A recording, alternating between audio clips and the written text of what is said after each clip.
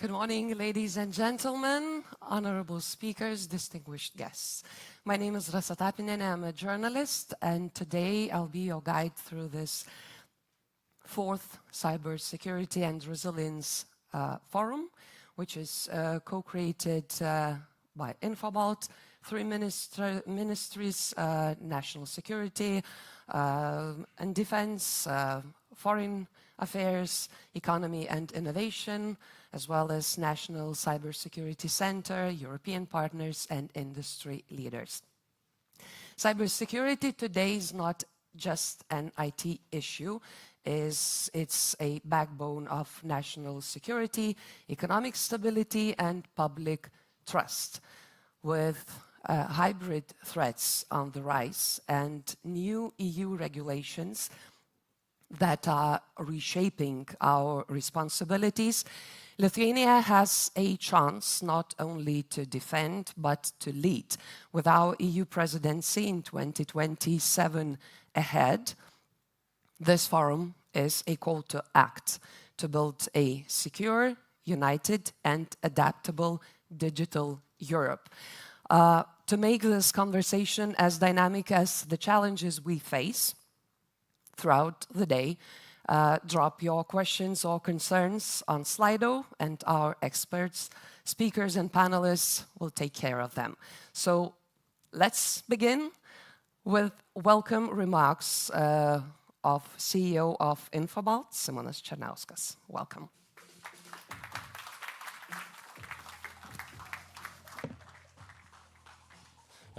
Thank you very much. So you are very welcome here. The ones who are still having the coffee, so please come to the main stage.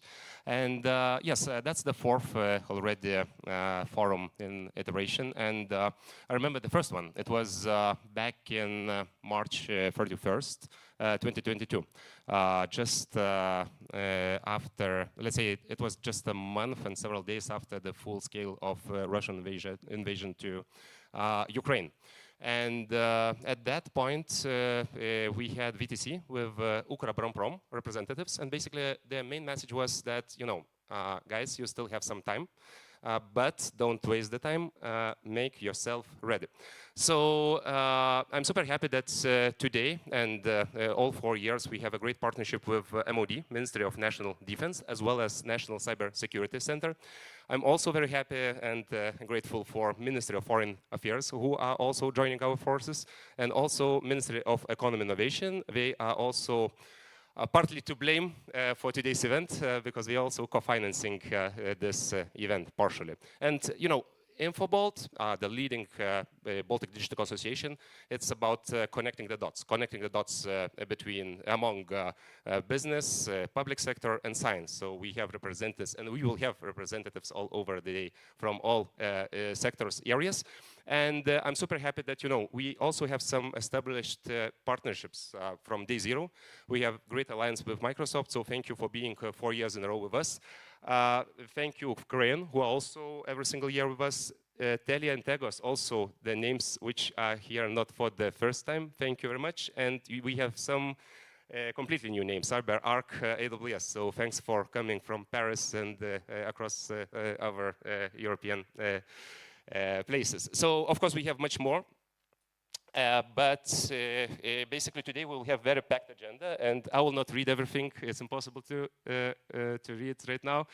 But after the keynotes of our institutional and industry partners, we will have overview by Anissa of, let's say, European landscape. And after that, we will have a great discussion about cybersecurity and resilience challenges, opportunities.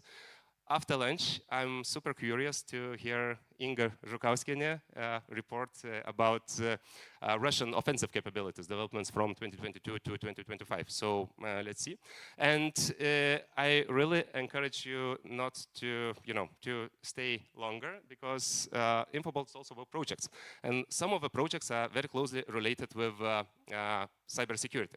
So Cyber Hubs, we will have a session, it'll be a couple keynotes plus panel discussion about skills, because skills, that's, you know, the basis of our cyber resilience. And also we will have one workshop. It's apologies for some of you, because only invitation only. The ones who received it, Rasa later on will guide where to go, where to find it. And also, please don't be surprised. You will see some signs of sustainability, like ESG. We are also very heavily investing in sustainability, and basically we already built the methodology and tool to track and to be compliant for SMEs in terms of CO2 emissions and other climate change goals. So without further ado, thank you very much for being here, and let's not waste our time. Let's build more secure and resilient Lithuania. Thank you very much.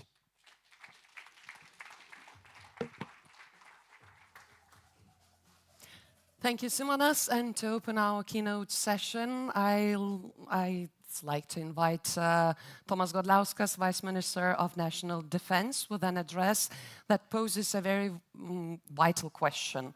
What is the real price of resilience for both state and business? Welcome, Tomas.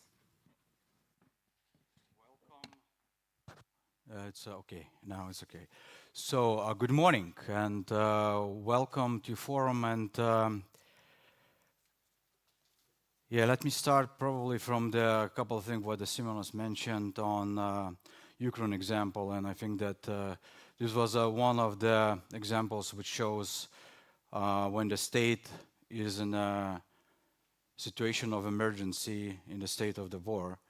There was huge teamwork which was done in Ukraine by combining not just a military effort, but also inviting to private and business.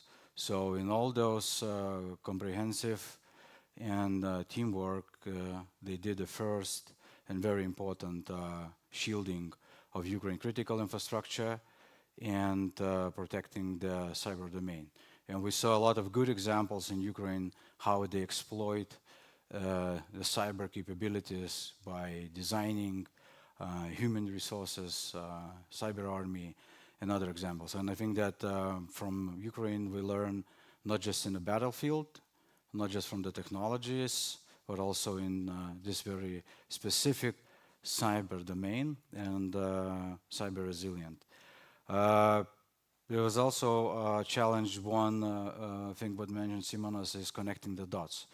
The last time I heard this, it was a German chief of defense who was mentioning the connecting the dots. Connecting the dots by using not just the military tools to achieve the result in a battlefield, but also connecting the dots and combining the team. So this is very important. And I'm very glad that in this forum we will have a chance to hear our National Cybersecurity Center study of our together with our international colleagues, how actually the Russia offensive capabilities change through the matter of war from the 22 to 25. This is really insightful and at the same time warning us. So I think that this will be a very good moment for discussion. So, but my keynote speech mainly is here just to set the ground and a little bit talk about business resilient, cyber participation, and just to give what a nation and state is doing in this. Yesterday I had a chance to participate in a panel with Sauli Niinistö, former Finland president, who was prepared a famous report on resilience for the European Union, bringing a lot of very insightful elements for the European Union. Most of them for us, for the eastern flank countries, is clear. And we do a lot of those elements which was in this report, but from the Niinistö yesterday I also catch a good idea that we're doing resilience or we're doing the preparedness not because we are afraid, but because we want to show responsibilities for the future. And this is how I think that we should look to the resilient. Is not just to build the capacities and build those links which is required right now, but is also to look how this homeworks, how this preparation will serve for the future. And when we talk about this overall business or overall resilience in the state, there is a couple of elements for me is very important. First, I think is a trust. And the trust, especially in this domain, is very important when we're sharing the information, when we're sharing the incidents and working together to find the solutions. And I was a little bit surprised when I just started working as a vice minister in the national defense, and I had a chance to visit Poland for the European Council meetings. It was, the talk about the trust among the European nations. I was like, a little surprised why we talk about, among the friends about the trust, about sharing the information and working together. But in somehow, the trust is a keyword. The second one, I think, is a very important when we talk about the nation, about the citizens, and about this audience and companies. Is a will of each of us, will of our companies and organizations to stand along and work together for better security and defensive effort. And one of the main mission when I came, we talked with the Antanas, is about cyber mindset, mentality in the state, mentality in the country, to understand it, first of all. The secondly is that everyone should pay attention to it and do the proper homeworks to build this resilient. So I think that at the particular moment, if we just take a snapshot from the current situation, the situation is not bad, but is not perfect. But I would say that this mindset has to be built, and we're still missing some of this preparedness in this domain. When we talk about the municipalities, when we talk about the government sector, when we talk about the critical infrastructure owners. So this should be fixed and explored more. And talking from the resilient perspective, I think that there is two ways. One is what we're building, the military readiness, and the second one, what we're building, the civil preparedness, civil resilience. So both ways are very important. From the Minister of Defense perspective, I think that we see this situation very seriously, probably also in the loop of the information, how much the security as the foundation of the state for the prosperity, for the investment, for the economical development is very important. And I think that those investments into defense, into the even cyber defense command capabilities, into the national cybersecurity center capabilities is one of our priorities. And when we talk about the civilian sector, I think that this is also very important that we all together having those partnership and those relations. And I will elaborate a little bit in my further speech. So just to define a little bit scope of this resilient in the business and the resilient in the state, I think that everyone is more or less aware that the threat landscape and geopolitical situation right now shows us for us that we have to invest not in the hard defense, but also in the soft, but also in the tech defense. So the threat landscape is huge, from the disinformation, propaganda, sabotaging, huge military exercising, critical infrastructure damaging in the Baltic Sea, artificial migration and electromagnetic spectrum violations. This morning, actually, we had also the incident during the night from the Belarusian side by the balloons, who was actually forced to close the Vilnius airport, and yeah, luckily it's now open, and I will have a chance to fly today after this event to my my trip. But Talking about the cyber domain, I think that there is a couple things when we talk about the vulnerabilities and the threat.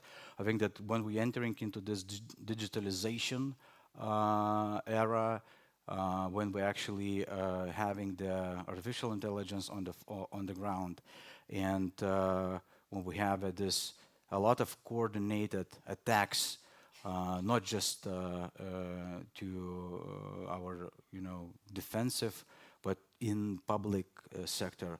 So all those coordinated attacks actually are very vulnerable. And Lithuania is not a secret, is one of the countries who is attacked the most in a cyber domain.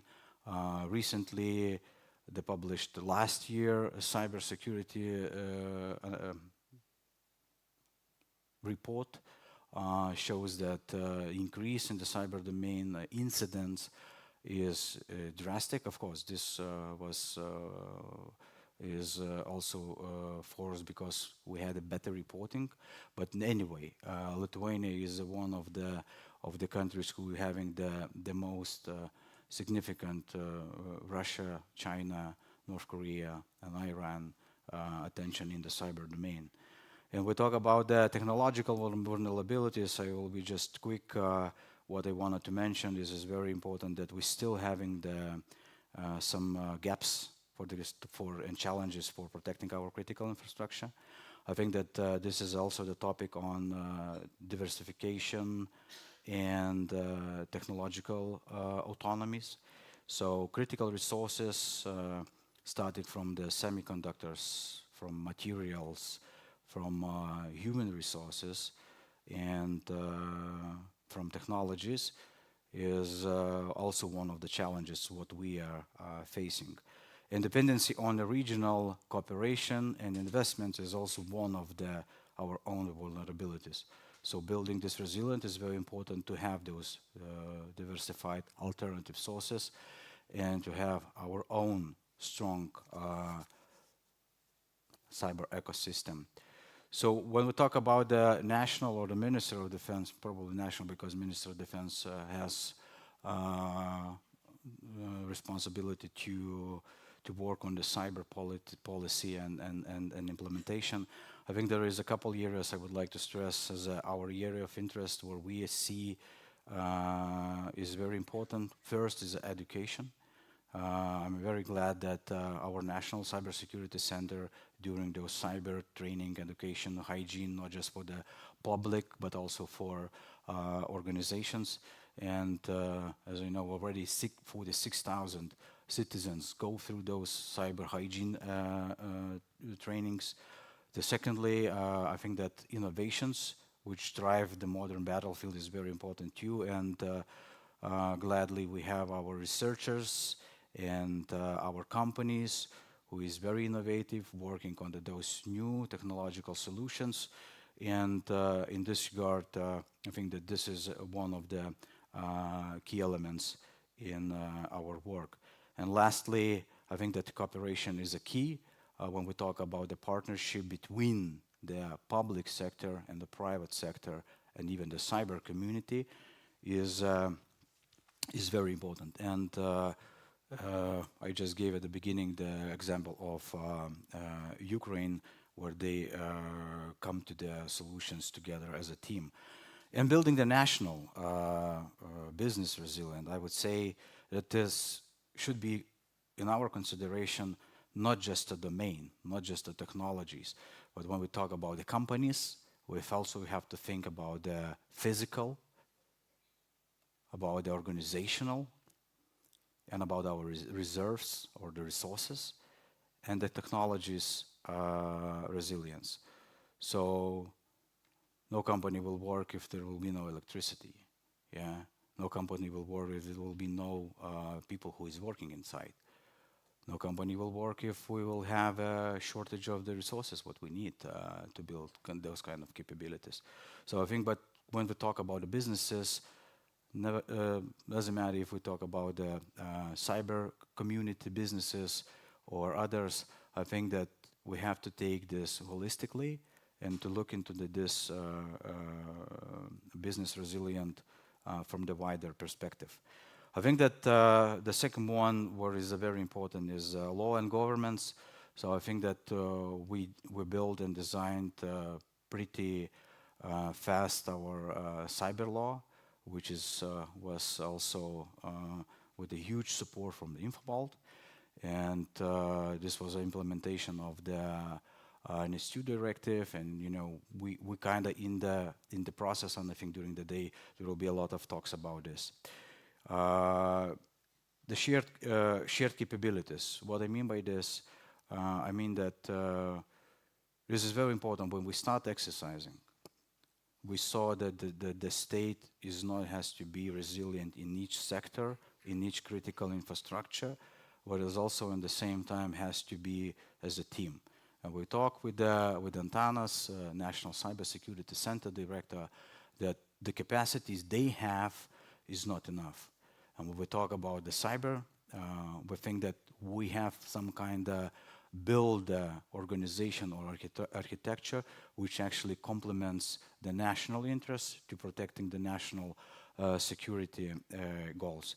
So I think that in the future, I hope that we will build this the team, which will benefit not just for the particular company or the critical infrastructure, but it's also benefit to the whole government and whole nation goals. And lastly, when we talk about the business role, first of all, I think that there is a couple of things to mention. The first one, I think that from the very citizen as an element to the cyber community who is tracking, recognizing threat, giving us awareness, participating in the incident management, this is kind of approach we're looking for. Secondly, I think that the businesses and companies has to have the also own responsibility to build this required resilience and to complement to the holistic national resilience. And of course, I mentioned shared understanding, and meaning by this, I think that we have to share to be, we have to share in order just to exchange information, to have a joint decisions, and to have a response what we required. So in this regard, this was my short keynote, and I hope that during this forum you will figure out, you will network, and you will find out more links between not just the companies, but more links between the government and companies, and even science or academia, which is very important. So I wish you all the best in the forum and have a great discussions. Thank you.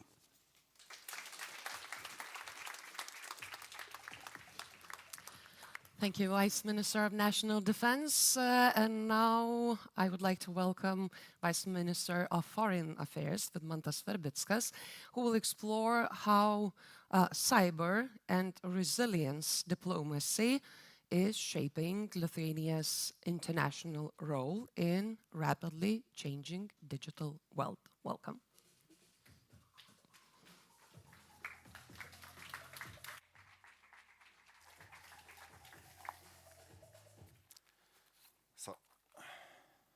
Good morning, everyone. I'm really grateful and glad for the opportunity to present Ministries of Foreign Affairs of Lithuania input into cyber security and resilience efforts and diplomacy. Let's think for the first. Is the attack on a petroleum product pipeline in the United States a national issue of the United States? Is the possibility to switch off solar panels, inverters in several states in the same United States just a national issue of the United States? Thus, countries should be left alone tackling GNSS spoofing and jamming around the Baltic Sea region. Thus, Lithuania has to be the only country to take care about that. So we do, in the Ministry of Foreign Affairs, we think that this is the task for diplomacy, this is the task for cooperation, and this is the task for common work.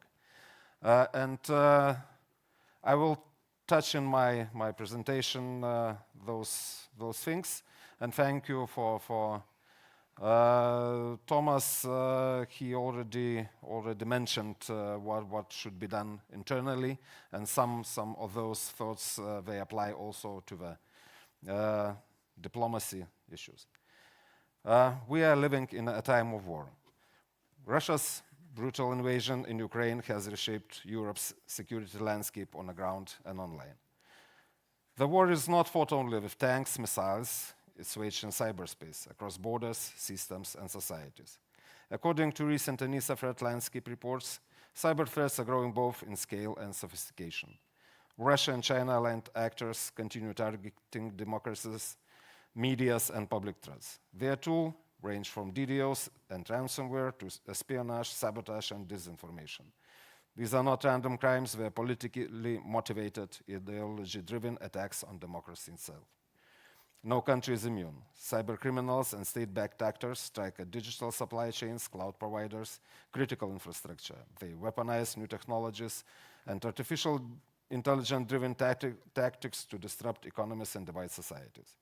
Among the most targeted sectors in Europe, according to ENISA, and I suppose you will hear today, are public administration, transport, digital infrastructure, finance, and manufacturing. A single cyber attack in one country can ripple across the continent. Cyber threats do not respect borders, neither should our defense. That is why international cooperation is not optional, it's essential. Cyber diplomacy becomes a cornerstone of national security and democratic integrity. Lithuania has chosen not to stand still. We have chosen both to lead and be team member of global, like-minded cyber community. As proud NATO and European Union member, Lithuania plays an active role in cyber defense exercises and intelligence sharing. Hosting a regional cyber defense center in Kaunas demonstrates our shared commitment to the regional resilience. Together with our Baltic and NATO partners, we are strengthening the protection of critical undersea infrastructure, the cables that connect our economies and our democracies. We are developing new mechanisms to detect and deter hybrid threats to raise situational awareness across the region. When global navigation satellite system jamming and spoofing disrupted navigation across the Baltic Sea region, Lithuania helped to bring together 13 European Union partners to call for a coordinated European response, a cooperation that continues today. These efforts reflect Lithuania's proactive spirit. We stand shoulder to shoulder with our allies to defend not only sovereignty, but shared democratic infrastructure of Europe. Lithuania remains a strong voice for effective implementation of cybersecurity and economic security strategies within the European Union.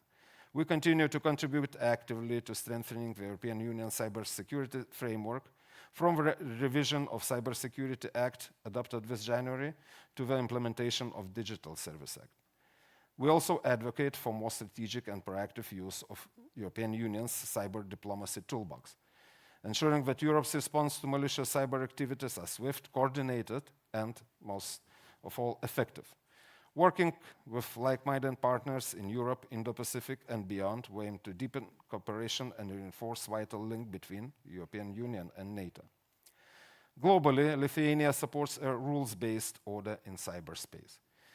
As the United Nations prepare to launch a global mechanism on ICT security, following the open-ended working group's final report in July this year, and ahead of its organizational session in early next year, we call on partners to uphold existing international law, including international humanitarian and human rights law in cyberspace.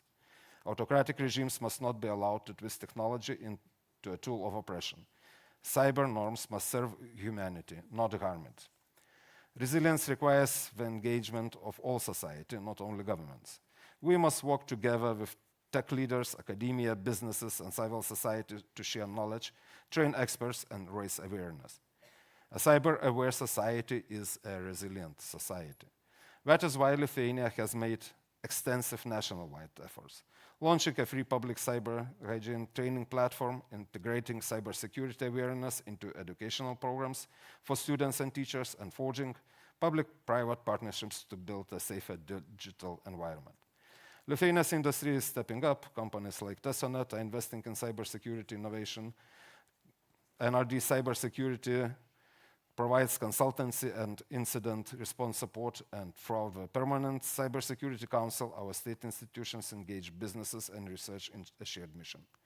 When citizens can spot disinformation, resist manipulation, and respond responsibly, democracies become stronger.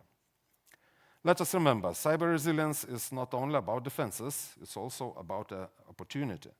Lithuania is emerging as a regional hub for digital innovation, where cybersecurity builds trust and competitiveness. Through the Cyber Resilience Act, which entered into force in December last year, Europe is setting a new standard for cybersecurity, secure by design digital products, and Lithuania is helping shape its implementation. Our institutions, such as National Cybersecurity Center, can assist at sharing best practices with European Union partners and third countries. Our startups and deep tech companies design secure IoT, fintech, and cloud solutions. Together, we are transforming European cybersecurity from regulation into a model of democratic digital resilience. Let me conclude with three thoughts. First, as technologies like artificial intelligence and quantum computing reshape the digital landscape, that principles of responsible use and democratic values must guide their development. As well, cyber diplomacy is not only about preventing conflict, it's about preserving peace. And finally, resilience is not just about surviving attacks. It's about turning challenges into the strength and disruption into progress. While we strengthen our defense, we also build our digital future, because resilience is both a shield and an engine. Lithuania stands ready to work with all partners who share our vision, a secure, open, and democratic cyberspace. Thank you very much, and I wish you all a really interesting discussion and good results. Have a good day.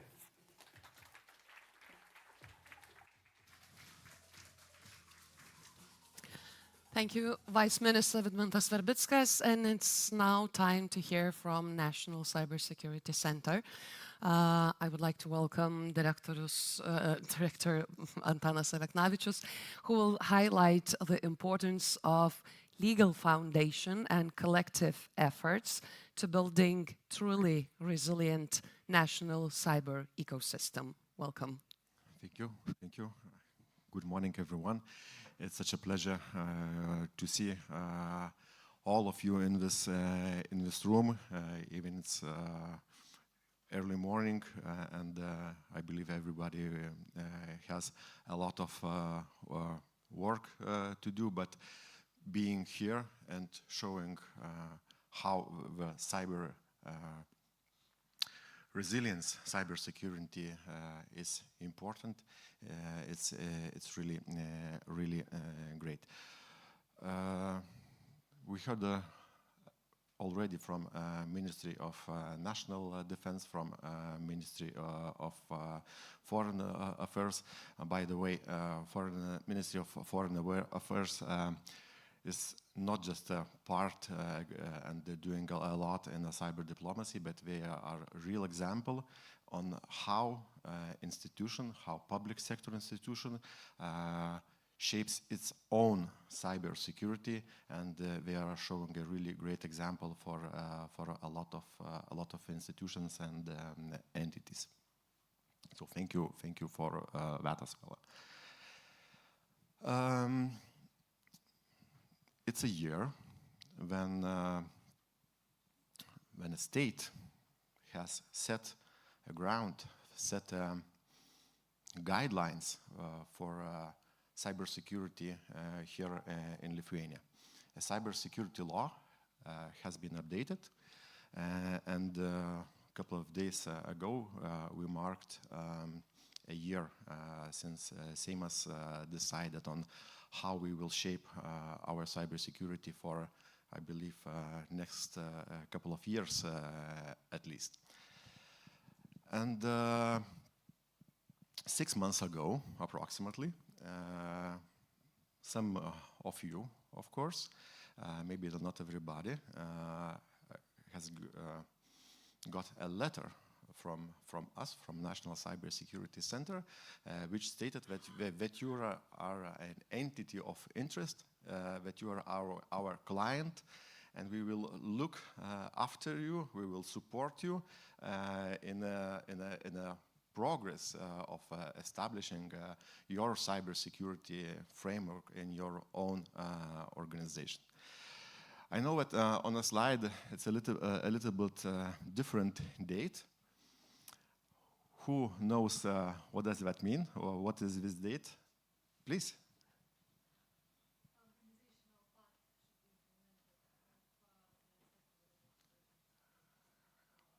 Thank you for that. So you see there is a knowledge already in this room at least what has to be done in this regard. Yes, it's a date when we, as a National Cybersecurity Center, will be allowed to start measuring how our progress in cyber security, how well we are doing. And it will not be only an evaluation of a political system, of a framework that we created, but it will be a real evaluation on how entities are doing, on how our clients are doing, on how our products and services helped all of you to begin implementation of NIS2 directive and cybersecurity law. By the way, our client numbers is shown on the screen, but it doesn't mean that only those 1,427 organizations and institutions are allowed, to take those best practices, to take those guidelines and implement and take care of their cyber security. Because if you work here, if you implement those best practices, it means that you not only take care of your own organization, of your own business, but it means that you care about a state, that you care about your clients, that you care about your partners and all of the supply chain. We are all interconnected, and if one of us doesn't, take measures in the cybersecurity, it could mean a lot of problems for all of us, or at least for a big part. So there are several main requirements here also on the screen, but cybersecurity it's not something mystical. Cybersecurity is I know that we talk a lot about it. It's really important, but it should be integrated into our daily processes, into our daily business. It should not be left and treated as something separate, something mystical, something different. It's all about risk management and our services continuity. So if we integrate into our processes, it won't be that hard to evaluate our risk and how the cybersecurity or the lack of it impacts our daily life, how it impacts our continuation and possibility to provide services and to interact with our clients or our partners here as well. So those on the screen are the first steps that everyone should take. And of course, for some of you, there is a requirement to implement those steps until the date you saw before. And do not forget not only implement those steps, but we have a cybersecurity information systems that you could use. And for those who are required, you just put every information and provide that information to us, so we will see how well you are doing in this regard.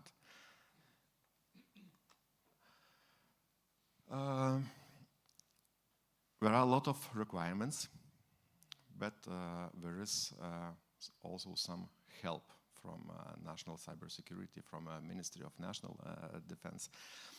First of all, we have built, I would say, quite free security operation center. It is based on free trainings, on free software. Okay, you should buy some servers, but that's a small part. And you can also hire some professionals for that. But all of the operations, how they should be conducted for a security operations center, will be provided for free for everybody's use. You just can access it from our site. Not now, but very soon. I'm really glad that a lot of you are participating in our trainings that we provide, be it phishing exercises. By the way, it's here I would like to, once again to invite you to participate.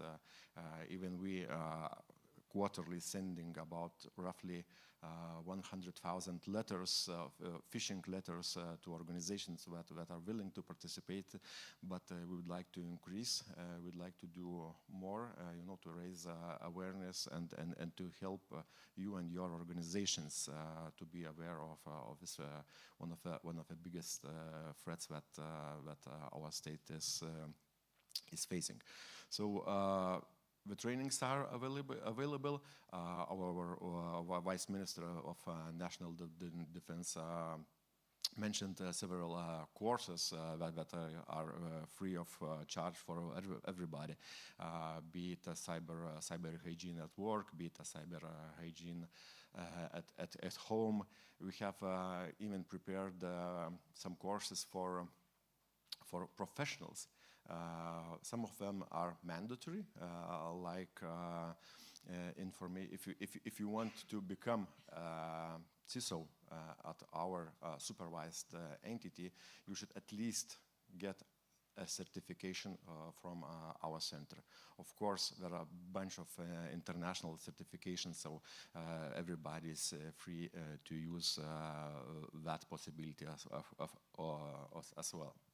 But in case you don't have enough money, here is the support of National Cybersecurity Center that we provide. Then again, please check our site. There are a lot of recommendations and best practices on how a cybersecurity can be implemented, what measures can be adopted, and they are also for free. Couple of here maybe there is a problem having all of those services and products for free, at least on my personal opinion, because in several cases, well, when the product is for free, nobody wants it, strangely, but you of course, everybody can buy those services. I know here in the room there are a lot of companies that sell really great products. So it's not necessary to take our courses. The market is of course full of paid courses. So it's upon you. You decide what to choose. It's really, but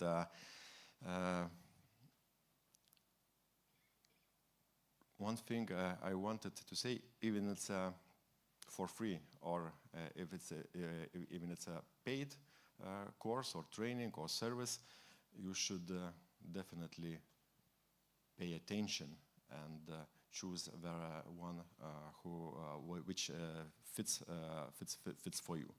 Don't leave cybersecurity for someone to bring you. Cybersecurity is a team sport. Resilience won't be, some product, or service that someone will bring you, be it a national cybersecurity center, be it a private sector.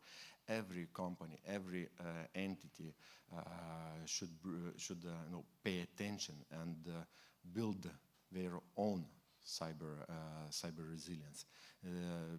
There is no one who will bring you, just prepared. You must invest in it.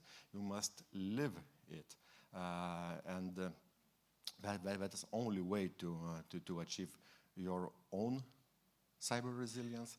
And starting from those entities who will build their own resilience, we will get a state resilience. But it's really depend on everybody and on us, on each one of us. So please don't leave it and wait till cybersecurity center will save you all, and it could be too late at same point. You probably, a lot of you already know that cybersecurity is not something IT, some IT departments things. There are several roles whom has to be involved in this. First of all, CEOs. If they don't pay attention, nobody will. So, of course, we have a free of charge course for CEOs as well. So if you don't know about cybersecurity, you can check it online. But if a CEO understands the risk, the threat, and maybe even the value of having a strong cybersecurity framework in their own organization, then he or she will build a team that supports him. And first of all, it's a chief information security officer who will manage all the framework.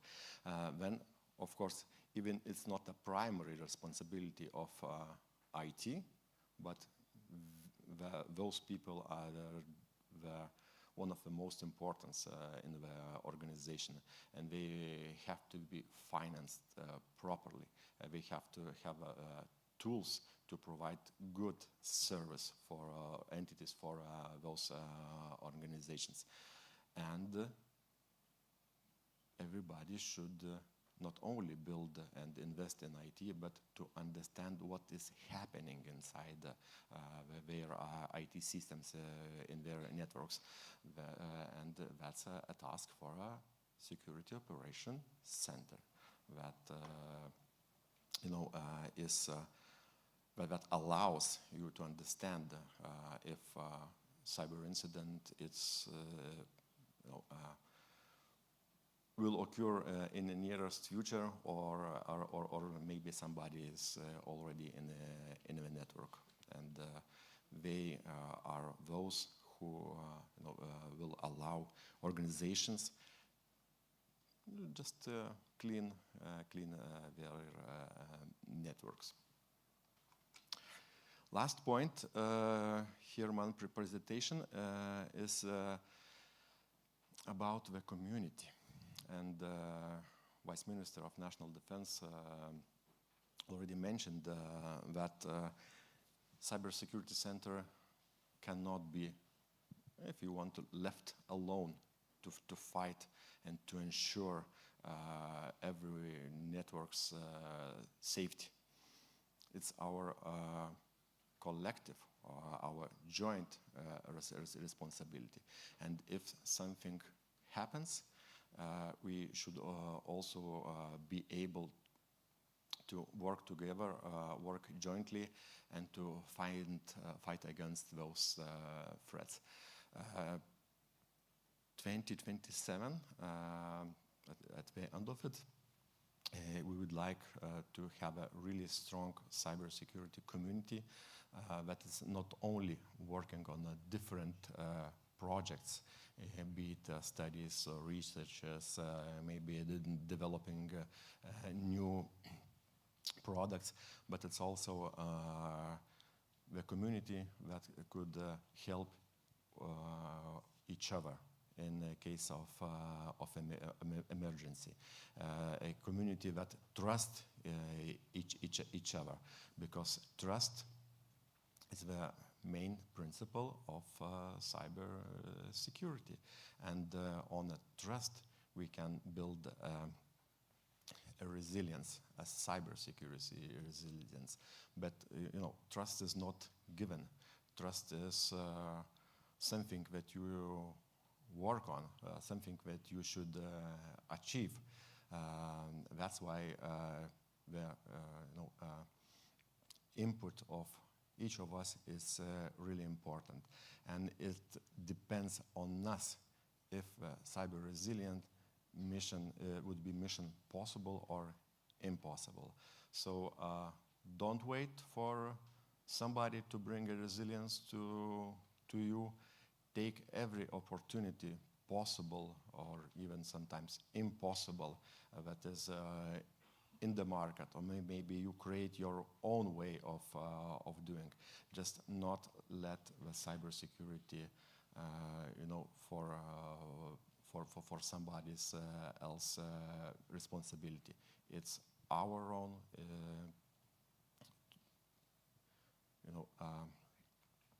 it's our own interest to work and work hard to build a resilient entities and resilient country. Thank you.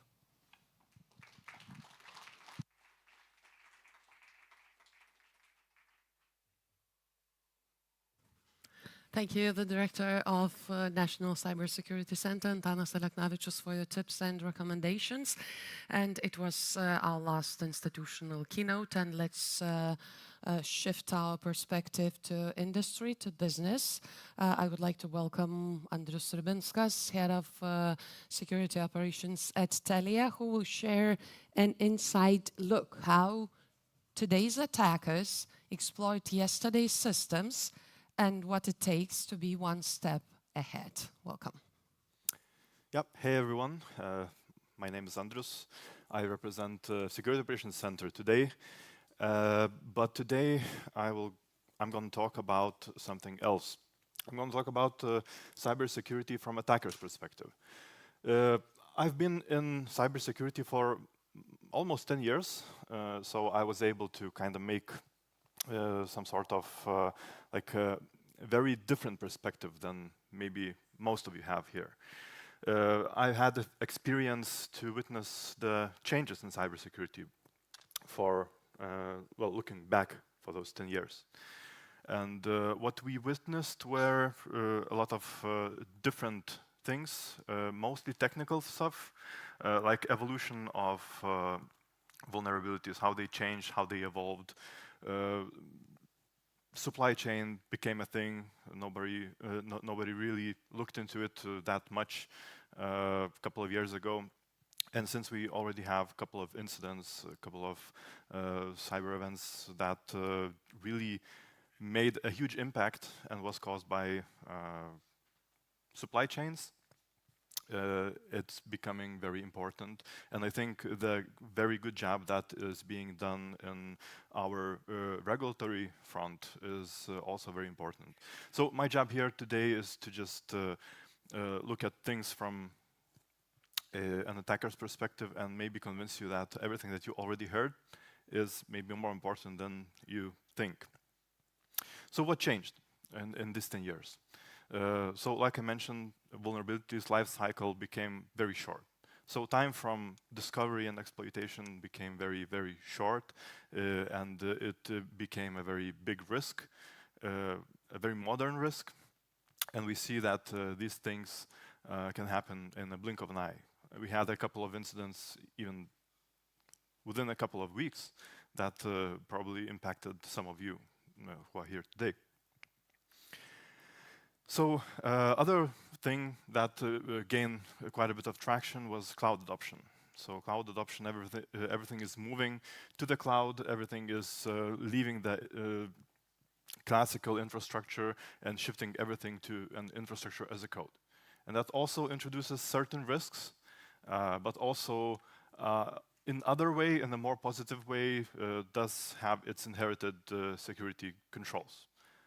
You don't have to worry about some of the things that you need to worry about in classical infrastructure. Well, and of course, our geopolitical situation is really tense. We witnessed quite a bit of changes on that side as well. Starting with the Ukraine situation, we witnessed a lot of cyber attacks originating before and during up until now. So it's also something that to be considered, because in the times of war, all those offensive capabilities evolve, and so does have to do the defensive capabilities. And yeah, I mean, it was already mentioned, the AI, use of AI in everything. It's kind of very persistent and very obvious in cybersecurity as well. Within a couple of years of AI just shooting up and taking a lot of market today, we witnessed a lot of cyber attacks that were automated or generated or made look unique with the help of generative AI.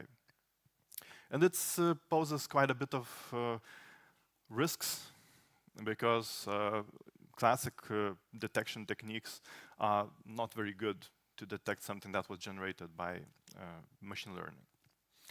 So everything has to evolve.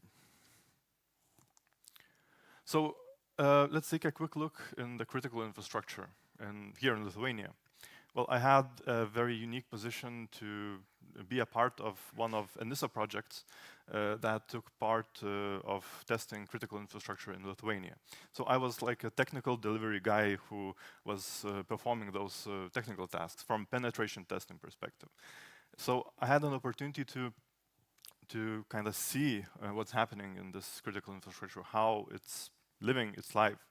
Yeah, the things that were discovered, some of them were positive, some of them were negative. Some of those entities were quite vulnerable, especially if we are talking about industrial systems or very antique networks.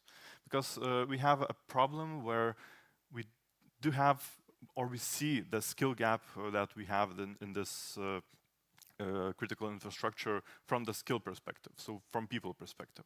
So we do witness the situation where people are, well, taken to the private sector, because it's hard to compete with the private sector today. And we do see a lot of stuff that is basically end of life. It's not supported anymore.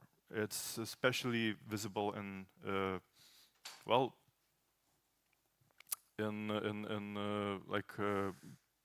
production part of stuff, so industrial things.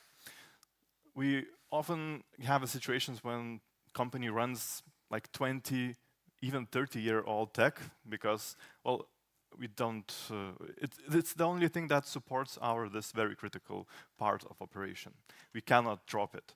But at the same time, security controls sometimes are a bit in the fog, because even if they know this risk, even if they have this system that is very vulnerable, it's still in the same network, it's still not isolated in any way. It's even part of a domain, so it becomes a very, like a low-hanging fruit for a potential attacker who may have some bad intentions. And of course, that translates to long-term commitments that are made by participants of this critical infrastructure, because a lot of things that are acquired are being, well, run for decades even. So changing something is really pain, you know. It's like it would probably cause major disruptions or will cost millions at some examples. And yeah, we do see lessons that Ukrainians are learning, the need to adapt and adapt fast. Because in warfare, even looking into kinetic side of things, everything evolves quite fast, and everything evolves even faster in cybersecurity. So yeah, the situation is not ideal, but we are working towards the better cybersecurity future. And like I mentioned, there are certain things that are implemented already or on the way. NIS2, adoption of NIS2 directive, for example, is one of the things, one of the controls that will make people to just look into cybersecurity, because it's very often just overlooked. So yeah, this really translates well into, like, how do we reshape our defense in cybersecurity perspective? How do we solve those problems? So from the technical side, I'm a technical guy, used to be a penetration tester. So what is very important to me is those technical advancements, those technical implementations. And most of the attacks starts from the people. So even if we look into Ukraine examples, we saw a lot of attacks that initial vector was like a social engineering attack, a phishing campaign or something like that. So it's either a malicious file or a malicious link, then someone clicks it, infects their computer, then attacker gains access to that system, and then he moves laterally through the network, through infrastructure, make persistent access to the whole network and be able to perform actions when needed. So there are a lot of situations when attacker is already in the network for years even, not like weeks or days, but years. And they just look around, waits for their, basically waits for the opportunity to strike, to make the biggest impact that is possible. So the most important stuff in this perspective is protection of end devices, basically. So you need to have something. You need to have antivirus at least. You need to have some sort of endpoint protection solution that is modern, that looks into those AI threats, for example, that is able to understand the context. Not only the attack, but the context itself. That would be able to identify language patterns in your emails, for example, to understand if it poses a risk, to see how this message could be potentially like offensive. So there's also identity protection side of things. So I think the modern defense also relies on identity protection, so ITDR, something like that. And shifting to that instead of perimeter. Because we already talked about shifting to cloud infrastructures, right? So infrastructure gets smaller and identity presence enlarges. So that means that we have a bigger attack surface that is based on identity. So for example, in traditional infrastructure, if you lose account password, right? What can attacker do without having access to the infrastructure? Well, maybe to check your emails or something like that. If you run VPN, yeah, risks a bit bigger, but there's just so much attacker can do. If you run your infrastructure in the cloud, he already has so much bigger attack surface that he can use those credentials on. So that also needs to evolve and adapt to today's threats. And since we are talking about infrastructure in the cloud, there's also a DevSecOps model that modern companies are implementing that does have security implemented already in their workflows. So not only they use certain security practices, but also some controls in the pipeline that helps to mitigate certain risks before infrastructure is deployed. So yeah, those are key aspects. Already mentioned evolving regulation. This is something that we are very glad to see from cybersecurity community side, because like I mentioned, and I will mention this for many more times probably, because it's very important, is the perception of everyone about the security. Because, well, maybe National Cybersecurity Center will help you to protect yourself, but if you are not involved 100% in your cybersecurity, there's not much they can do. So I guess the idea is just to be mindful about those threats and participate in cybersecurity 100%. Yeah, and also we do have some potential, let's say, in future technologies. AI showed how fast new disruptive technology can take over. And we already see that, we are witnessing this change, but there's also, like on the bigger scale, on the longer term, we do have a quantum computing threat that is not very well understood. So it will bring a lot of stuff to consider from cybersecurity perspective, because most of our stuff, our tech that is run today is, well, classic encryption and classic algorithms that may be vulnerable to something that evolves from computing side of things. So something that was very robust in terms of being secure enough mathematically could change in a couple of years probably. So I guess it's no better time than today to start prepare for those risks and prepare for everything that comes after this technology becomes mainstream. So that's it for me. Thank you very much.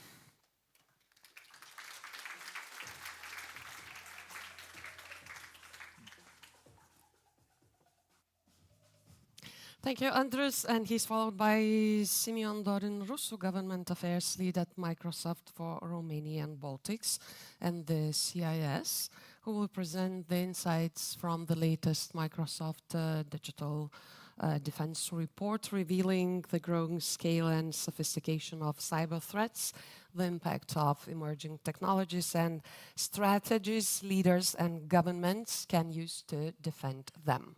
Welcome. All right. Is the mic on? Yes. Okay. Well, good morning, ladies and gentlemen. It's good to be back.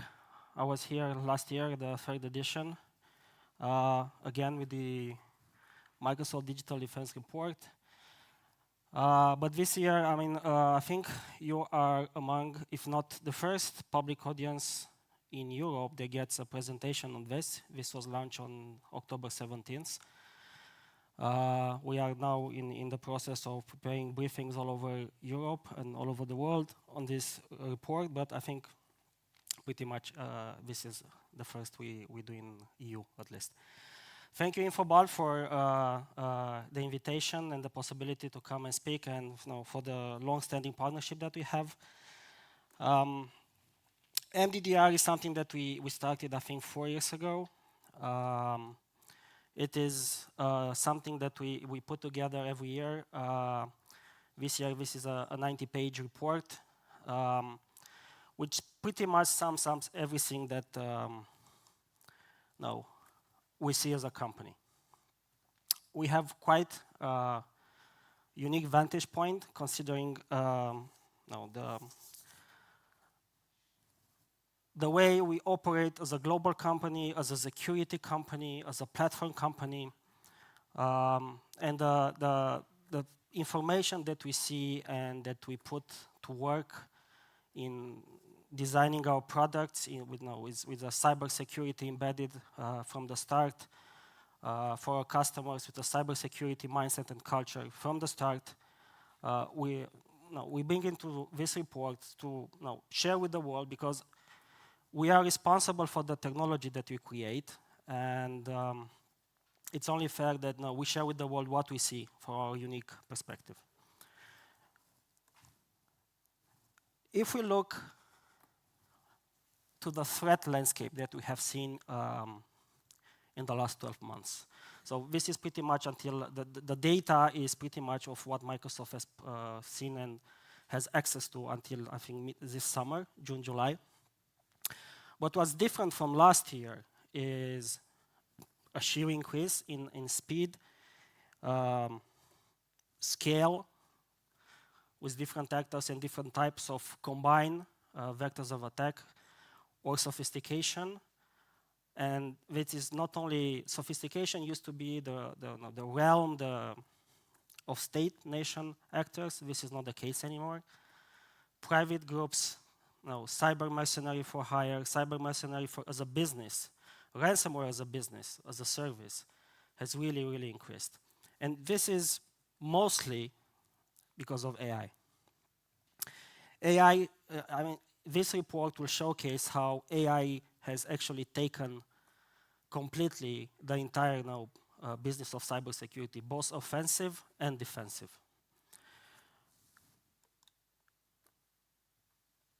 We have seen mostly that AI is not longer a tool, is the core strategy of many actors. And this has become, we believe, in the last 9 to 12 months. And it will become the cornerstone of any offensive cyber operation that has malicious intent. AI is here as a strategy, as the main operational tool for these actors, and most likely defense should follow the same suit. Second is what we see is that we have a combine of vector attacks, say phishing and social engineering, that AI has completely transformed. You've seen a lot of news about how very sophisticated phishing attempts with voice or video. We have seen it also on our Microsoft Teams as a masked tech support that sometimes was successful and was breached because there was a human error that didn't pay attention. Or we've seen info stealers that have become from something that was marginal maybe in the last year as the main operational vector, especially when it comes to stealing data, which has become in the last 12 months the main objective of cybersecurity operation. And we'll explain later why. And finally, we see nation-state actors expanding and sophisticating a lot their operation. We're going to give some examples later on. But what you see mostly as sectors that were impacted is, of course, government. Then you have IT, R&D and academia, NGOs, critical manufacturing, consumer retail, and so on and so forth. Now, each of them, the objective, why this is happening, mostly is data theft. So ransomware, not main priority. No, stealing money or cryptocurrency, not the main priority, but data in itself. Because the shift is that, no, stealing types of data that then later be combined in different types of attacks over time is basically the key to any kingdom. And they are targeting organizations that, no, they manage critical public services. They have personal identifiable information that then can later be combined for another stage attack, for instance, say, healthcare, R&D, finance. They take this data and then they either resell it, they combine it for staging different or second stage attacks, but pretty much it's data exfiltration. Then it's extortion. And here you have cybercrime as a service, people you can hire for extort or whatever objectives you may have. Extortion done by nation-state actors. I'll share an example later how cybercrime really does pay. And finally, there is a drop in espionage as we classically understood it so far. Now, here's an example of what happened in February that almost crippled global economy. A major shipping company was attacked. If that was successful, probably the ramifications, the business and economic ramification of that would have been devastating. Because pretty much it was cloud cybersecurity and AI embedded defense, they had that. They managed to stop that basically in 1 minute and 8 seconds, and the whole thing took 14 minutes. Now, this is AI, it's in cyber defense. But also, what is very relevant for this example is that the attack was also AI-based. So basically, this is the first one that we see, that's AI versus AI. Now, this time, the good guys won. But again, this is a warning, a trigger warning that we all need to be mindful of, because if something like this happens, then black swan events are no longer only in presentations, keynotes, and books. They have real-life consequences for pretty much the entire world. Now, most targeted sectors by nation-state actors, we mentioned that. R&D is especially focused when it comes to competitive advantage, mostly by nation states, but also by criminal organizations or industrial espionage, cybercrime for hire.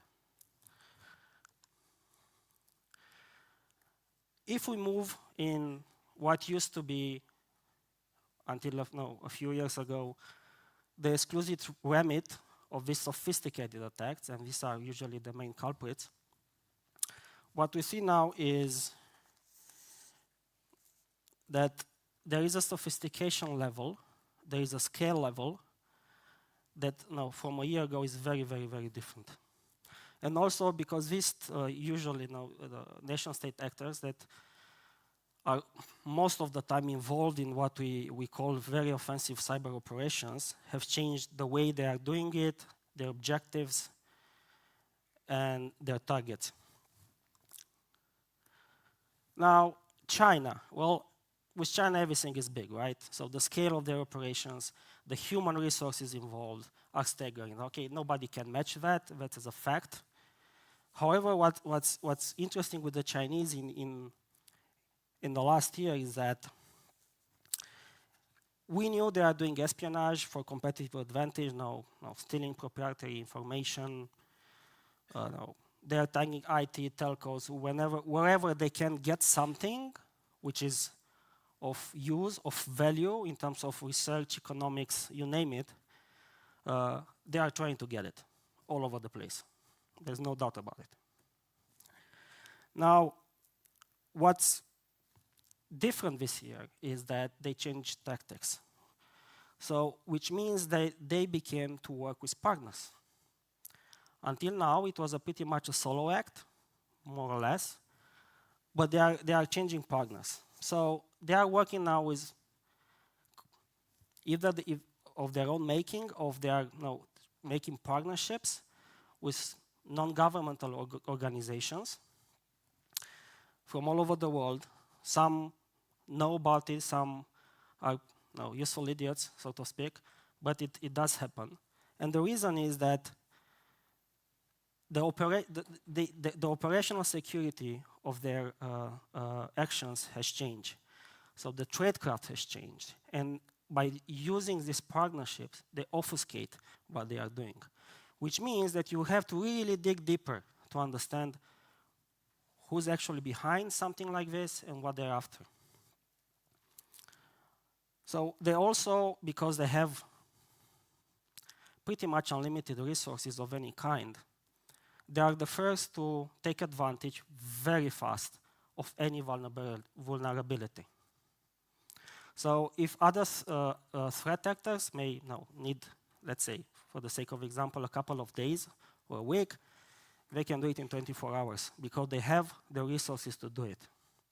And they have a strategy in place, and they can adapt very, very, very fast to new defenses. And they were the first, we saw that last year, but this year, we are pretty sure they are the first to actually deploy mass AI tools and strategy in their offensive operations. Also, they took a focus more than they did last year when it comes to influence operation, especially during elections. In markets or states or geographies, they had a very distinct objective, a foreign policy objective or an interest, economic, political, you name it.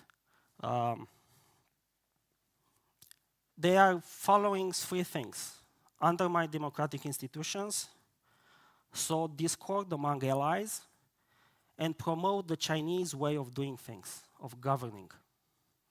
So always these three types of directions can be seen in what they are doing when they try to influence elections. Also, again, obfuscating and not being in the first line, but putting something in between the target and the source, which are various Chinese groups. Well,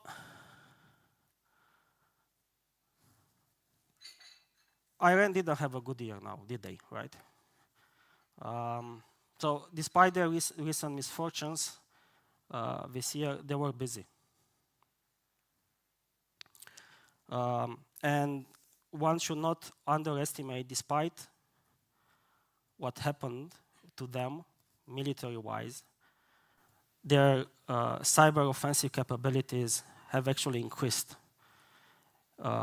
in scale, in tactics, and also in the scope of what they are doing.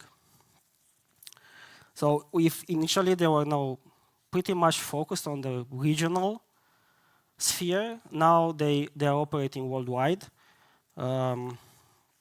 And also they are now moving into cooperative spaces. So they work hand in hand with different criminal cyber groups for short-term objectives or let's say projects or whatever they need to do. So this also follows a little bit what the Chinese are doing. So we see an emerging threat of obfuscating how nation-state level actors of this kind actually operate. And also what is new for the Iranians this year, that now they are moving into the cloud. So if until a year or two ago, they were mainly targeting on-premise infrastructure or focusing on very specific influence operations regarding to Israel or whatever they had in the Gulf area. Now they are moving, for instance, into cloud. We've seen, for instance, in our cloud at least, on Microsoft Azure, attempts to penetrate, to steal identity, to somehow use the cloud environment as a springboard for other operations or other interests. Luckily, they were not successful, but the point is that pretty much the offensive cyber operation now are moving into the cloud operations. It was mentioned by the previous speakers as well, which means that cyber defense in the cloud, AI-based cyber defense in the cloud should be the norm. Russia, well, closer to where we are. Pretty much this, Russian was focused, 25% of Russia is doing is on Ukraine, totally, at least from what we see. Rest, probably 25 to 30% is on other NATO states, mostly eastern flank. Understandable why. But what we see now that the Russians are doing, at least in the last year, was that, for instance, they switched focus to small business in the countries that support Ukraine. Main objective was steal credentials, steal data, use that as a springboard to infiltrate larger organizations that are involved somehow in Ukraine, or in NATO, or as a US ally, or these sort of things. So that's one change. The other change was that when it comes to tactics, techniques and procedures, they become increasingly sophisticated. They started to deploy AI as well. Interestingly enough, there is something that we see across the board.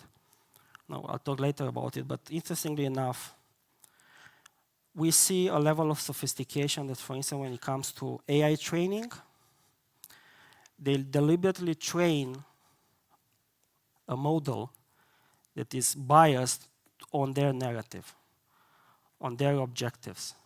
So then they try to place that model to the target. So the target has no idea. They are pretty much convinced that they are using an LLM, that it feeds them the right thing, what they want to do, but in reality, what that LLM feeds them is what the Russians want to. And finally, the North Koreans. Well, I told you, crime does pay, at least for them. Now, last year, we calculated that they stole roughly $4 billion in cryptocurrency. This year, we observed two things. First, it's the first time that they actually move in ransomware as a service area. So you have North Koreans entering this market and offering services of this kind. So there are teams or groups that moved away from stealing cryptocurrencies, but they are still making money for the state, but as a ransomware as a service. And one example, very hungry and little biz.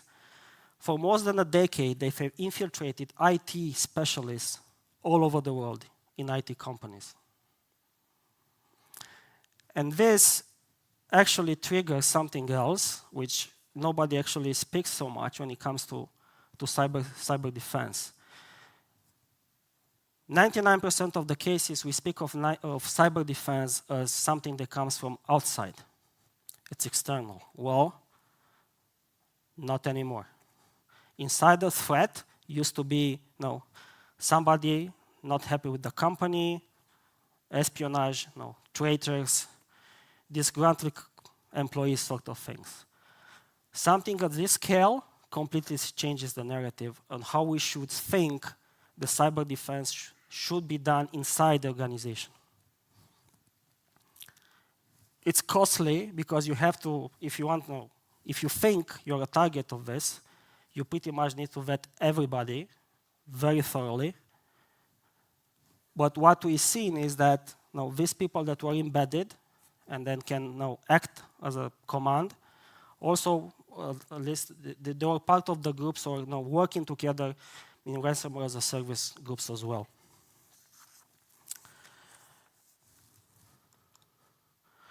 So speaking of sophistication, I gave you already one example of how to train poison data, let's put it like this, and feed it to your target. Other things that we have seen is AI twinning, especially in influence operations. Basically, you create a digital replica of a famous news anchor, influencer, what have you, and then you deploy it. I'm based in Bucharest, Romania. I can tell you firsthand that we have seen it as a country in our presidential elections saga at the end of last year, and that were cancelled because of pretty much something like this, Russian influence over TikTok, and in the run-up that was in May. So it can have devastating scale effects in the society, especially if the society is not ready, is not prepped, they don't understand it, they take for granted whatever the screen shows you. It works. And if you add that with voice cloning, masking, AI, video, is devastating. TikTok pretty much used to be the environment where this happened. Now it's moving to other social networks. And if you follow what's happening, for instance, what's happening in this space, you see different tools coming from like OpenAI, Sora, or other things. So here you have pretty much an explosion of this technology that in the hands of these people with very clear objectives can be devastating. Then, which means that pretty much on the defense side, you need to deal with these sort of things and sophistication. Because now AI, and especially when it comes to influence operations, this has strategic implications more than it did in the past. Now, we've been talking since 2016 how you influence elections and so on and so forth, but never at this scale and never with these proven effects now and consequences. And also, now this becomes cheaper and cheaper. It can be taken to scale for a fraction of the cost of the previous year. So it's not only an attribute that Russia or China or Iran can do it. Now any well-funded, decent well-funded criminal group can do it and deploy it. And I've told you we've seen instances where some criminal groups impersonated tech support in a Microsoft Teams call or another call in an enterprise and got what they wanted, like credentials, these sort of things. Identity theft. So AI is the core strategy of cyber offensive and defensive operation. That's pretty sure for now. And whoever doesn't take this into account and sticks to I think, I'm not a tech guy, but I think it's fair to say traditional cyber defense tools, they might have a surprise sooner or later. And that's a fact. Now, what are we going to do about it? First, again, bring your environment, your company, your organization to an environment that actually can support you do that. It's hard to do it alone. It's costly to do it alone. And pretty much there is no choice because the bad guys are using it anyway, so it's not an option, as I said. You need to factor in pretty much AI in everything that you do so far. And no, the gentleman running the cybersecurity here was mentioning that everybody should have a plan. Well, if you plan, put AI in it. If you leave AI out of your cybersecurity defense, it will work up to some point, but then it will, for sure, it will not.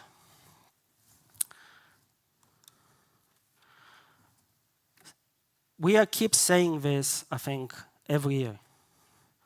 Multi-factor authentication done right kills 99% of any attacks. It's data showing this. It's simple, it's cheap, it's effective. However, still, most organizations, most people don't do it, from personal email, for company enterprise email, so this sort of things. This, MFA should be the rule, should be mandatory, no question asked, no debate. You get that, then it's really, really hard for any attacker, okay? It's complicated, it's expensive, they need to work harder. First line of defense. Secondly, trust no one.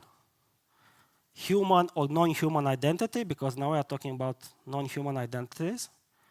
Zero trust, assume breach, and get prepared for it. If you do this MFA and this zero trust, basic things, you will have a very sound foundation to build a cybersecurity plan, strategy, defense of your organization. And finally, what to do with the classical bad guys? We were discussing before the event started. We strongly believe that this should be tackled, should be solved, should be dealt with in a multi-stakeholder approach. This is not something that one company can do, one state can do, one alliance of states can do. If you look at the breadth of our adversaries, our enemies, and I'm speaking now as a geopolitical space that we are all part of, if you look at that, I don't think there is any doubt that the only way that we can succeed in defending and promoting the values that we believe in is together. And this means from being tough and open on saying who did what, signal red lines. If you do this, this is the consequences. For instance, we do not support private companies to take retaliatory actions on their own because they can escalate, and God knows where you get to. But the response should be coordinated.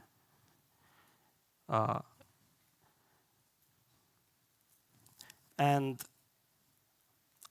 unless this is done and regulated from a UN level downwards, it will be very difficult for all of us now to defend ourselves or to promote the values we all believe in. So we are here to work with anybody, with all of you, with governments, with international organizations. As a company, we have done this because we think this is the only way to build trust and to face these challenges that we all have. We are responsible for the technology that we create and we put in your hands. And with this, I strongly encourage you, if you want to learn more and see in details, even technical explications, read the report. It's a very, very nice reading. And if you have anything else, questions, I'm here all day, happy to answer and happy to connect. Thank you.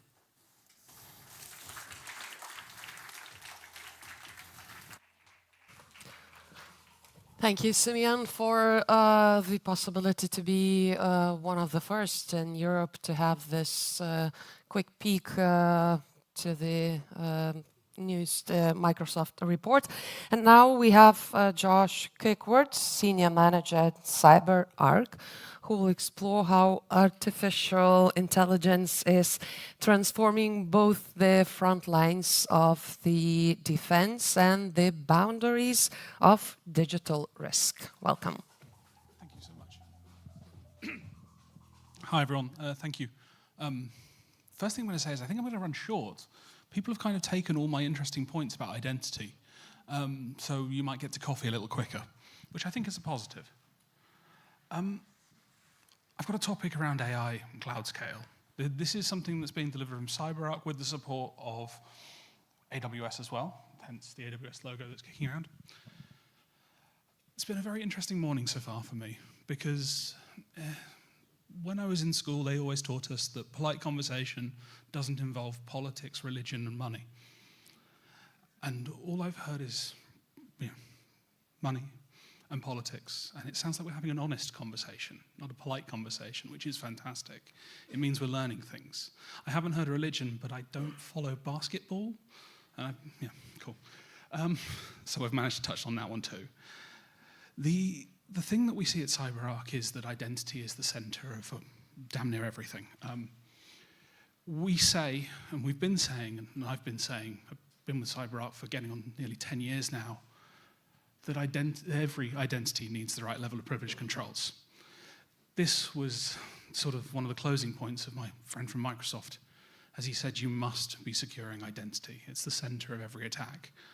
I try not to talk in abstract numbers, but I saw something that really sort of set me on this, which is that CrowdStrike, of all people, put their threat landscape report out last week. A very similar document to sort of the threat landscape reports. All these trends are becoming very consistent. But the thing they said is that for their detections now of attacks, they are only seeing malware being deployed in 21% of them. So what they're saying is that the attackers are having to live on the land with native tools, with technologies that are not, your traditional virus. And this is all happening on identity. All their recommendations are becoming deploy multi-factor, secure workload identities, do all these things, because if we're not doing it right, well, we end up in a challenge. I love that our host is a journalist, because when I use this slide, it's kind of what we're seeing today. I actually believe now that we're living in an era of sort of fatigue around attacks, that we hear them continuously.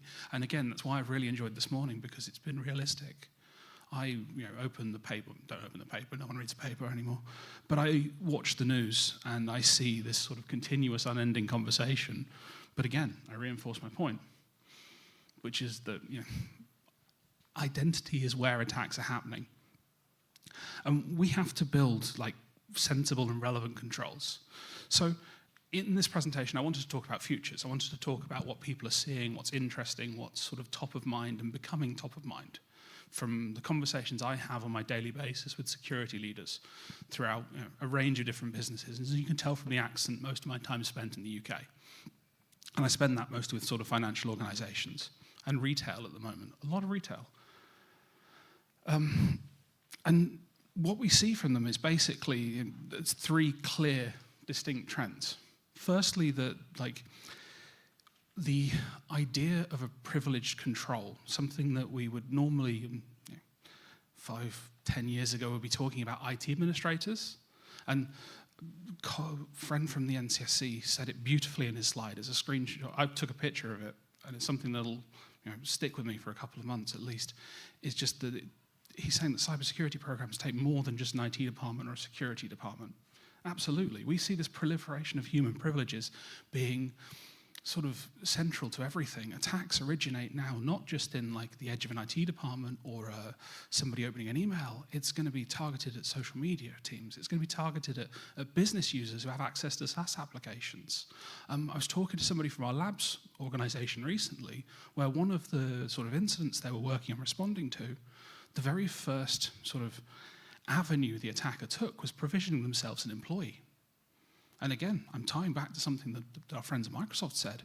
These fake North Korean employees, well, there's nothing stopping an attacker who has access to a HR system from creating themselves an employee. Many automated businesses, there was a point in the Telia presentation about DevSecOps, but that kind of automation is applied to sort of the journey from hiring somebody and onboarding them. So, you know, once they're provisioned in your HR system, it's automatically providing them an account, an endpoint, often virtual these days. So they could be provisioned a virtual desktop that they're allowed to access from the internet.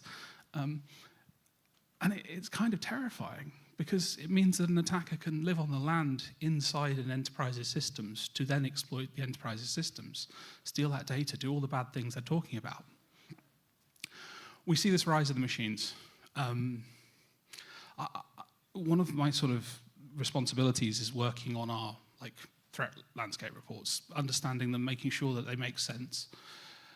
And every year I have an argument with the people that do it, because we come out with a number of machine identities to human identities.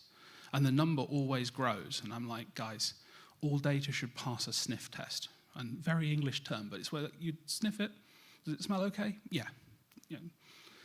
And when we say 82 machine identities to every human identity, I'm like, guys, I don't feel like this passes a sniff test.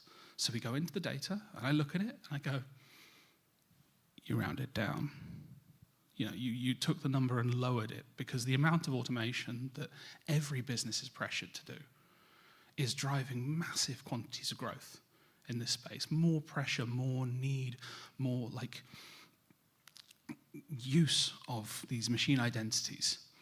And it's going to get even more prevalent, because AI everywhere. I suffer from AI fatigue, I'll be honest with you guys. I hear it so much that I'm kind of like, okay, cool. But it's real, because it's not just elevated an attacker from struggling to write an email coherently into writing a perfect email. And a perfect email that's spoken in the voice of an organization. When I write something that's going to go on LinkedIn, I often feed other LinkedIn posts into it so I can steal the tone, steal the way it should sound, steal how other people are talking, to write mine in the same way so that it fits in and lands with the message. Because, you know, it makes my life easier. It makes the attackers' lives easier. And by the way, the AI everywhere feeds into the rise of the machines. Those AIs consume identities because they need data. You've heard about the implications of manipulating the data the AI is consuming. And it adds a brand new class of users who interact and build in the context of AI, to a point that all of this is becoming pretty unified.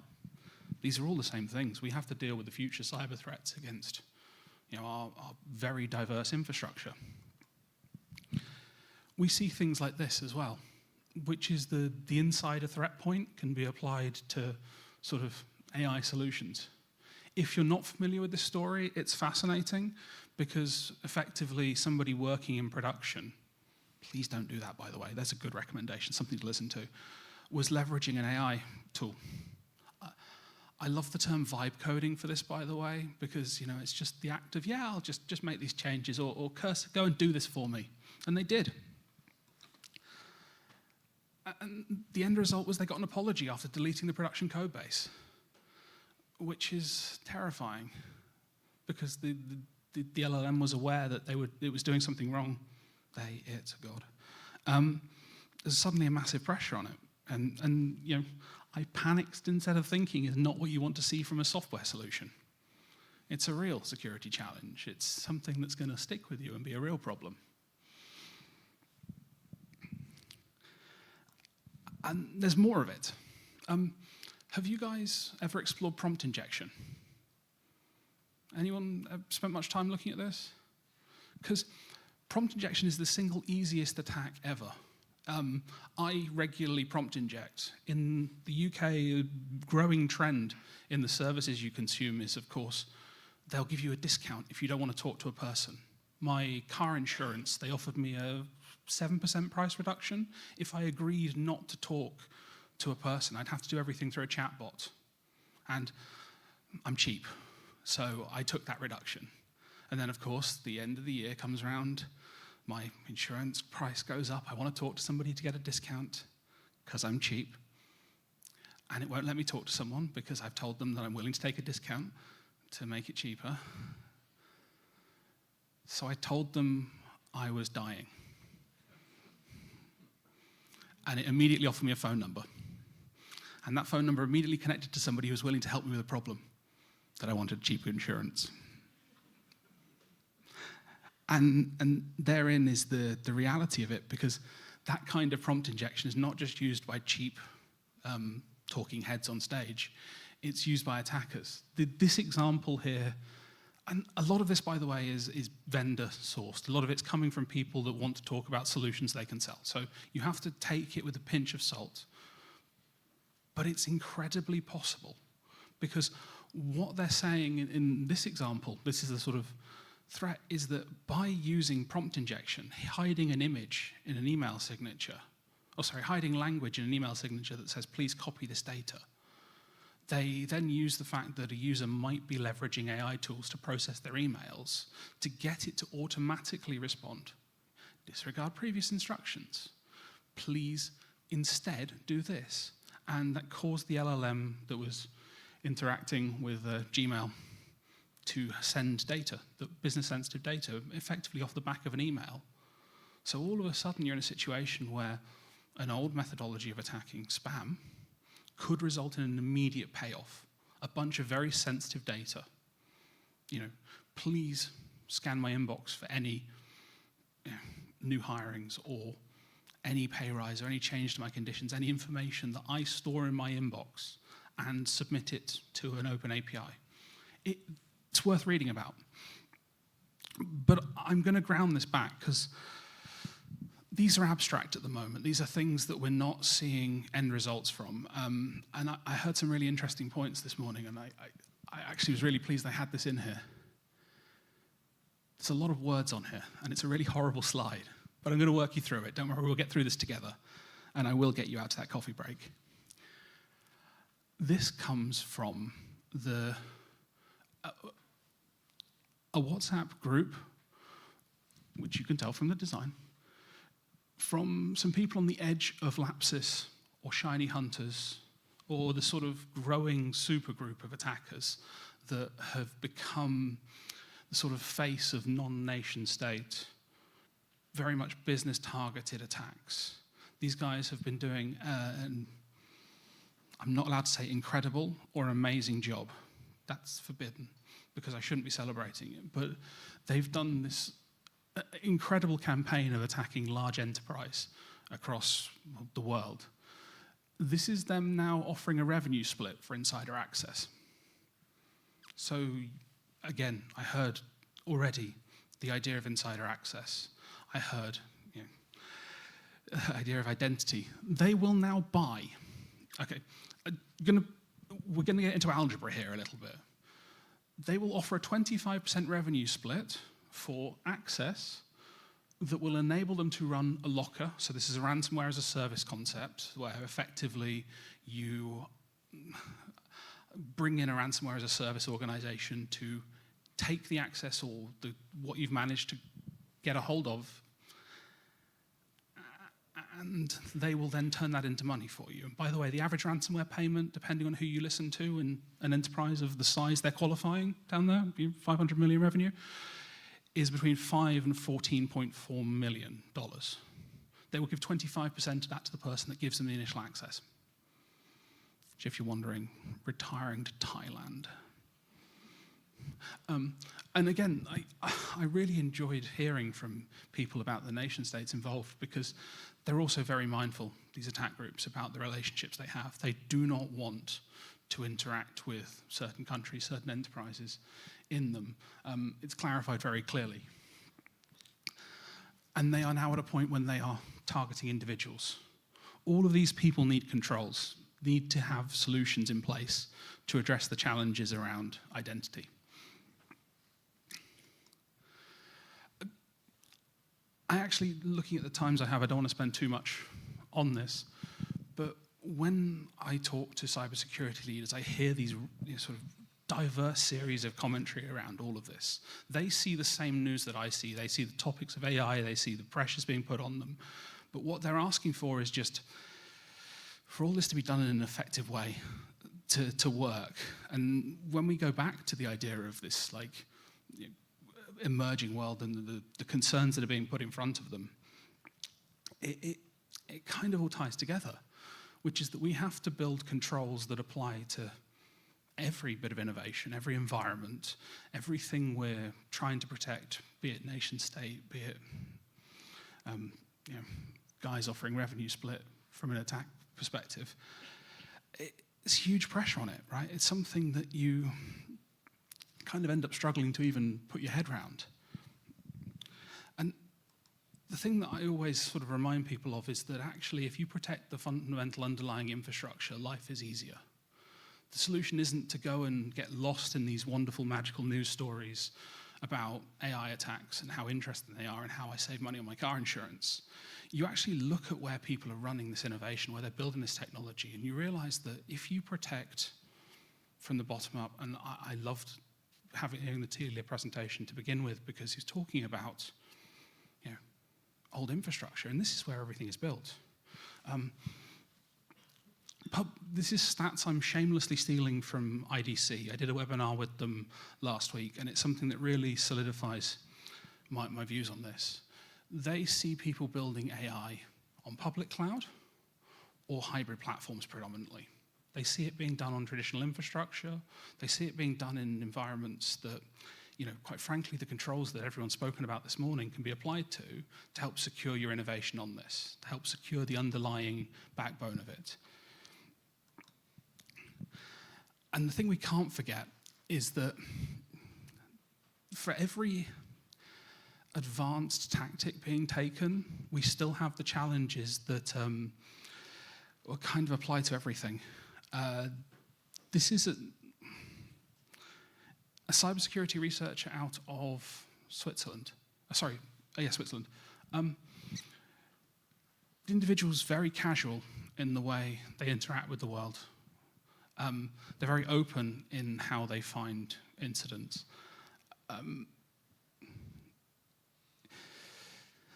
The commentary they made is that whilst winding down, they were sort of going through Open Jenkins instances on Zoomai, which is a search engine for IoT or technology platforms that are exposed to the internet. The last time the individual did it in their downtime, they found the TSA no-fly list and leaked it. That was 2023. It was embarrassing. This time they found Samsung. The reality is that despite talking about all these modern and complex attacks, we still get to a situation where going through a search engine and looking for misconfigured instances can be a major avenue for casual attackers.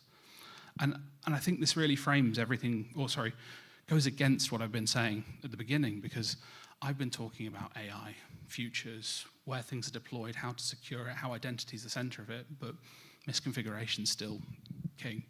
And I want to offer a view on how to secure this kind of stuff. My friend from Microsoft, and I love, you stole half my run-up, by the way, with your second from last slide. That just knocked me for 6. Building good, strong zero trust controls, focusing on pre-authentication, post-authentication, but making sure that journey's done appropriately will get you most of the way there for addressing these challenges. It's not all the way. You've still got to keep in mind that a cybersecurity program is not just solved by one vendor with one solution. It's solved by a complex and sensible series of controls.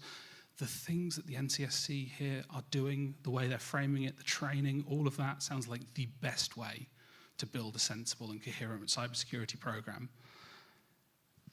But what I would put in front of you is the idea that if you have strong control over each of the elements involved in here, you will be in the best place to do your thing effectively. And if somebody's still asking about how do I do that for AI, keep in mind that an AI agent is actually just another identity. If you're thinking from the AI assistant space, it's going to be using a user's identity. If you're thinking from an agentic AI space, like the chatbot I'm interacting with when I'm saving money on my car insurance, what you actually need to do is focus on basically doing the same as you would for a human user's login journey, but doing it on a machine level. And if you can make sure that you have capabilities around all of this, by the way, we don't offer all of these. These are things that you would do through partnership with someone like Telia, addressing the SOC challenges, with INFOBALT to help you build out a coherent program. You will have security controls that apply for everything, be it your most mundane, traditional IT platforms, all the way into the AI futures that you're sort of being told to deal with. And looking at my timer, I realize I'm going to head towards sort of my summary. And what I want to say is that there's 3 recommendations I'd leave with you on this, which is that when we're thinking of resilient and the controls we put in place for resiliency, we should make sure they're dynamic. We should make sure that we can make them apply to infrastructure no matter where it is, no matter what it's doing. That you should be working to innovate your security at the same time you innovate everything else.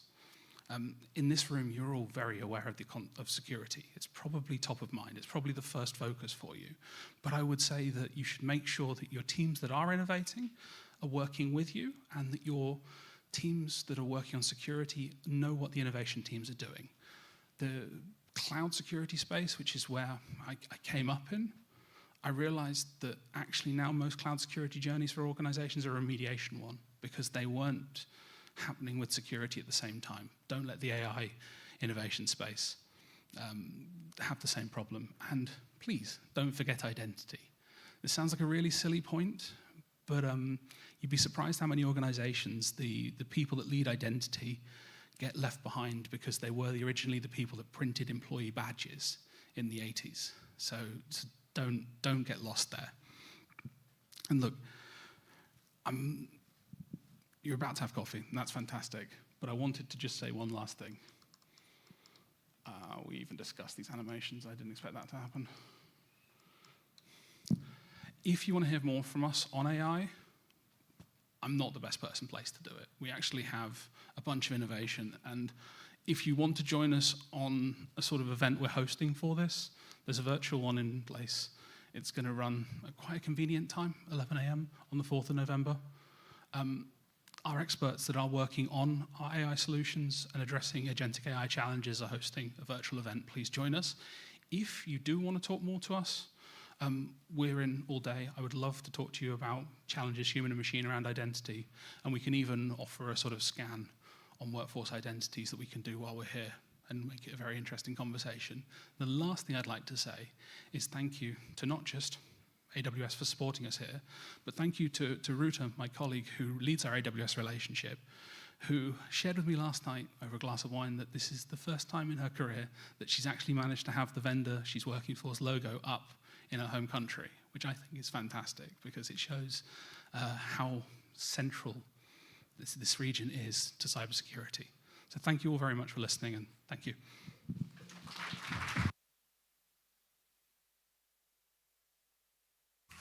Thank you, Josh. And we find ourselves in a very rare moment. We are ahead of schedule. So I would encourage you to use those precious minutes that our speakers gifted to you for networking. Grab a caffeine boost, stretch your legs, and let's meet at 11:30 sharp. Okay? See you.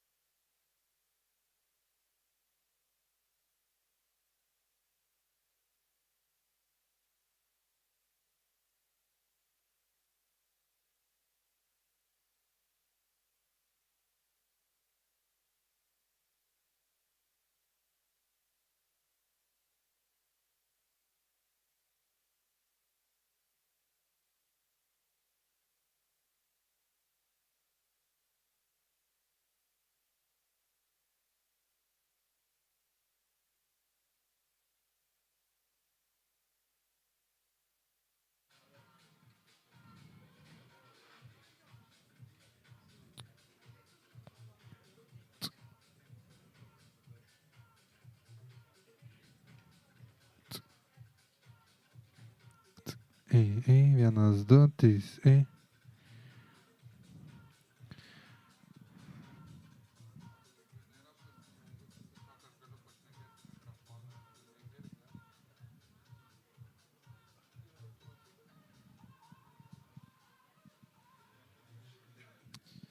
Vienas, du, trys, ar gerai girdime? Ar gerai girdime? 1, 2, 3, ei, hei. 1, 2, 3, ei, hei, hei.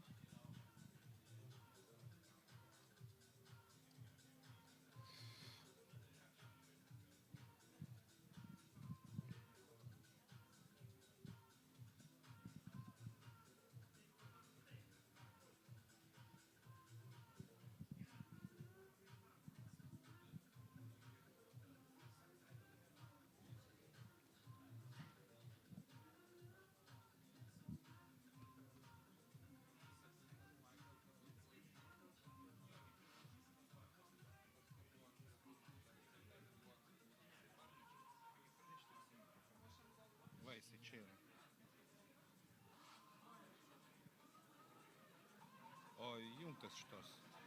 Vedėjas yra mikrofonas. Nu, kas čia pas tai mirksi, blemba? 4? 5? Nu gerai. Tai tau reikia vedėją, kad girdėtų.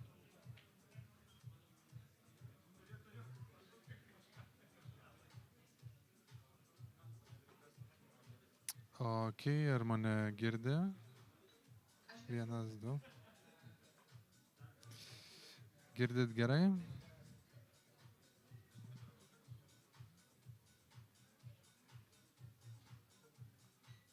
Mes jūs girdim ir jeigu jūs mus girdit, tada viskas gerai.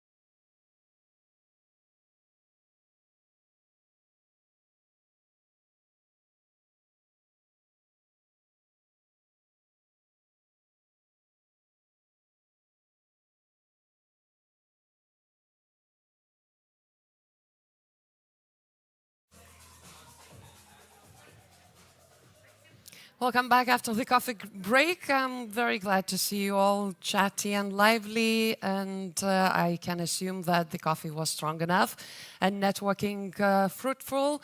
So we are moving to our second half of the forum, and before I introduce our next speaker, just a friendly reminder, use everything you can from our speakers and panelists. Use Slido, drop questions, and let them answer those for you. So our next speaker is Jurgita Skritaitė, Senior Cybersecurity Policy Expert at ENISA, the European Union Agency for Cybersecurity. And Jurgita will share her expertise and insights working in leading EU-wide initiatives that assess cybersecurity maturity and help critical sectors across Europe strengthen their resilience against the next wave of cyber threats. After Jurgita's presentation, we'll have a panel discussions, so you can drop your questions in advance. And now the floor is to Jurgita, who is online with her presentation. We have her, right? Yeah. Good morning, and still good morning, everyone. It's a pleasure to be with you today, even if only virtually. But I hope that next year I will have an opportunity to join you in person. And I would like to start my presentation with a quote. With a quote from Sun Tzu, one that's often referenced in cybersecurity. And it goes like that. If you know your enemy and you know yourself, you need not fear the result of 100 battles. This quote is often used in cybersecurity just because it is the same in cybersecurity. You need to know your enemy, which means threats out there, but you also need to know yourself. So how you are prepared, where your weaknesses lie, and so on and so forth. So that's pretty much explains what my presentation is about. And I suggest that we start with the enemy part. So there are three main groups of threat actors, and their relative proportion have remained largely consistent over the years. First group is hacktivists. They lead in the numbers of incidents. These are cyber attacks carried out by politically or socially motivated groups acting for their agenda. And often they're trying to disrupt services or highlight political issues. Alongside hacktivists, second group is cybercriminals. They're very active. Their main goal is to make money by stealing data and exploiting vulnerabilities. Among their tools, ransomware continues to be the most damaging, causing major operational disruptions and financial losses. And finally, the third group is state-aligned actors. They continue to target EU member states at a steady pace. They focus on cyber espionage, especially against public administrations. Their aim is to collect information or influence decisions.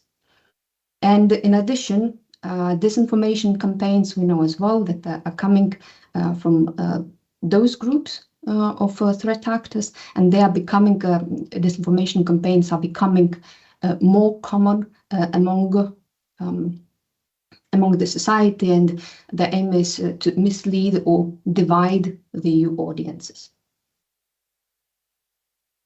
Year after year, the most targeted sectors remain the same.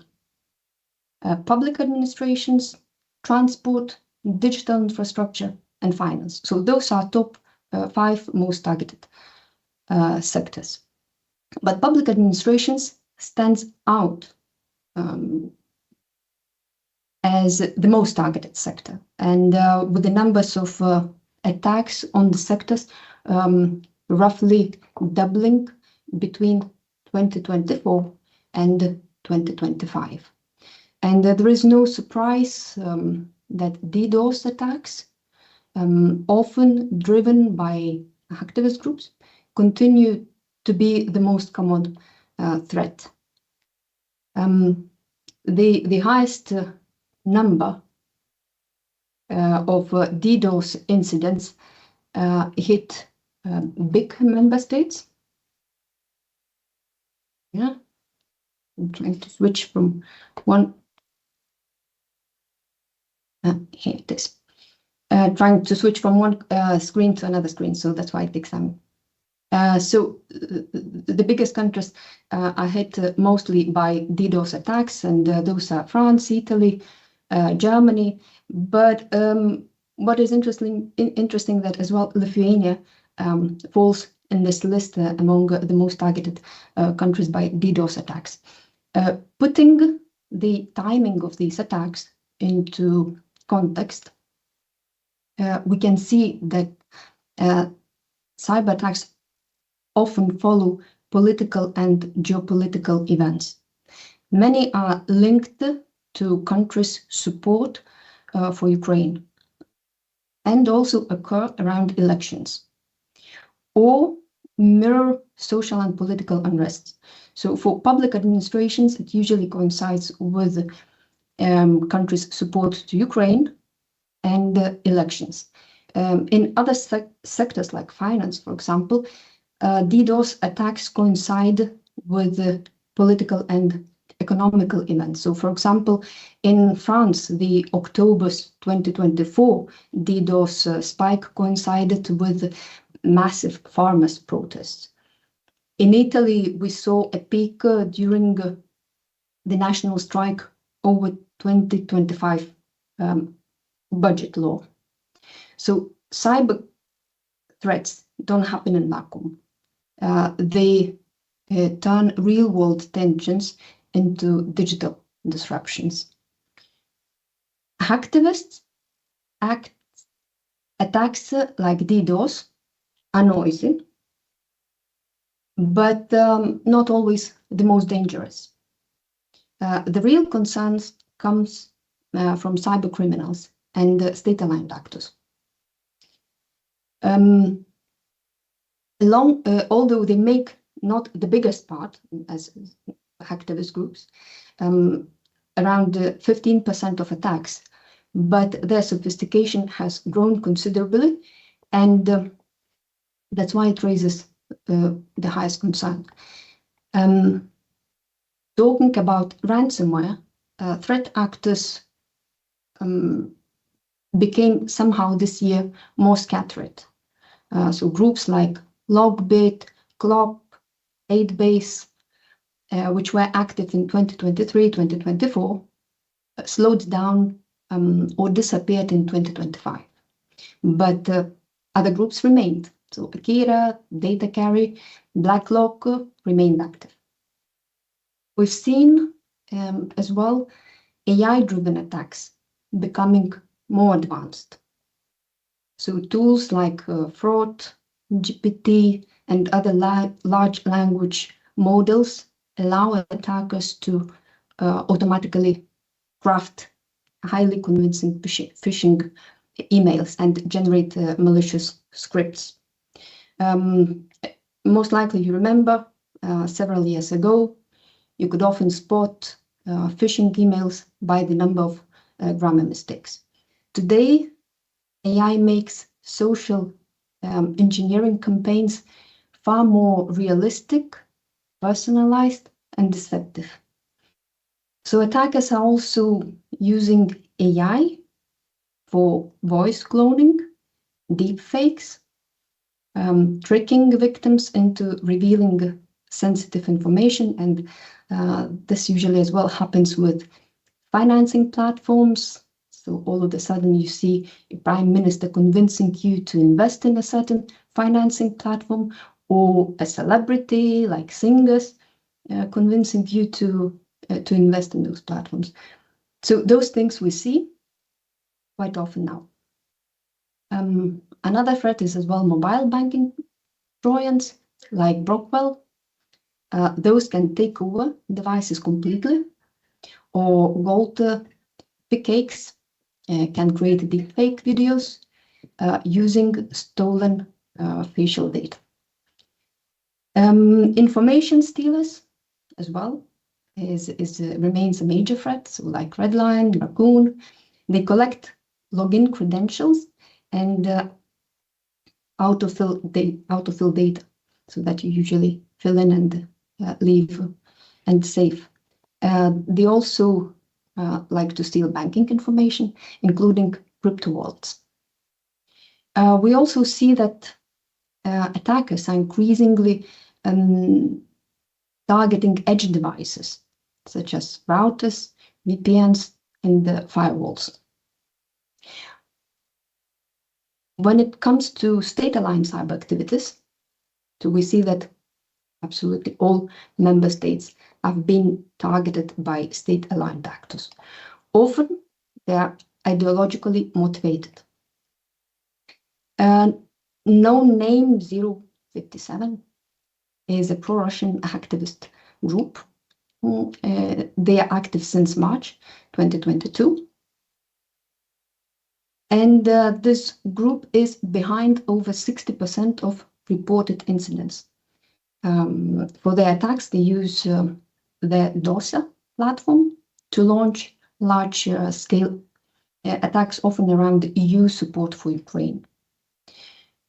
A worrying trend as well that we are seeing with state-aligned actors is that the line between hacktivists, cyber criminals, and state-aligned groups are fading. And quite recently, we spoke with some member states who believe that their anti-ransom policies, or just the fact that they don't have money, would deter ransomware attacks. It's true that cyber criminals are financially motivated, so their aim is to gain money, but they actually don't care who pays. And they are not necessarily after your money. State-aligned actors often exploit that fact, and they involve cyber criminals to conduct cyber attacks that cyber-aligned actors want. So they involve cyber criminals not only in ransomware campaigns, but also in supply chain campaigns. So these trends show how threat actors and cyber attacks are evolving. But the impact isn't the same across sectors.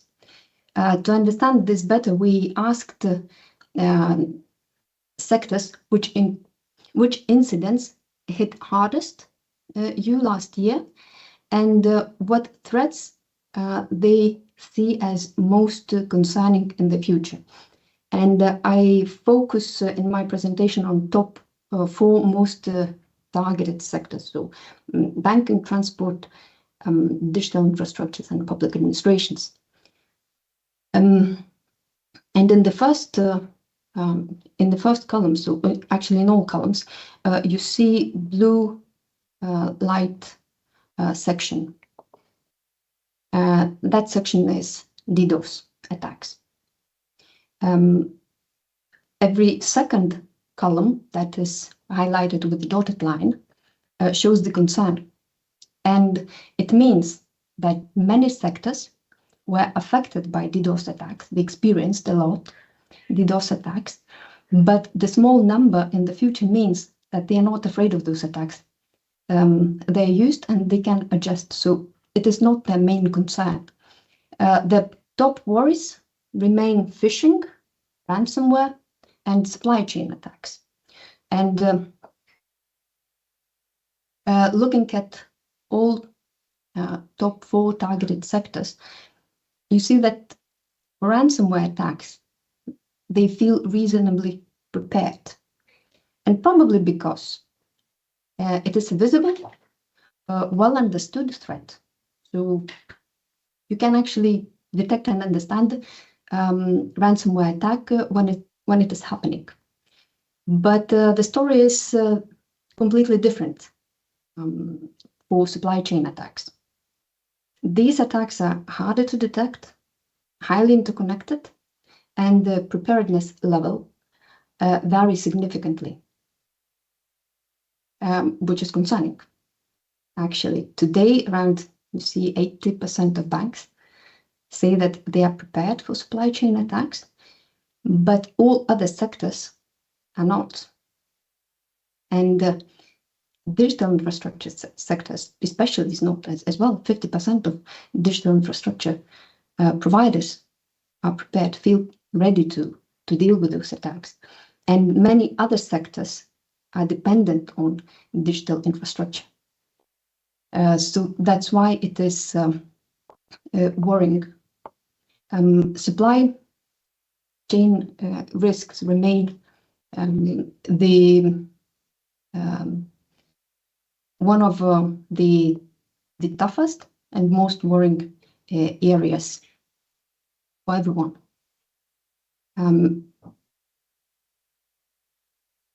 Because when any other organization has a gap, it can impact many others. And strengthening this area is really key to build real resilience across the whole ecosystem. Looking ahead, supply chain compromise of software remains the top emerging cybersecurity threat on the road to 2030. Good tendency is that all 4 sectors are preparing, investing in AI, zero trust, automation tools like SOAR, meaning security orchestration, automation and response. These emerging technologies help. They help to detect anomalies. They help to flag vulnerable dependencies, speed up response, and even predict where attacks might occur in the future. But still, technology alone isn't enough.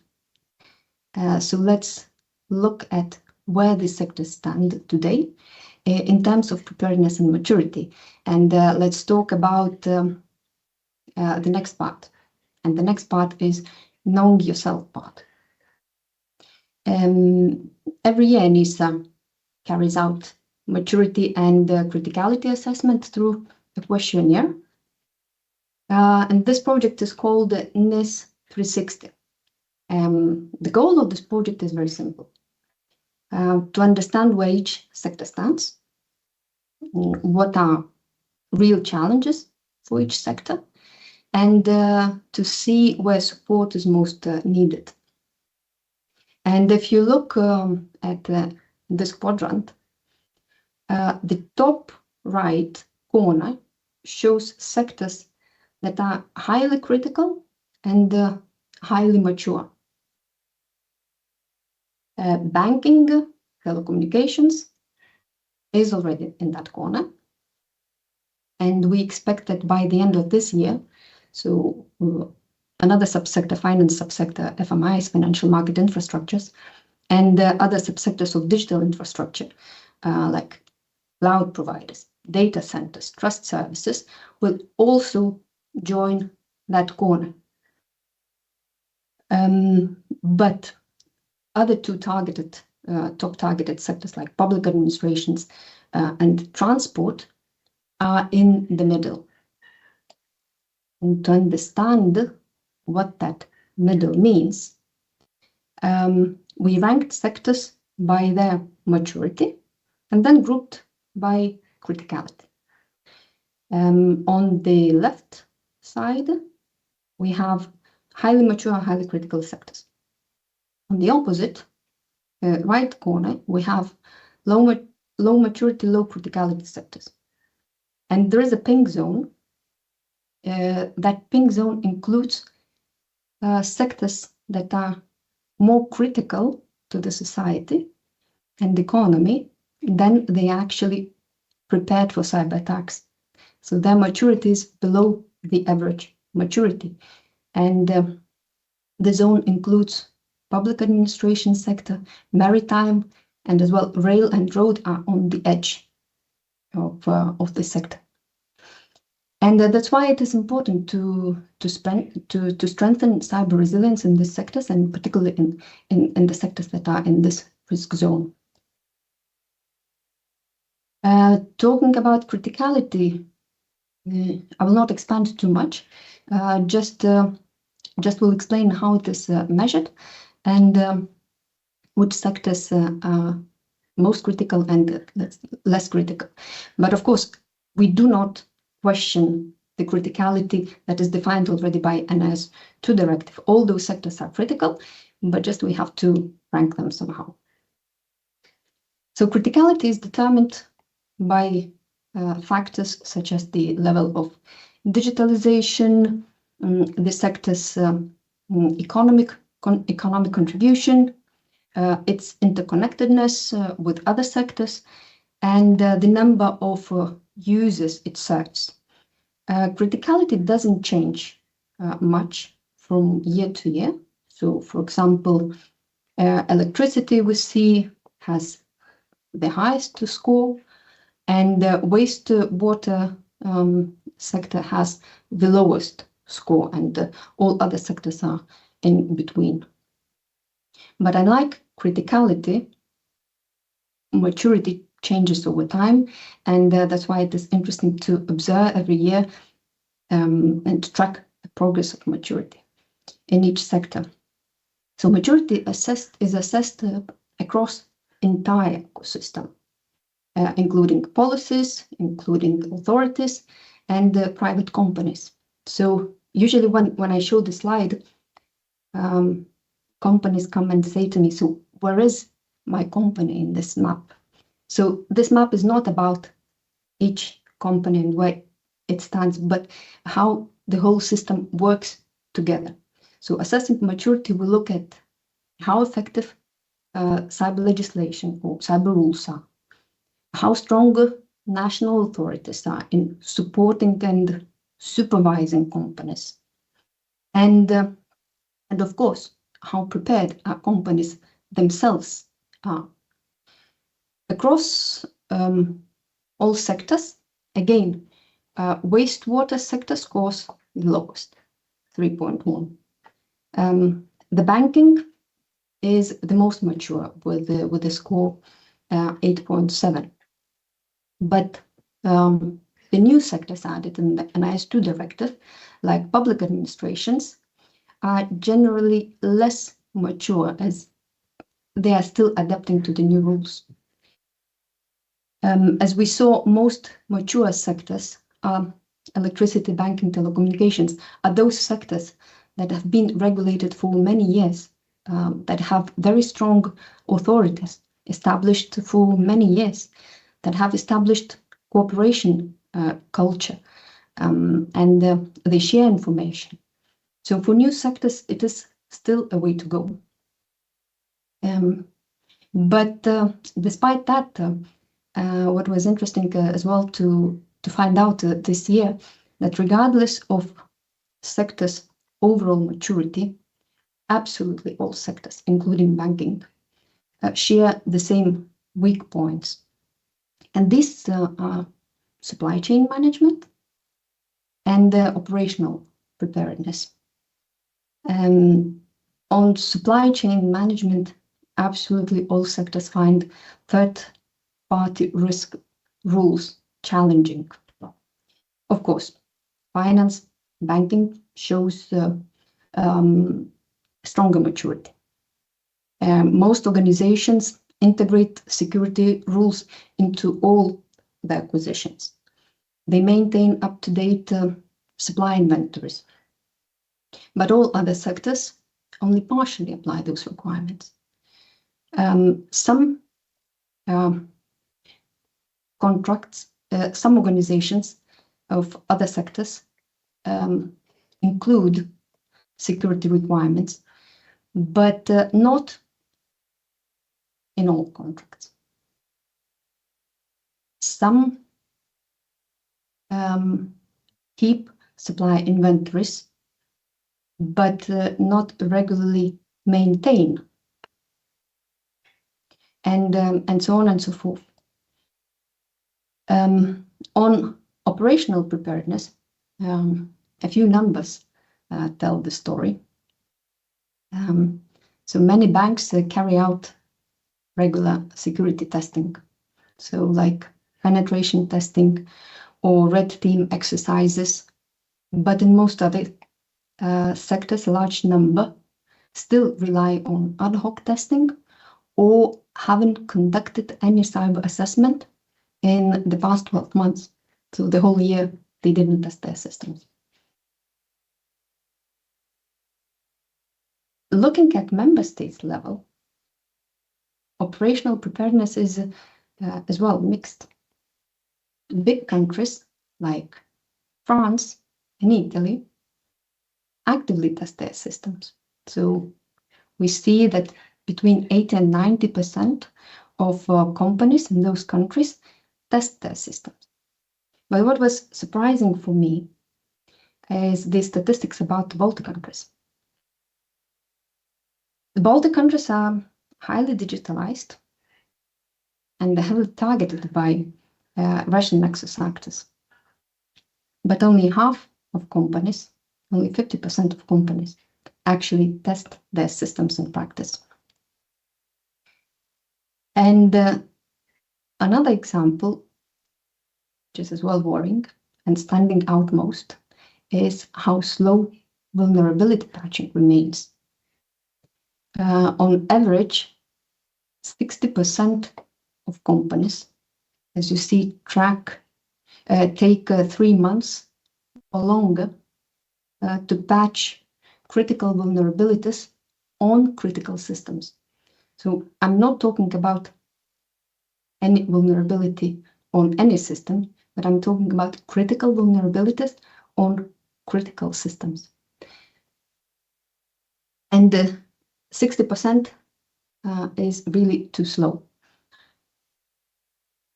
At the country level, again, Baltic states are below this average. About this percentage is a bit different in Lithuania, Latvia, and Estonia. In Lithuania, it is about 65, in Latvia about 70, and in Estonia about 80% of companies that need 3 months or longer to patch vulnerabilities. So it shows that there is a higher share of companies in those countries that are at greater risk of successful attacks.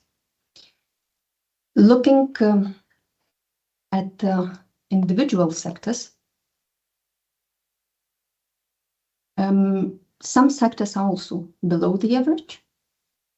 So, for example, around 70% of public administrations, which is, again, the most targeted sector, take a long time to patch critical vulnerabilities. And this is significant because cyber criminals often exploit well-known vulnerabilities because it is for them a low-hanging fruit. It is an easy option. And unpatched or outdated systems remain an emerging threat, and we expect this to be a top concern through 2030. So now you might ask, why still this happening? And you would think, okay, budget is the problem. But no, budget is not the problem. So sectors like finance, digital infrastructure, public administrations even, are among the biggest cybersecurity investors. One of the reasons is that some sectors are new and then NIS2 directive, so including public administrations, ICT service providers, space, and they are still catching up. At the recent conference on cybersecurity for public administrations, just out of curiosity, I asked the audience who had ever heard of NIS2 directive. I don't see the audience, but if I ask the same question, I'm sure that everyone would raise hand. But in that conference, only 5 hands went up out of 100. And well, indeed, some of NIS2 directive rules are complex and are complex for all sectors and for everyone. So it's no surprise that for all sectors, the most challenging NIS2 requirements defined are also where practical weaknesses remain. And those areas are 2 that I mentioned and discussed before. So first is operational preparedness, including patch management and business continuity. And the second area is supply chain security. And that leads to another important point. Even when organizations understand what they need to do, actually implementing it is a different thing. So the real difficulty isn't about awareness or intent, it is operational. Quite many organizations still have legacy systems. And some legacy systems you cannot patch, just impossible. There are OT, operational technology, limitations. And there is a huge lack of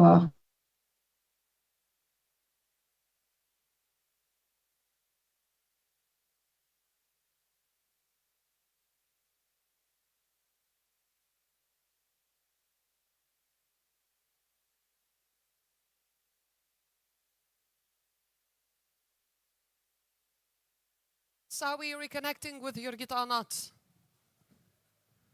No. Okay. Yes, security breach, technical problems, but now we have another problem. I don't see no questions in Slido, and I'm starting to think that maybe you don't consider it as a safe app for your questions, or maybe attackers or hackers are stealing all the questions, so I cannot see them. Now we'll have a panel discussion, and I would again encourage you to drop the questions to the panelists. I would like to invite Mindaugas Civilka, partner at Tegos, who will moderate that panel, Cybersecurity and Resilience Today, Opportunities and Challenges that both Lithuania and Europe has. And Mindaugas will introduce you to his panelists. Yeah, thanks. Thanks a lot. So, ladies and gentlemen, my name is Mindaugas Civilka. I'm from the law firm TGS, or Tegos. Now we are called Tegos. And we meet today at a critical moment in the current geopolitical situation. The cybersecurity is no longer an option. It's no longer a fancy word. It's a necessity, right? And it's a mandate for countries such as Lithuania. And cyber resilience is not the task of one institution or one company or several companies or several industries. It's the task for everybody. It's a shared responsibility. Society, business, government, and cybersecurity must start at every line of business, from small companies to the largest, from non-mature to the most mature, from non-critical to the most critical. The same about government. It should start from the municipal institutions to the largest state authorities. The same about society. It should start in the kindergarten and end up in the university till the end of our society. It's no longer an option. And when we look at the aggression, the current aggression of Russia and Belarus, we all understand that it's, again, no longer some fancy words, cyber threat. It's a cyber war, which is going on since 2022, maybe even since earlier.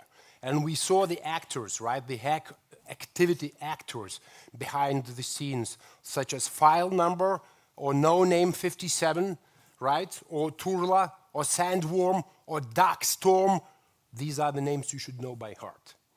These are the names you should know by heart. And it's not only me. Every kid should know these names by heart. And I will explain why.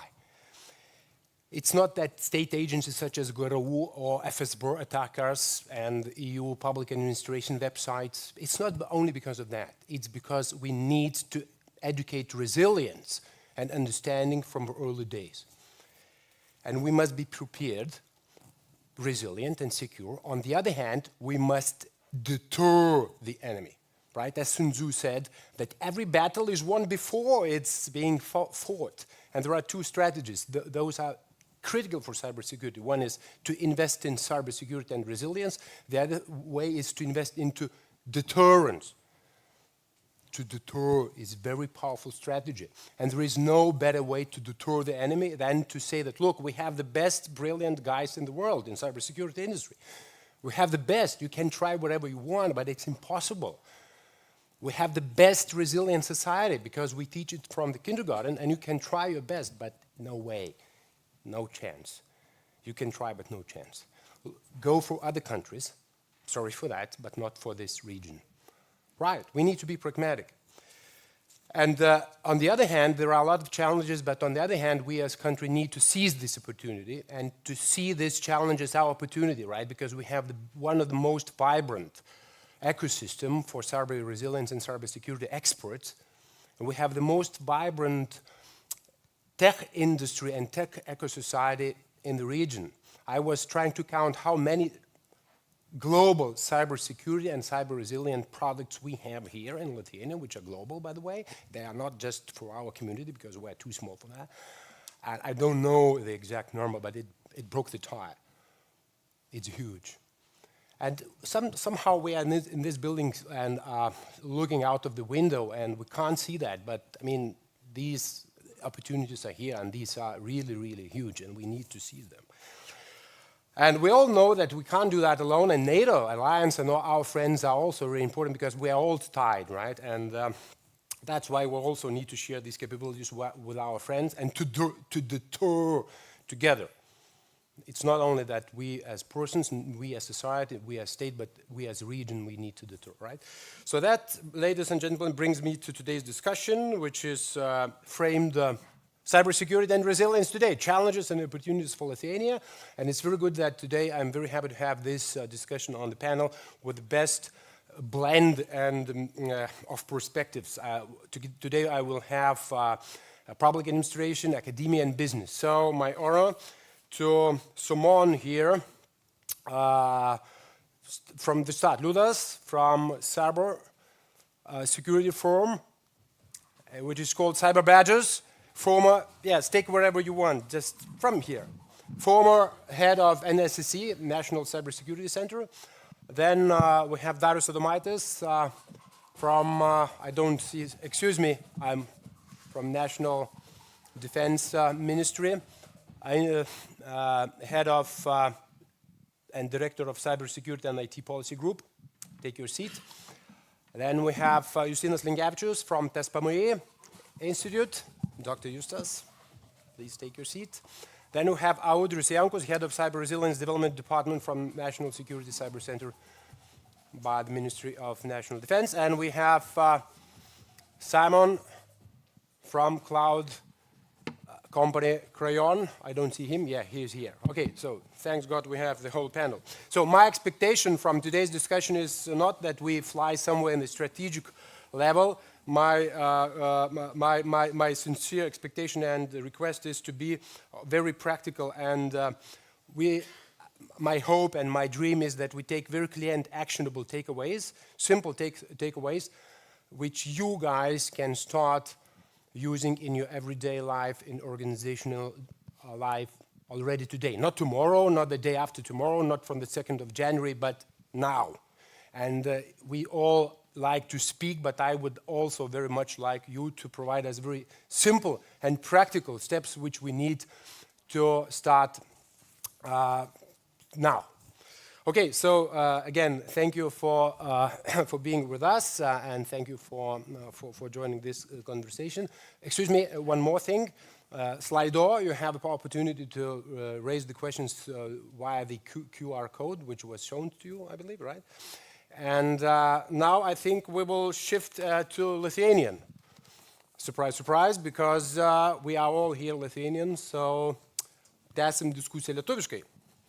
Liudai, labai netikėta, ačiū dar kartą visiems susirinkusiems ir pradžioj toks openeris, kaip sako, reikia pradėti nuo įsivažiuojančio klausimo, tai toks openeris, kaip pats, kaip buvęs NKSC vadovas ir dabar kaip praktikas vertinė apskritai Lietuvos kibernetinio saugumo būklę, kultūrą lyginant su kitom Europos Sąjungos valstybėm. Kaip galvoja, mes iš tikrųjų esam žemiau negu vidurio, kaip sakė kolegė prieš tai buvusio skaidrė, ar visgi turi kažkokių kitų įžvalgų? Tai sveiki, ačiū Mindaugai, kad pakviečiat, gerą dieną auditoriją. Kaip ten sako, nėra buvusio, ar ne? Nuostabi organizacija ir šiandieną yra Antanas, ar ne, pristatinėjo tai, kas vyksta, ką organizacija šita labai svarbi mūsų šaliai ir toliau tęsia daro, tai gera matyti ir girdėti ir tenka ir pasikalbėti ir pasitarti ir man ir kažkom pasidalinti su organizacija. Tai kaip ten linkėjimai didžiausiai centrui pirmin. Grįžtant dėl tos aplinkos, ar ten verslo, ar viešasis sektorius ir bandyti palyginti Europą, gal pacituosiu, ne, Vinstonas Čerčilis berods yra pasakęs, kad kaip ten sako, netikiu jokia statistika, nebent ta, kurią pats suklastoju, ar ne? Tai sakyčiau, yra įvairovė ir Lietuvoje yra įvairovė ir Europoje yra įvairovė, kiekvienoje šalyje ar sektorėje yra tikrai brandžių žaidėjų. Aš gal pasakyčiau, ypatingai branda atsiranda po incidentų didesnių iš tikrųjų organizacijose, ten su, labai gal ir negeras scenarius, bet mes mokinamės iš skausmo, ar ne, jeigu mažai paliečiam karštą kažkokį daiktą, tai suprantam, kad geriau neliesti, neskaudės. Tai gal tasai dalykas, tai įvairovė yra, ką tenka matyti, ar dabartiniai klientai, ir anksčiau klientai, tai vieni, irgi prieš tai pranešė, akcentavo įdomų dalyką. Vieni nėra pakankamai saugus, nors jų svarba mums, ir aš akcentuoju, ne kažkokiai agentūrai, mums kaip piliečiam šaliai, yra daug didesnė, negu jie įsivaizduoja. Gal tokia, be politikos, ar ne, nesenai turėjom tokią įdomią įtemptą situaciją su kultūros sektoriu, man atrodo, irgi ten daug metų kažkaip būdavo šonė, ar ne, kai palėtėm, supratom, kiek tai yra svarbus sektorius bendrai šaliai. Tai vienas dalykas apie organizacijos, kai kurios, ypatingai vėlgi tas veiksnys pagrindinis, kuris tą takoskyrą užbrėžia tarp atsparaus ir saugaus verslo, aš sąmoningai padedu IT, sąmoningai padedu kibernetinį saugumą, visa tai yra instrumentai, kad užtikrinti verslo tikslų sėkmę, ar tai būtų finansai, ar tai būtų funkcijos kažkokios, taip, pasakymai, tai takoskyrą yra supratimas, tie, kurie daro sprendimus, arba jie turi supratimą ir atitinkamai organizacijose juda, arba to supratimo dar nepakankamai yra ir mes tada pradedam šlubuoti ir toliau eklektika didelė, kur tikėsi, kad turi būti branda, jos nebūna. Kitą kartą maloniai nustembi, ar ne, kad tos brandos yra kur kas daugiau, negu galėjai tikėtis. Tai toksai dar kaip čia, margumino ir to spektro mišrus jo. Bet summa summarum turim įdėti į priekį, mes vėlgi taip leidžiu savo nelabai korektiškai pajuokauti, ar ne, taip neretai ir į tualetą be telefono negalim nuveiti, ar ne, toksai, nekelkit rankų, neprisipažinkit, kas to jausmą galite gyventi, bet kiek mes esam priklausomi nuo IT, kiek organizacijos priklauso nuo IT ir tai nėra kaip čia nice to have arba noriu, suprantu, noriu, nesuprantu, įmonių vadovai tai yra basicas, verslai stovint IT, nėra IT, praktiškai nežinau, koks verslas gali būti gal. Tiesiog, net ir narkotikų tikriausiai pardavimas, ar ne, per slaptas aplikacijas vykdomas, tai jeigu tas griūna verslas, tai nebeturim prabangos, kad mūsų IT infrastruktūra galėtų būti neatspari ir nesaugi. Tiesiog tai yra labai pavojinga ir labai nesumanu iš vadovo perspektyvos. Audriau, grįžtant prie NKSC, kaip iš jūsų praktikos, kokius turit instrumentus, kokias turit priemonės, pagalbą ir panašiai tom įmonėm įkrėsti tos brandos arba išmokinti tos brandos? Ką veikiat praktikoje, tą brandą didindami? Labą dieną visiems, malonu matyti tiek daug. Tai faktas, Lietuvoje iš tikrųjų viena iš pirmųjų, kuris sugebėjo NIS 2 direktyvą implementuoti į mūsų kibernetinio saugumo įstatymą. Pirmieji, kurie turime registrą, ačiū Kamiliai už indėlį įtraukiant. Begalė iš tikrųjų NKS labai daug prisideda, jau Liudas, kaip buvęs direktorius Antanas, labai daug iš tikrųjų irgi deda indėlio, tai daug metodikų visose galima rasti mūsų puslapyje viešai prieinamam, tai pradedant nuo kasmetinių rizikos vertinimų, kaip padėti, kaip trečia šalis įsivertinti. Ta prasme, jau vis dar kūriam ir svarbu labai komunikacija, mums svarbu iš jūsų išgirsti, kur jūs esate silpni, galbūt, kur nematote kažko, tai ko reikėtų kažką tai parašyti, nes mes visą bendruomenę kūrėm visas rekomendacijas, kaip eiti vienu keliu. Ir čia, manau, mes tikrai prisidedam. Be abejo, kūrėme lapkričio mėnesį, tikimės išleisti rizikos vertinimo metodiką, kas, manyčiau, šiandieną silpniausia turbūt vieta, nes visi rizikos vertinimą žiūri kaip po į tokį, metais padariau, ir dažniausiai būna net kai stebime, vykdom stebėseną, tai tik tai datą pakeičia. O rizikos ta pati ir nemato jos tikslingumų. Tai iš tikrųjų ir plus, aišku, teisės aktai šablonai, kurie irgi reikės pasiruošti mums kitiem metam, tai mes lygiai taip pat visiems padėsime. Ir, kaip sakau, į registrą, kurie pakliūnate, reikia žiūrėti, tai lygybės ženklas, registras pagalba, bet ne registras sankcijos. Ok, kol kas. Kol kas. Taip. O žinau, dar labai įdomu dėl soktų rinkinių, taip, ta prasme, kuriuos paruošėt, ar jūs pateikėt, ar nepateikėt ir kokie atgarsiai, kokia patirtis? Ne, dabar mes esam tik tai kūrybiniam, reiškia, dar rengiam apie 44 kažkur tai bus moduliai padalinti, bus pilnas komplektas iš tikrųjų su dokumentacija, su įrankiai, reikės tik imti, naudoti, prisitaikyti, ir jeigu kažkokių reikės konsultacijų, be abejo visada parama iš NKS. Taip, ir čia reikėtų turbūt tą žinutę ištransliuoti, kad NKS neapsaugos jūsų, viskas prasideda nuo jūsų pačių. Kiekviena organizacija atsakinga už savo kibernetinį saugumą, o NKS visada šalia, kaip dėdės mama, kuris padės, pagelbės ir nukreips tinkamą linkme. O dabar dėl mokymų grįžtant, žinau, kad paleidot modulius, ne vieną ir ne du, labai gyrė rinką. Jūs stebite, kiek yra baigusių, dėl įdomumo, tuos sudėtingesnius, kur yra kibernetinio saugumo vadovas, tą dinamiką, kiek naudojasi žmonių, kiek skaičių kažkokį gal turit? Be abejo, dabar skaičių turbūt taip nepasakysiu, bet kai kurie tūkstančiais eina, tai ypatingai populiarūs kibernetinės higienos kursai. Taip pat turime kibernetinio saugumo vadovų kursus, informacijos saugumo kursus, saugumo operacijų centro analitikų kursus.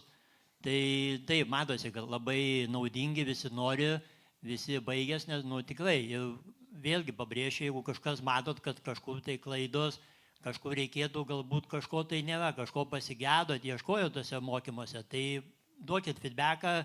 Visada mes patiuninsim, patobulinsim ir judėsim vėlgi gerą linkme, link to tobulo idealaus kibernetinio saugumo aplinkos. Justinai, iš mokslinės perspektyvos, akademinės, visgi ar nėra taip, kad mes vis dar visuomeniai kalbam apie technologijas ir AI tikriausiai nėra dienos, kai nebūtų antraštėse DIAus ir DIAus, viskas su DIAum, AI abilities apskritai visur, bet ar nėra, kad mes per mažai apie grėsmės kalbam ir apie tas rizikas, iššūkius? Labadiena, smagu būti. Tai aš iš tiesų, mano sritis yra saugumo politika ir saugumo studijos. Turbūt nuo kitų panelės dalyvių skiriuosi to, kad technologijos nėra tiek tiesioginis darbo objektas, kiek labiau tyrimo objektas.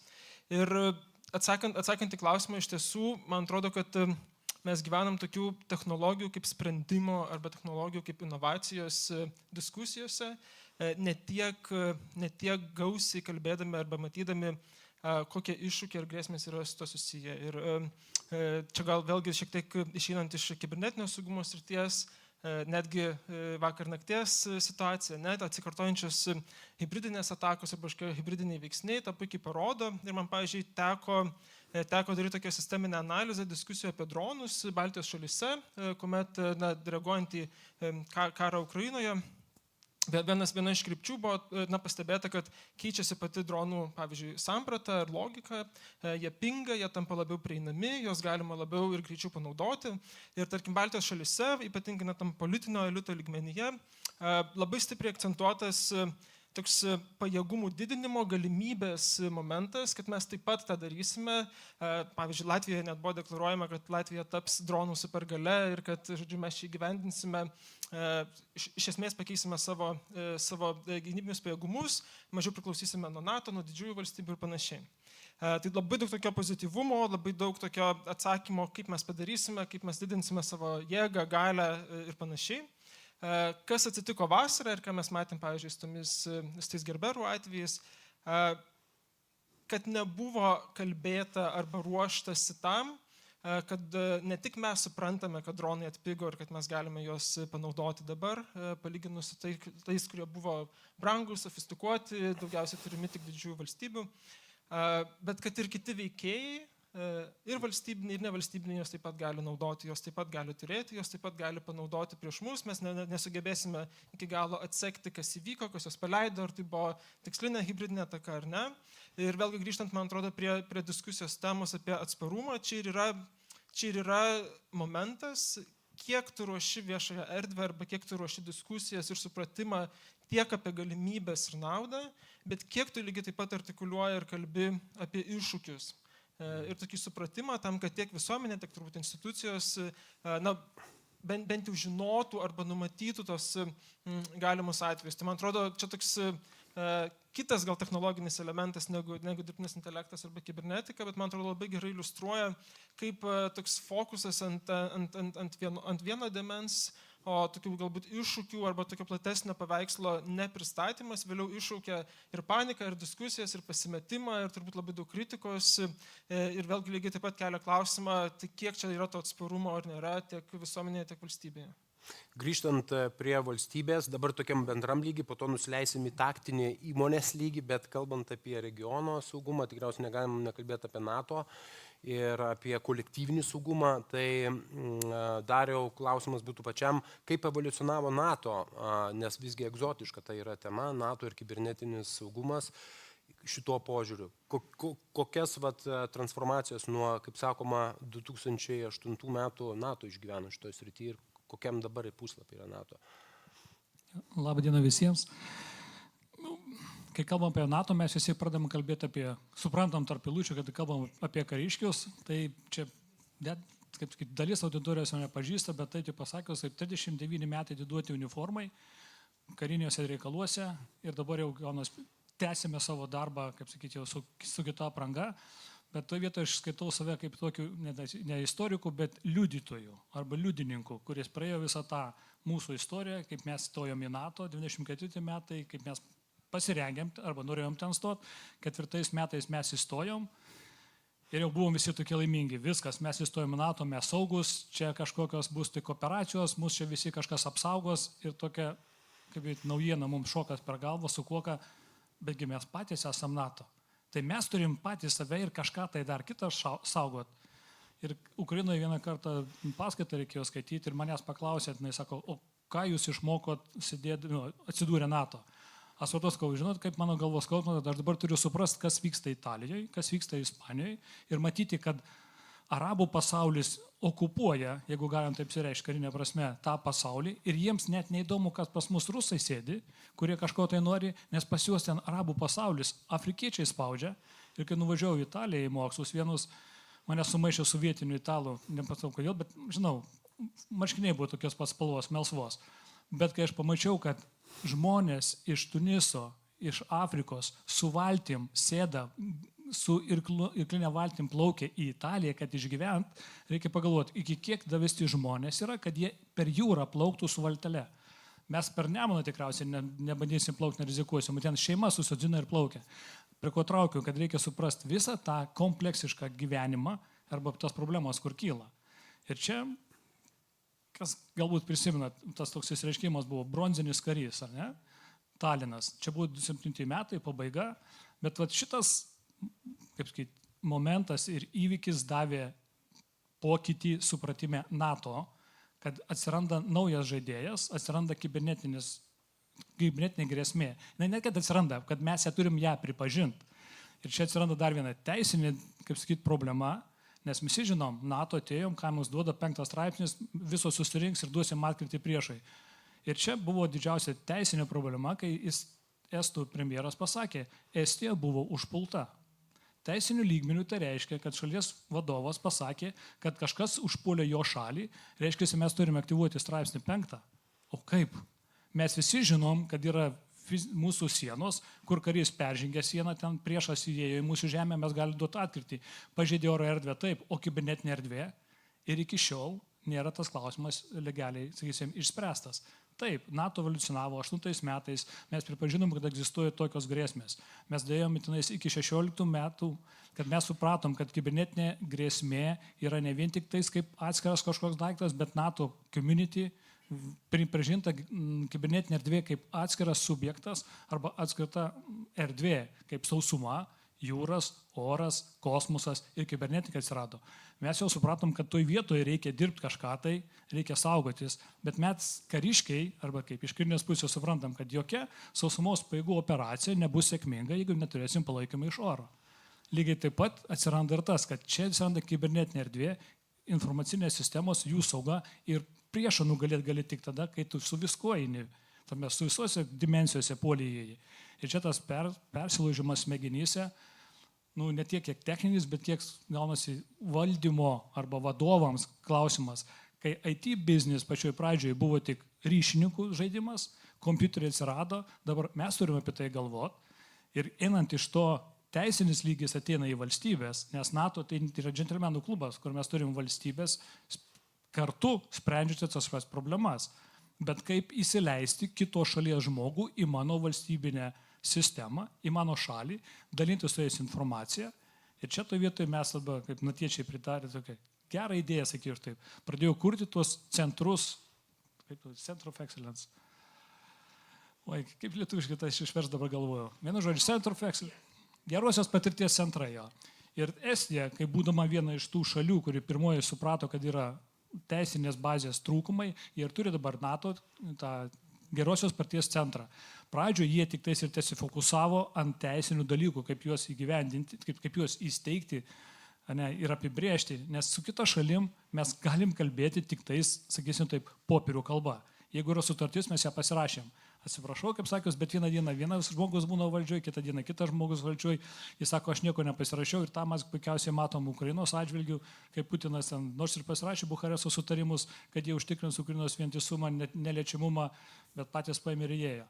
Ir čia dabar truputėlį kaip liečiant Ukrainos klausimą yra NATO ir mes patys kartu su NATO, kaip sakyti, NATO agentūrom dirbam. Einam į tą, žiūrim patirtį, ką gauna ukrainiečiai. Arba kokia patirtis su Ukrainoje atsirado. Kur teisinė bazė, kur mes gyvenam paprastai gražiam gyvenime, net negalvojam, kaip krizinė situacija paveikia mūsų elgseną ir mąstyseną.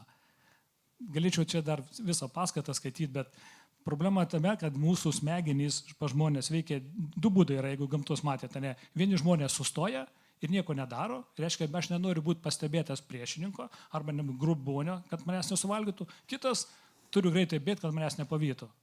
Tai buvau gynybos atašė Ukrainoje, kai prasidėjo karas, iš ryto, kai pradėjo sprogimai, atsistojau, kaip sakyti, ambasadui ir nubėgom pas ambasadorių, kad mums reikia važiuoti. Ir čia buvo tas veiksmas, aš tas žmogus, kuris buvo kur bėgo, kažką tai daryti, bet turėjom ir vieną kitą pavyzdį, kai žmogus išgirdęs, kad prasidėjo karas, sustojo ambasados, kaip sakyti, ambasadoriaus priengėje ir nejuda niekur. Tik to žmogaus masė buvo apie 100 subiškių, jo apeiti neįmanoma. Mes pas ambasadorių negalėjom patekti, kadangi duris užblokuoto žmogaus, kuris nejuda, jis nieko negirdėjo gal kokią 30 sekundžių. Tai čia tik pavyzdžiai, kaip gyvenime tas, kaip gyvenimas įtakoja mūsų supratimą, kas dedasi aplink. Ir kabinetinė erdvė dar mums praneš daug iššūkių ir technologijos atėjusios mums dar ir į gerą, ir į blogą pusę. Tai mes turim būti jiems pasiruošę.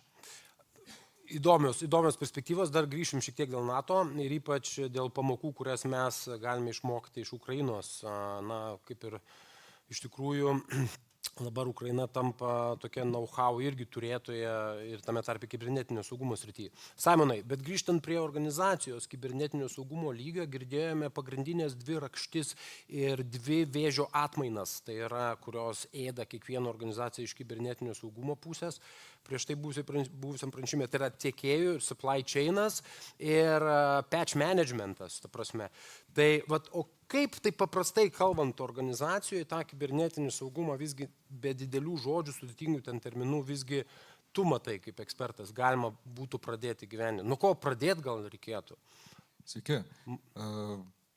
Pirmas dalykas, ką reikėtų pradėti, tai įsivertinti, kurioje mes dabar situacijoje esame, kas pas mus yra jau dabar pridaryta. Ir mes tai organizacija, taip, organizacijos viduje, taip, nes jeigu kalbam grinai apie organizacijos veiklą, labai yra svarbu susižiūrėti, ką pas mus adminai veikia, kokiame lygyje mūsų patch managementas yra ir, pavyzdžiui, inventorizuoti esamus, pavyzdžiui, serverius ir pažiūrėti, ar jie prisivėja, kiek yra pas mus tų kritinių pažeidimų, kurie dar yra galiojantis, kodėl mes jų nespėjom patchinti, labai reikiam nuo elementarų dalykų pradėti, nes mes jeigu nesustvarkysime elementarų dalykų, tokių net kaip patch managementas, tai nėra ką kalbėti apie kokius ten, nesdu reikalus ir panašiai, nes problematiška bus, jeigu mes su baziniais dalykais užstriksim. O šiaip tai atitiktis turi būti ne kažkoks tikslas, o atvirkščiai, čia yra tik tais baseline'as. Tai pats jau tas žemiausias gardelis, kurį reikia perlipti, nes ta tikra atitiktis yra įgyvendinama disciplina, tas turi ateiti iš kultūros vidaus ir tas turi būti aktyviai praktikuojama. Kitaip, tai jeigu, sakykime, pavyzdžiui, tie patys saugumo nustatymai nebus taikomi taip pat kaip ir vadovams, taip pat kaip ir visiems kitiems darbuotojams, nes pasitaiko tokiu atveju taip, kad, pavyzdžiui, kuriamas išskirtis vadovų lygių vien dėl to, kad vadovams bus nepatogu. Tai iš organizacijos lygio pusės tai čia yra dar blogiau, nes tu kuri silpnasis grandis aktyviai. Tai ant popieriaus gal atitinki tas visus reikalavimus, kad mes turim tą mechanizmą, kuris kaip ir yra pagal NIS2 nurodytas, bet mes sukuriam išlygų ir prisidarom daug tokių skilučių. Ok, bet kaip užtikrinti tą discipliną ir drausmę organizacijoje, nes tai yra labai nepatogu. Aš irgi girdžiu iš savo klientų, kad kibernetinis saugumas, apskritai reiškia tie dalykai, security ir panašiai, jie trukdo, galvos skausmas ir kažkaip tai, jeigu padarytum žmonių apklausą, ko jie norėtų, tai jie norėtų, kad prie visko galėtum jungtis be pasvardų iš namų, ta prasme, ir iš asmeninių kompų ir krauti, ką nori, ir jokių nuosmeninimų ir panašiai, ir dar vaikam duoti tą patį kompą. Tai kaip perlaužti tą kultūrą, kaip sakėjai, nes kaip, nuo ko pradėti, nes mes visada kalbam jau 5 metai, kalbam daugiau. Atsakomybės delegacija yra labai svarbus dalykas, nes turim neretai situacijų, kada visa atsakomybė permetam ant vadovo, bet atvirkščiai vadovas turėtų deleguoti atsakomybę ir savo darbuotojams, kurie prižiūri tas sistemas, nes tada tu tampi atsakingas už tą sistemos saugą ir jeigu viskas kris ant vadovo pečių ir visi lauks, ką vadovas sakys, tai tokiu būdu labai bus problematiška kažką keisti, tai tiesiog kausis ta tokia techninė skola, niekas nesikeis, niekas negerės ir problema. Tai viskas turi ateiti per kultūrą, nes tu gali ten, daužyti savo žmonės, visokiais saugos atnaujinimais, politikom ir panašiai, bet jeigu nebus to vientisumo nuo pat viršaus, nuo pat vadovio lygio iki pat darbuotojų lygio, tai niekas nesikeis. Čia viskas turi ateiti per kultūrą, per kasdienius įpročius. Bet tai tie kasdieniai įpročiai reiškia formuojasi darant paprastus dalykus kasdien. Kasdien nuosekliai valant dantis, užsimaunant kelnes, tada apsiaunant ir tiesiog kasdien mažiau kalbėti, bet daugiau daryti. Taip.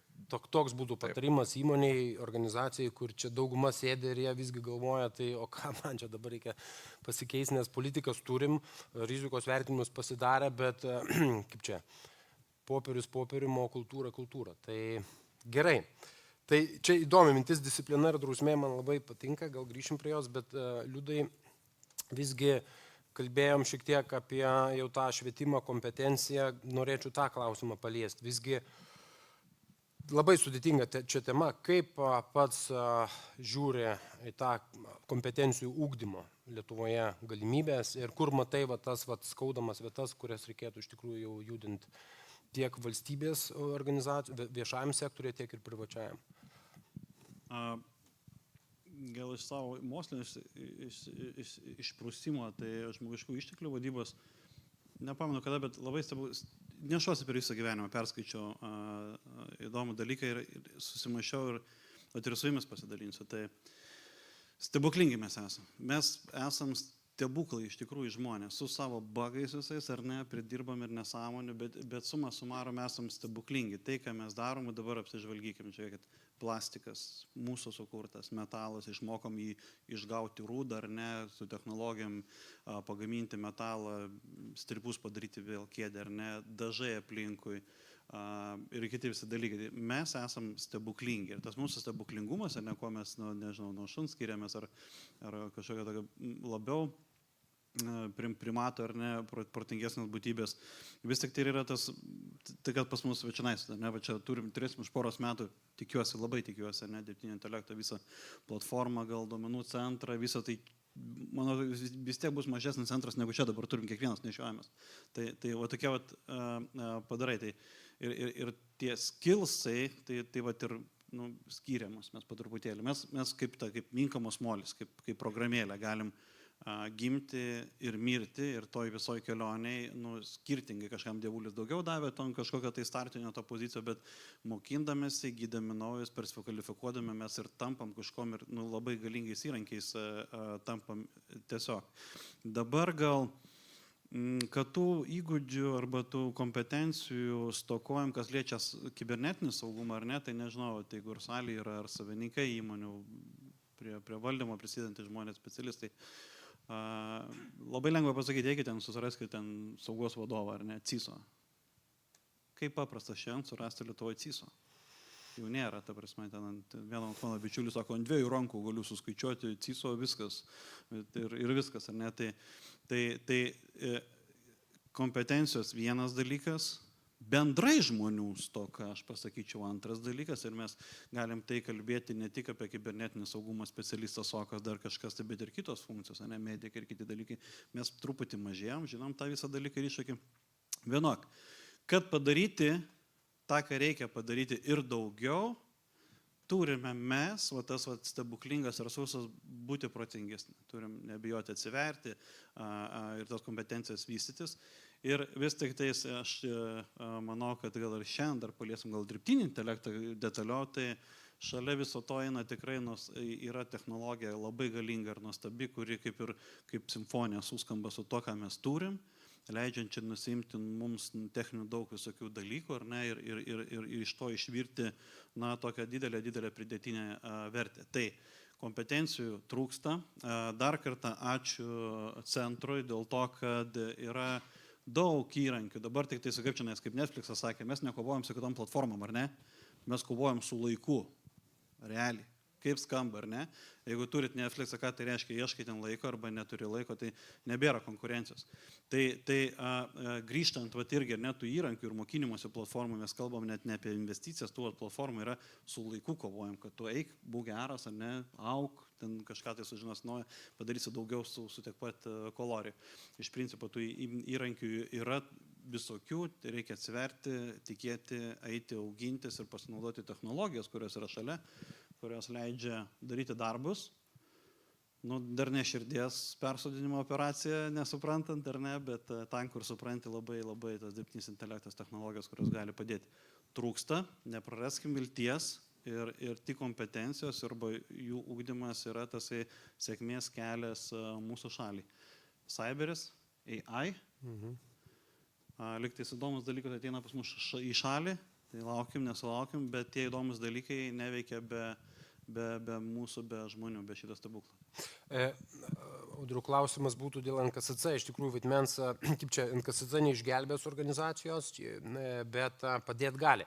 Tai čia toks ir yra klausimas, vat kaip vadovams vat į tą skillsų kampą žiūrėti, nes yra du dalykai. Vienas dalykas yra tas bendras raštingumas, tas baseline'as. Antras dalykas yra jau tų IT security specų mokinimas. Tai mes suprantam, kad čia šiek tiek skirtingos temos. Tu CISO norint tapti, tai čia neužteks vieno kurso ar dviejų.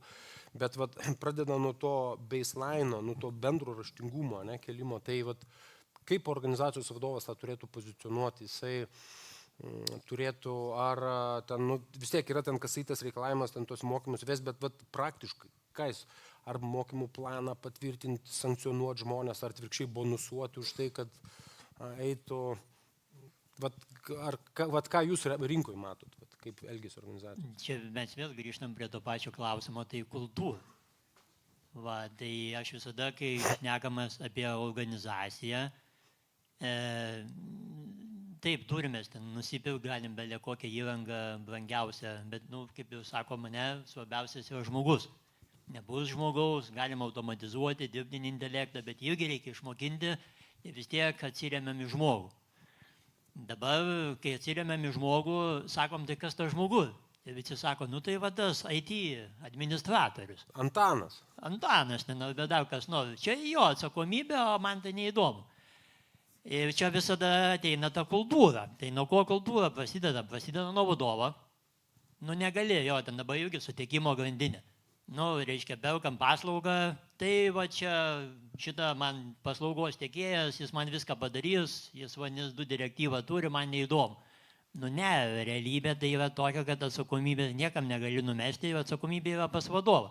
Čia ypatingai, jeigu šnekėti apie verslą, tai čia kažkur skaičiau straipsnį, 100 metų gyvavo įmonė.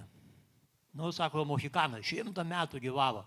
Kibernetinis saugumas. Prasileido kažkur bankrotas. Ir nustatė, kad įmonė neišgyvena ilgiau negu 5 metus, jeigu nesusitvarko kibernetinio saugumo. Ir tu galėtų turėti paslaugų teikėjų kiek nori, jam tai kas ten iš 100 bus vienas aptarnaujantis. Audriau, dėl teikėjų grandinės bus kitas, bet čia apie mokymus. Tai mintis, kad mokymą reikia mokinti visus. Pradedant nuo personalo, pradedant nuo finansų. Bet vadovas turi pirmas baigti kursą. Taip, tai vadovam yra kursai. Prašom, ateikite į kibernetinio saugumo organizuojamus kursus, yra kibernetinio saugumo vadovo kursai, yra informacijos saugumo kursai. Bet direktorius turi baigti. Be abejonės. Pats pirmas turi baigti. Vienareikšmiškai. Nes iš tikrųjų, jeigu sakot nuo top, tai gal, Simonai, atsiprašau, kaip pats žiūri irgi tą skillsų kompetencijų auginimą organizacijoje iš privataus biznės perspektyvos? Gal net apveršiu iš kitos pusės, ne kiek kompetencijų ugdymą viduje, bet dar ir pritraukimą iš išorės, nekonvenciniais būdais. Nes labai sudėtinga rasti tos vienaragius, kurie turėtų ten ir akademinį išsilavinimą, daug patirties, sertifikacijas ir būtų tokia blizganti reputacija visiškai, ta prasme, paviršyje, kai būna žmonių, kurie gal kažkiek ekscentriški, bet jie turi tą tokį potraukį į kibernetinio saugumo sferą, kurie gal neoficialiais keliais, ta prasme, turi daug ar kažkokių nesąmonį GitHub'e prisidarę patys, ta prasme, kažką kuria, kažkokias repozitorijas, testuoja kažkokias nesąmonės, tiesiog žaidžia. Tokios asmenybės, kurios linkusios bandyti kažką krapštyti, laužyti, tai iš tokių gali išgimti geriausi specialistai. Jie gal nebus tie tokie labai reprezentatyvūs, jeigu pastatysiu juos va čia šnekėt, bet jie bus kaip specialistai tikrai geri. Ir tas pagrindinis iššūkis būna dažnai, kad tu turi labai gerus technarius ir turi labai didelius vadovus, kurie žiūri į tokius labai aukšto lygio problemas, ten kiek kainuos ir atitinkami papuolami tos atitikties reikalus, bet trūksta tos tokios vidurinio lygio komunikacijos, kad suprastų, ką tas technarius daro ir kad, aišku, tas pas technarius sugebėtų paaiškinti greitai ir efektyviai, ką jis atlieka ir kokias užduotis narsto. Tai bepigu, IT bendrovėms ir tiek bendrovėms, kurios sukasi vis tiek tame lokuse ir daugiau gaunasi ir vadovai dažnai turi tiek išsilavinimą ir patys yra iš cyberio srities. Bet ką daryti bendrovėms, kurios yra taburečių gamintojai, baldų braižytojai, kur kaip ir yra vienas žmogus, Antanas, atsakingas už IT, kaip ten atnešti IT šviesą. Įdomiai paminėjot, kad tik tai vienas žmogus yra, aš susidūriau su tokia organizacija, kuri turi apie 200 žmonių, darbuotojų, yra ten apie irgi panašiai apie 200 kompiuterių, įvairių telefonų ir jie iš esmės turi šiuo metu vieną security žmogų, kuris rimtai to užsiema ir Microsoft Secure Score'as 92% pas juos. Tai vienas žmogus viską tą supečino, viską tą padarė, aišku, tam žmogo dar net 30 nėra, tai aktyviai matosi tas interesas, bet tokiu atveju, jeigu turim dar mažesnį įmonę, kuri net visiškai kažko nieko neužsiema IT srity, bet vis tiek reikia naudos IT paslaugom, tai jiems tik tais belieka pasisamdyti įmonę iš išorės, kuri padėtų tuos dalykus sužiūrėti. Tai čia kitokiu būdu nelabai ir yra. Nebent, aišku, turim vieną žmogų Antaną arba kokį kitą, žinai, žmogeliuką. Tai vėlgi tas pats NKS irgi tą patį, manau, gali padėti tokiams smulkioms organizacijoms. Klausimas, aišku, ar tie patys mokymai jie yra adaptuoti ir labai mažoms įmonėms. Jos gal yra adaptuotos labiau, kaip mes laikom tos SMB įmonės, kurios iki 300 žmonių, bet tas lygis iki pat grindų, ten gali būti 20 žmonių įmonė, 10 žmonių įmonė. Tai ar tas modelis tinka joms visoms, ar tas downscalingas yra tinkamai padarytas, irgi klausimas. Aš gal greitai galiu iššokti, atleisk, kad juoktis pradėjau. Taip, NKS gali padėti, nes jie irgi turi Antaną, vadovą. Taip, aš labai atsiprašau, taip, bet Liudai, iš tikrųjų paminėjai DI ir tikrai laikas senka, bet tikrai negalima nepaminėti, taip, tai kuo mes jau šiuo metu gyvenam ir kas yra didžiausia ir grėsmė ir rykštė, tai visgi DI ir grėsmė kelia, kita vertus tai yra ir opportunities, tai va iš kibernetinio saugumo perspektyvos, kaip tu žiūri tą klausimą? Tai ačiū už idėją į klausimą, kolegos, ačiū, kad atėjot, laiko neužteks, stabdykit, ar ne? Fantastiška technologija. NVIDIA's CEO yra pasakęs, kad paskutinius 10 metų mokslininkai, akademinė bendruomenė vystė technologiją. Vystė technologiją, ateinantis 10 metų yra adaptavimas, aplikavimas šitos technologijos, reiškia spaudimas, rezultatų iš šitos technologijos ir tą ir matom. Sprogimas buvo tikriausiai kiek čia 3-4 metai atgal, čia GPT, čia išnešė viską ar ne visą pasaulį. Visi nustebom, kokią fantastišką technologiją. Pamiršom, kad šiaip dirbtiniam intelektui yra per 80 metų ir startuota buvo su pono Turingo, ar ne, kurio pirma sukurta mašina sugebėjo dekriptuoti enigmą ir ten evoliucionavo viskas. Tai va, didieji kalbų modeliai, čia GPT mūsų, fantastiška technologija. Kažkas tai nesenai apibūdino šitą technologiją kaip labai talentingą menininką. Sako, jis gali padaryti viską, nupiešti, ten tiesiog fantastiškus dalykus daryti, tik tai iššūkis būna, kai reikia tikslumo. Tada jis gali prigalvoti visokių dalykų. Tai fantastiška technologija, daug gamintojų gamina technologiją, tobulina, matom, kaip per šiuos metus, koks yra proveržis. Jeigu pirmieji žingsniai buvo dar tokie, ten ir pasijokdavom, tai šiandieną joko nebeima. Jeigu dar pakelkit ranką, kas šiandien nesinaudoja čiatų jokio. Dėl saugumo, fantastika.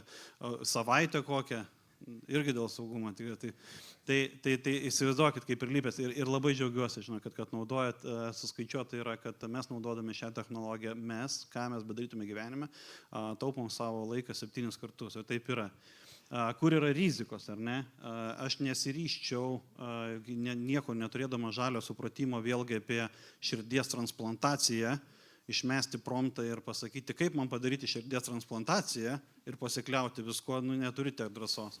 Bet ten, kur turi kompetencijos, sutikim tai, kad ar ten ta inžinierė ten seka klausint, ar ne, užduodu klausimą, pateikiu atsakymą, užduodu klausimą, pateikiu atsakymą, užduodu klausimą, pateikiu blogą atsakymą. Tu tie gali susiaurinti ir ta technologija yra beprotiškai galinga. Ir aišku, 247 ir visi kiti dalykai. Tai dedant šitas technologijas į vieną mišinį, tai labai pavojingas, mes gaunamės labai galingi ir pavojingi. Tai labai rekomenduoju eiti, naudoti tiek asmeniškai, su organizacijom yra rizikų. Pagrindinė rizika, ar ne, labai paprastai gali gauti, įsivaizduokit, nežinau, spaudžia terminas chief finance officerį. Reikia kažkokio suprojektuoti dar kažką paprastai ir veikia, žiauriai gerai. Excelis, sumeti ir ten užduodi klausimų, dar pačelendžini, dar kažką ir fantastiški rezultatai, ar ne, bet realiai tavo duomenys išėjo. Tada kyla klausimas, kur jie išėjo, ar ne. Tai iš karto sakau, jeigu kas nesigilinot, jeigu naudojate ten 20 eurų ar kažkas, tai tas klasikinis mokestis privačiai, visi Google, Clodas, OpenAI sako, tavo duomenys mes įmam ir ant jų mokinamės.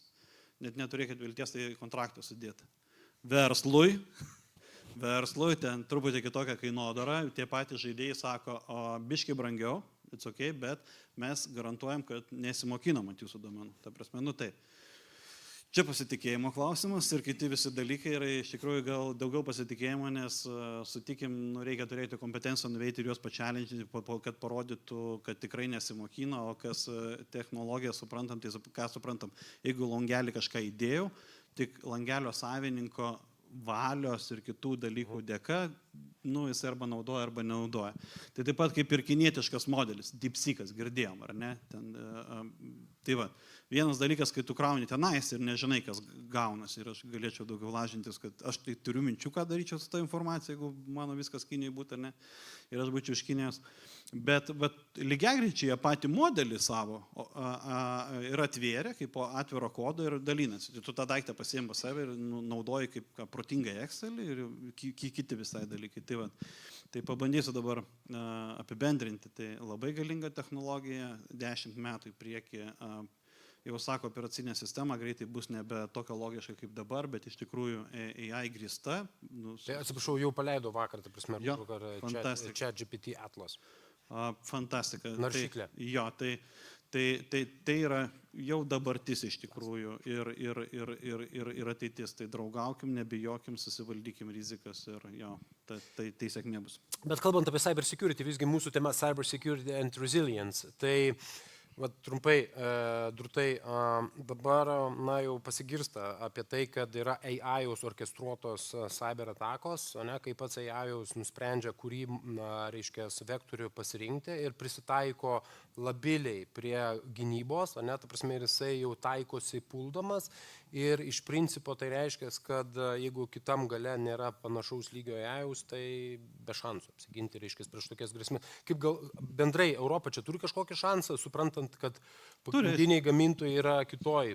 Tai yra rizikos ir nesenai Europai buvo hackathonas, kuris įvardino nors labai įdomiai. AI technologijas gamina Jungtinės Amerikos valstijos, čipsetus gamina Jungtinės Amerikos valstijos, technologija, kuri gamina čipsetus, Olandijoje. Galingiausia pasaulio kompanija Olandija, tai visi tą žino. Vienintelė. Bet Kinija. Tyla. Sansų, mažiau kalbėti, daugiau daryti. Bet tikrai turim šansus, nereikia, mes iš viso geną turim labai talentingą šitoje vietoje, mes galim daug viskų ir demonstruojam tą dalyką. Tai reikia žiūrėti, reikia išnaudoti šitos dalykus. Jeigu pradžiai didėjai saugos žaidėjai dar sakė, mes suprantam teoriškai, kad tą galima, kad phishingo atakom naudoja faktas, lietuviško kokios gražios žinutės, ne? Visas phishingas eina fantastiškai, bet kad cyber operacijas, kad padėtų padaryti, dar nebuvo tokių požymių iki šių metų. Šiais metais jau atsiranda netgi ir patys, jeigu keiksmažodį pasakysiu MCP, Model Context Protocol, yra ir Kali Linuxas, jau žaislai tokie, kur tu per tą protokolą, per tarpinę gali chatinti ir sakai, padaryk tinklo analizę, ne kokie pažeidžiamumai yra. Jis prisijungia ir už tave padaro visą darbą, grįžta su rezultatais. Ir tada dėliojam toliau. Ta prasme, jeigu tu atradai kažką, tai daryk sekančius. Tai šitas technologijas jau yra, rezultatų jau yra, programuoja visai neblogus įsilaužimo įrankius ir orkestruoja. Ir kitaip nebus. Jeigu mes būtume nusikaltėliai, būtų visiškai kvaila to nenaudoti. Sutinku, tai...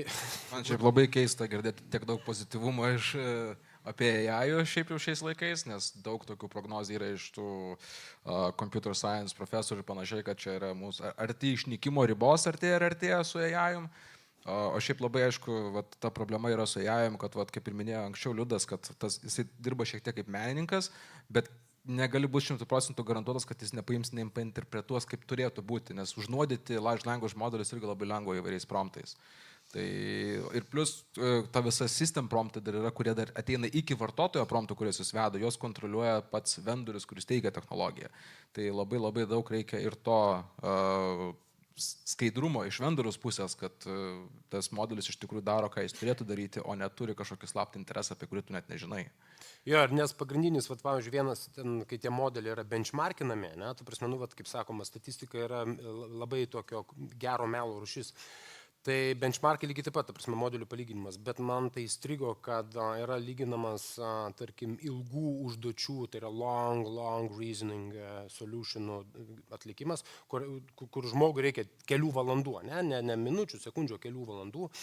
Ir ten yra toks grafikas, reiškia, antrasis Murphy dėsnis, kuris sako, kad kas 7 mėnesius Generative AI geba atlikti reiškia, užduotis 50% tikslumu, lyginant su žmogaus atliekamu darbu, reiškia, dvigubėja. Tai reiškia, kad jeigu dabar, reiškia, ChatGPT 5 berods kelias minutės žmogaus darbo gali pakeisti 50% tikslumu, tai ta progresija yra tokia, kad mes po kelių metų turėsime kelių valandų darbą pakeistą žmogaus, bet 50% tik tai gerumu. Dažniausiai tas good enough tinka, bet klausimas, ar jisai tinka. Ir tada jau atiduosim protingesniem eterį. Labai gerą momentą, Simonai, palėtė, aš auditorijai klausimą turiu, ar pamenat prieš 20 metų darbinantis ypatingai į viešąjį sektorių, kokie reikalavimai? Turi mokėti dirbti su Exceliu. Ant Excelio. Ant Excelio, ant Wordo. Jo, buvo ar ne? Bet tai dabar aš nežinau, man atrodo jau tiesiog natūraliai žmogus ateina, jeigu tu nežinai, kas yra Excelis, tai ačiū iki. Tai žinau, kad aš laukiu, kada viešam sektoriui atsiras, kad moki dirbti promptinti su dirbtiniu intelektu. Taip, aš iš karto galiu padėką nusiųsiu ir brandą pademonstraus tą organizaciją, nes tai yra skillsas, kurio, jeigu mes jo užsispirsim, bijosim, neturėsim, viskas galima nusirašyti save ir išeiti tiesiog iš darbo rinkos. Justinai, grįžtant prie political sciences, tai visgi yra Europos Sąjungos skaitmeninė darbotvarkė, taip, mes žinom ją, jinai yra patvirtinta daugeliu metų į priekį. Kaip tu ar pats iš politinės, sakykime, mokslo perspektyvos nematai kažkokios tai priešpriešos tarp viena vertus požiūrio, jog yra trendas duomenų ir cyber suverenitetas. Yra labai aiškus trendas duomenis saugoti ir ypač jisai ryškus yra ne tik Europos Sąjungoje, bet ir, pavyzdžiui, artimuosiuose rytuose, kuomet yra, sakykime, duomenis užtveriami, duomenų centrai tik tai čia, kodėl, todėl, kad karo ir panašiai metu mes turim. Tai tas duomenų suverenitetas, saugumas, o kita vertus inovacijos. Tu nematai priešpriešus, kad čia visgi skaitmeninė ta darbotvarkė nėra nuosekliai ir čia mes investuodami į cyber security pamesim inovacijas. Tai ir čia turbūt irgi šiek tiek atsakant į tą diskusiją dėl dirbtinio intelekto, tai iš esmės vyksta dabar tokios, aš nelabai noriu sakyti, tokio galios įtampos tarp didžiųjų žaidėjų, tai didžiųjų žaidėjų iš esmės Jungtinių Amerikos valstijų, Europos Sąjungos ir Kinijos. Ir kaip reaguoti ir kaip elgtis su dirbtiniu intelektu ir visa politika, skaitmenizacijos politika. Tai ką mes matom, pavyzdžiui, Kinijos atveju, mes matom, kad tas yra labai stipriai pajungiama tokia valstybės kontrolės aparatų ir stiprinimui, visas social scoringo sistema, kuri ten veikia, sekimo ir panašiai. Tai ten labai aiškus yra tokia vertikalė, kam yra panaudojamas technologijos, įskaitant dirbtinį intelektą. Jungtinių Amerikos valstijų atveju mes matom labai daug atvirumo didžiosiams korporacijoms ir turbūt tą galima ypatingai dabar matyti Trumpo administracijos kontekste. Jeigu šiek tiek sekate, tai didieji žaidėjai sėdi aplink stalą, dalyvauja valstybiniam vizite Jungtinėje karalystėje ir panašiai. Ir tas yra, amerikietiškas požiūris yra labai toks pro-rinkos požiūris. Dar prezidento Bideno administracija bandė šiek tiek įvesti tokius savanoriškus saugos, safety principus, kurios kompanijoms pasirašytų. Atėjusi prezidento Trumpo administracija visą tą atšaukė, nurašė ir iš esmės paliko savieigai ir netgi pasakė, kad mes dabar metam daug pinigų tam, kad technologija būtų toliau vystoma. Europos Sąjungos atveju tai mes turime tą pirmą reguliacinį mechanizmą dirbtinio intelekto aktą, kuris buvo priimtas pernai ir įsigaliojo. Bet čia irgi labai atsiranda ta, ką irgi minėjai, ta reguliavimo versus inovacijų įtampa. Ir man atrodo, Europos Sąjunga kaip ir bando tą išbalansuoti, nes net ir visa dirbtinio intelekto akto logika tarsi yra apie tai, kad mes norime palaikyti inovacijas, mes norime palaikyti, kad būtų vystomas europinis dirbtinis intelektas, bet kartu mes matom tam tikras rizikas, kurias reikia reguliuoti skirtingos intervencijos lygių, nuo minimalių rizikų iki tam tikrų sistemų naudojimo ir pritaikymo, kuriuos apskritai reikia uždrausti.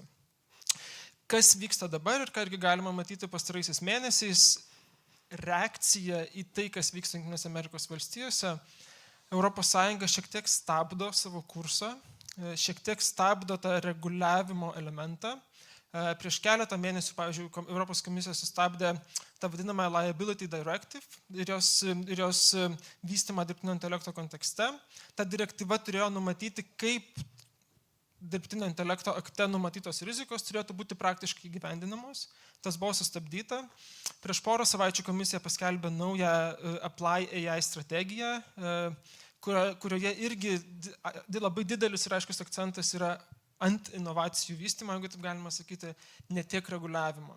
Tai labai galima matyti, kaip yra reaguojama į tą tarptautinę dinamiką, ką daro kiti didieji žaidėjai ir kaip Europos Sąjunga irgi bando būti aplink didžiųjų žaidėjų stalą ir kaip bando manevruoti tarp skirtingų elementų. Ir tas suvereniteto klausimas jis yra labai ryškus ir kibernetikos, ir dirbtinio intelekto, ir kitų technologijų atveju. Kuo jisai aiškinamas arba kaip jisai yra apibrėžiamas, tai vienas yra toks kontrolės elementas, kad mes turim gaminti Europoje, turim turėti europinės technologijas. Mes turime apsaugoti irgi tiekimo grandines ir vėlgi tarsi ne tik atsitraukyti, bet šiek tiek galbūt sumažinti priklausomybės nuo kitų teikėjų. Vėlgi pirmiausiai ir nuo Jungtinių Amerikos valstijų, ir nuo Kinijos. Ir čia irgi yra įdomus momentas, netgi ką kalbėjote ir minėjote apie NATO, tai praėjusią savaitę buvo irgi paskelbtas gynybos pasiruošimo kelias, Defense Readiness Roadmap, kuris numato, kaip technologijos turi būti pritaikytos Europos Sąjungos gynimo kontekste ir ten įtraukta visa diskusija apie dronų sieną, ką mes irgi turbūt girdim pastarosiomis savaitėmis. Ten irgi atsiranda tie skirtingi elementai - sausuma, jūra, kosmosas, kibernetinė erdvė ir oro gynyba. Ir ten irgi labai aiškiai yra komunikuojama, kad viskas turi būti europinės technologijos, vystomos kartu su Ukraina, su Ukrainos žinojimu, su Ukrainos know-how, bet kad tai turi būti europinis elementas ir europiniai gynybiniai pajėgumai, tam, kad šalis narės pačios identifikuotų, kokius turi savo gynybinius trūkumus, burtųsi į koalicijas, tokiu būdu teiktų paraiškas į europinius finansinius mechanizmus tam, kad gautų finansavimą tos pajėgumus vystyti, bet kad visa tai turi vykti Europos Sąjungoje. Vėlgi bandant akcentuoti, kad mes tarsi nesitraukome tų saitų, transatlantinių saitų, bet kad visa tai turi vykti Europoje ir turi būti užtikrinama Europoje. Ir netgi yra toks sakinys, kad mes privalome apsiginti patys, savarankiškai. Ir to suvereniteto elementas, jisai labai stipriai persismelkia tiek vis tokiam stiprėjančiam gynybiniai diskusijoje, bet taip pat ir už jos ribų. Tas naratyvas yra žiauriai svarbus, reikia suprasti, kad didieji duomenų centrai yra Amerikoje, didieji mašininių skaičiavimo resursų centrai yra Amerikoje, didieji AI modeliai, reiškia, jie vystomi Amerikoje, taip. Ir yra žymiai lengviau, žymiai pigiau ir žymiai greičiau nusipirkti paslaugą, taip ūkiškai tariant, as a service. Bet ir inovacija žymiai greitesnė būtų, jeigu tu taip nueitum naudodamasis viskuo, kas yra paslauga. Bet naratyvas, kad mes turime saugoti ir mes turim duomenų kontrolę turėti čia, duomenų centrai turi būti arti, mobilūs duomenų centrai tuo atveju, jeigu kiltų karas, ta prasme, arba nebūtų elektros, mes turim vis tiek turėti čia pajėgumus. Jis yra labai svarbus šitas naratyvas ir mano galva, jisai yra ir su cyberseku susijęs, ir su AI-aus vystymu susijęs. Tai yra technologinis Europos ir NATO iš principo, bet ir visų pirma Europos suverenitetas. Ir čia yra labai gilūs kampai. Gerai, tai gal tada trumpai dar Dariui irgi klausimas. Man visada buvo labai įdomu, kaip žiūrima į tą palaikymą, sakykime, ir kokie yra pagrindiniai infrastruktūriniai apsaugos iššūkiai, užtikrinant, pavyzdžiui, NATO operacijų vykdymą, taip, tarkim, kariuomenės mobilumo maršrutą ir saugumą, nes irgi čia yra susijęs su tuo pačiu suverenitetu. Tai yra kariuomenės mobilumas, taktinės operacijos ir jos turi būti būtinai palaikomas, taip, iš tame tarp ir civilinės infrastruktūros. Kokie čia iššūkiai? Jo, iššūkių čia, jau kaip pradžio minėjom, kompleksiškai vyksta viskas visos erdvėse, ne?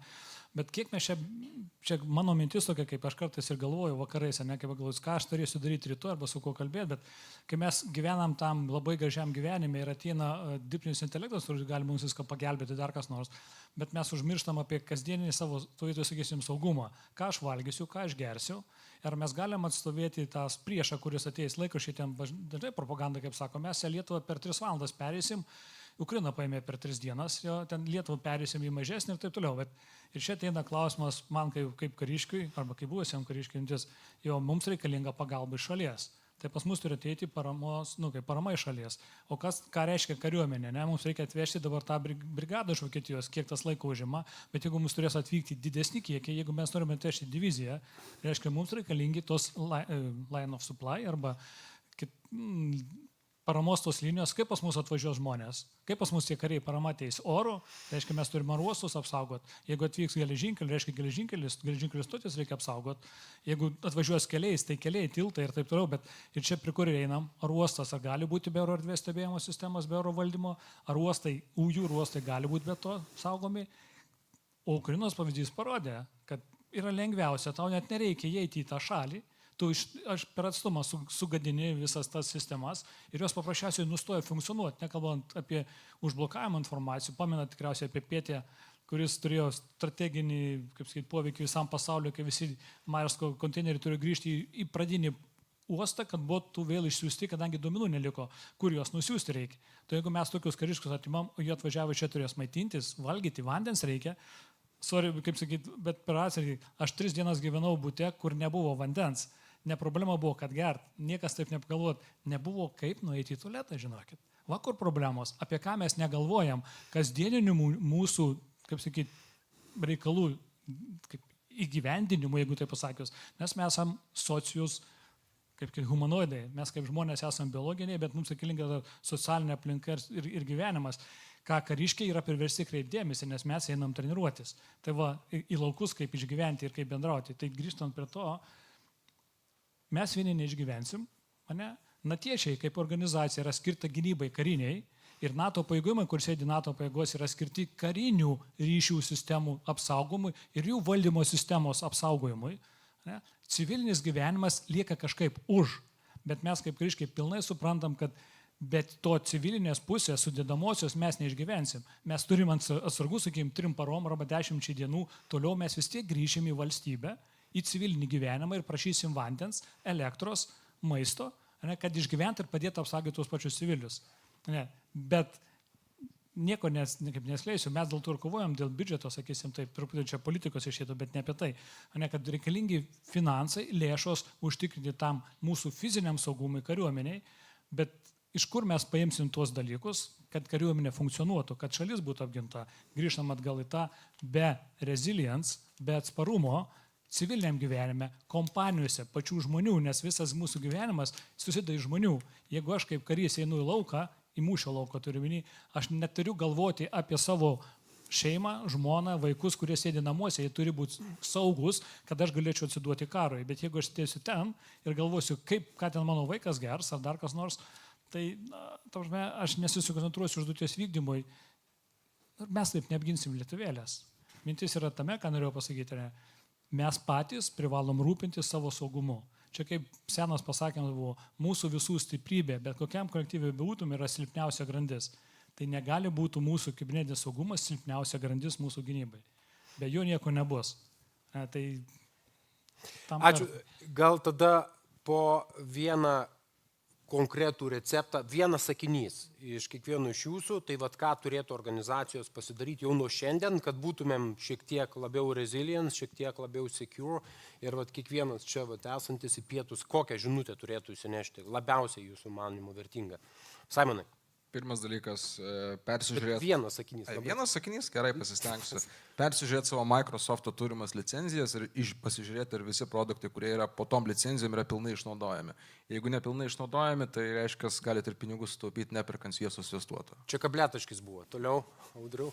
Neslėpkite incidentų. Jeigu įvyko, sakykite, rodykite, kad kiti iš jūsų mokintųsi ir taip tikrai pakelsime mūsų brandą. Taip, atsparumas yra apie atsakymą ir prisitaikymą, o ne apie ateities numatymą. Tai sugebėjimas gyventi nežinomųjų sąlygomis ir yra svarbiausias. Ir neužmirškim, kad mes esam kolektyve. Ne? Galvodami saugodami save, mes tuo pačiu saugom ir šalimais esantį kaimyną. Brangus vadovai, eikit į NKS kursą, o NKS parenkit kursą apie AI, by the way. Tai tau klaudant debesyje, postkvantika. Tai ačiū labai paneliai, dar kartą aplodismentai mūsų dalyviam, Liudui, Dariui, Justinui, Audriui ir Simonui. Ačiū panelistam, aš tada irgi labai trumpai, ko gero jau visi kalbantys angliškai pabėgo iš šitos salės, tai po valandos grįžtame 14:15 po pietų, dabar pietus. Ir tada čia sustinkam lygiai, 14:15 tęsiam toliau. In case anybody is still speaking English, 14:15, we resume sharp to lunch break.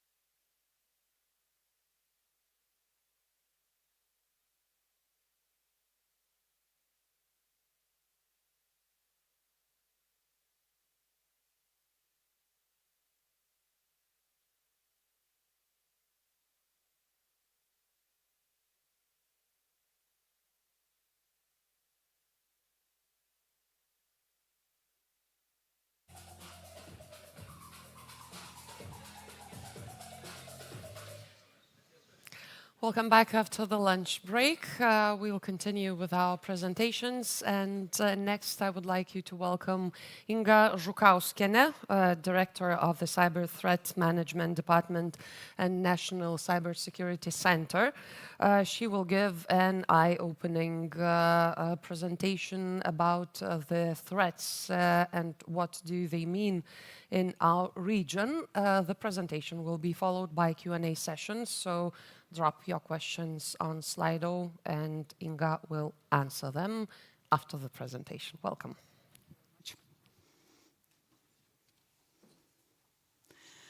Hello, so my name is Inga Žukauskienė. As Rasa mentioned, I am the Director of Cyber Threat Management Department at the National Cybersecurity Center. And at the same time, I have two hats because I'm leading also our international initiative called Regional Cyber Defense Center.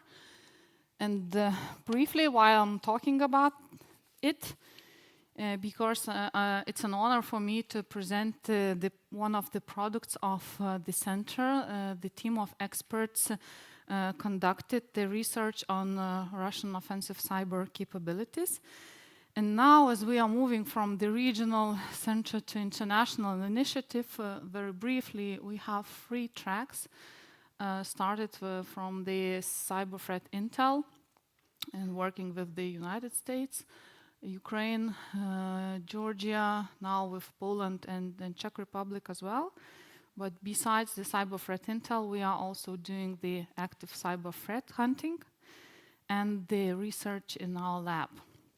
So I'm very proud of this project, and that's why I wanted to briefly present it to you. About the study itself. As I've mentioned, it's a joint collaboration with partners. We are in the, I would say, privileged situation at the center. We managed to keep Ukrainian experts even when the war started. So this study is public. We are very grateful for our Ukrainian partners for their input to this product, and mainly we used the open source information and the analysis from the experts. So let's begin with our baseline, or 2022. I wanted to emphasize a few sections here, which includes the leading threat actors of 2022, their common methods, and as well as infrastructure and tooling. So Russian offensive cyber structure was tightly organized with state-aligned APTs, advanced persistent threat groups, each serving a distinct role. APT 28 under the GRU was known for phishing and credential thefts, using their shortcut files and weaponized documents. Sandworm, also GRU, launched some of the most destructive campaigns, including the Indestroyer 2 attack on Ukraine's power grid. APT-29 from the SVR focused on stealth breaching cloud platforms like Azure, abusing authentication tokens, and maintaining persistence with minimal footprint. Meanwhile, Turla, under the FSB, quietly infiltrated diplomatic targets using hijacked infrastructure and long-term implants like Kazur or Comrade. On the more aggressive side, Gameradon executed constant phishing attacks with simplistic but resilient payloads, often using the Telegram-based C2. But beyond the official units, the Kremlin leaned on cyber criminals and hacktivists. Groups like Evil Corp, no name 057, to carry out defacements, ransomware, and DDoS attacks, often aligned with the Russian political narratives. To sum up, SVR, or the Foreign Intelligence Services, handles strategic espionage. FSB, or Federal Security Services, were focused on persistence and long-term infiltration. And lastly, the GRU, or military intelligence, conducted disruption and battlefield-aligned attacks.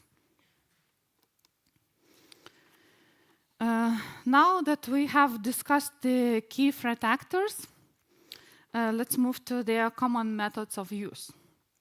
In 2022, Russian cyber actors executed full-spectrum intrusion campaigns tailored for hybrid warfare. Access began with spear phishing, using war-tempt documents, often delivering LNK HTA files. But notably, many attacks relied on stolen credentials, sometimes from earlier breaches, sometimes captured directly from the infected devices. Once inside, the actors performed systematic credential harvesting, scanning Active Directory and using tools like Mimikatz to escalate privileges, also creating backdoors and collecting data. Execution was largely fileless, using native tools like PowerShell, avoiding traditional malware signatures. And crucially, these techniques weren't theoretical, they supported battlefield operations directly. Sandworms in Destroyer 2 targeted Ukraine's grid. Malware like Army SOS was used to geolocate artillery. And this was cyber as a tactical weapon, not just intelligence tool. By 2022, Russian cyber operations had developed a robust and resilient tooling ecosystem, integrating both elite APT's capabilities and proxy-driven disruption. On the malware front, state-linked actors like Sandworm and Turla deployed highly tailored tools in Destroyer 2 for OT attacks, Kazuar for espionage, and Hermetic Viper for pre-invasion sabotage. Meanwhile, groups like APT28 used loaders like CredoMap and abused zero days like Folina. They combined these widely available red team tools, Cobalt Strike, Metasploit, and Silver, modified to evade detection and operate stealthily. In parallel, hacktivist fronts like Killnet and no-name 057 were mobilized to launch mass DDoS and defacement campaigns. Floating European and NATO-aligned websites, often using social media websites like Telegram to mobilize personnel. I would like to put, sorry if you don't see, but the study itself is public, available on our webpage, so please check this slide there. I would like to put emphasis on the 2022 situation, year then the full-scale invasion begins. It marked a turning point in Russian cyber operations. Major state-linked threat actors were intensifying their activity in order to support military objectives. Beginning of the year, Ukraine and its people witnessed a major surge in hoax bomb threats, scam calls, and psychological operation increase. Just before February 24, an increase in DDoS attacks and defacements was largely placed on pretty much all of the Ukraine's governmental websites and banks. Again, to cause chaos and disruption among the citizens. Now, February 23rd, 24th, obviously, witnessed the biggest hits not only in conventional warfare, but also cyber domain. Viper malware was all over the place with one concrete aim: to eliminate governmental resources from the game. We are also witnessed attacks targeting satellite networks to cut off the Ukraine armed forces communications. Later, during the year, we also have noted that majority of cyber attacks were very coordinated with kinetic attacks in order to do as much damage as possible. PSYOPs were employed all the way with these attacks as well, falsely claiming non-existing facts and spreading disinformation. All in all, 2022 was all about the Vipers. However, it shifted a lot due to a few reasons. One of the main is being that Russia has realized that they are not able to achieve their military goals that quick.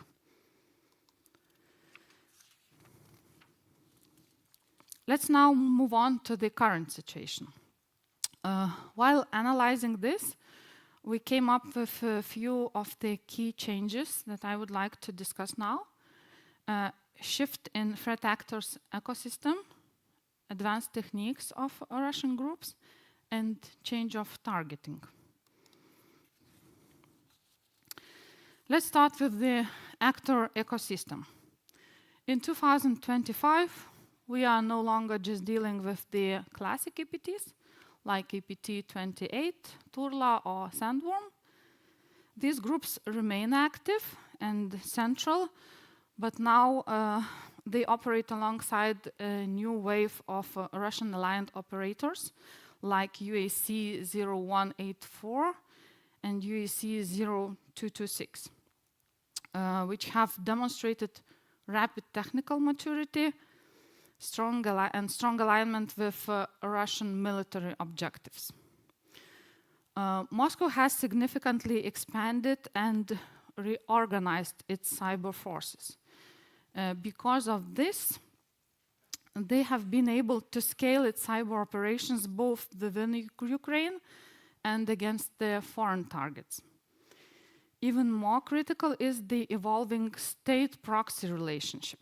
Activist groups like Killnet and No-Name 057, once French players, are now embedded into Moscow's cyber apparatus. They launched coordinated DDoS and defacement attacks, timed with political flashpoints and effectively serving as supporting forces. What we are seeing is a synchronized threat ecosystem, an architecture that gives Russia both flexibility and plausible deniability. Currently, various threat actors are coordinating their actions together, and it really blurs the line between state and non-state operations. Their ecosystem has become more expansive and coordinated than in 2022, which supports their military and geopolitical aims. The second major trend in 2025 is the technical leap in attack sophistication.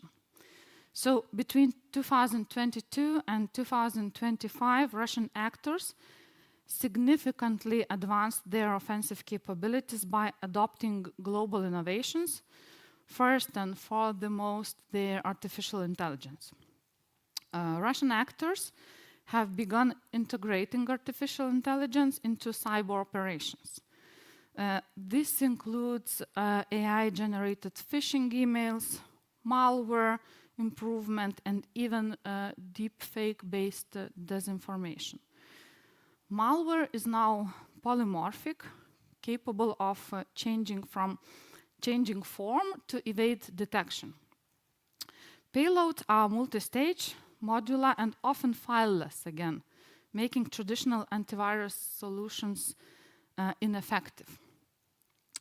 Faced with improved defenses and quick incident responses, Russia had to emphasize stealth. We are utilizing this type of malware. And really, the polymorphic malware is the type of malware that can change itself, changing its signature too. We also see a heavy reliance on living on the land techniques to maintain secrecy. And increasingly, attackers abuse cloud servers. Telegram bots or Cloudflare tunnels for C2. These legitimate services make malicious traffic look perfectly normal.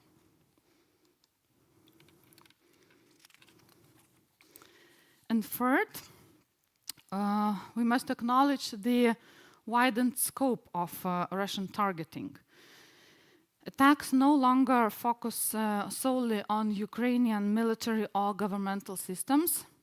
Russia now routinely targets operational technology such as electrical substations, rail networks, and logistics chains, both inside and outside Ukraine.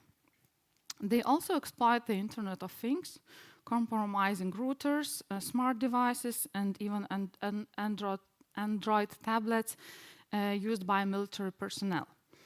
AI-driven civic systems, emergency alerts, public infrastructure, hospitals have become viable targets as well.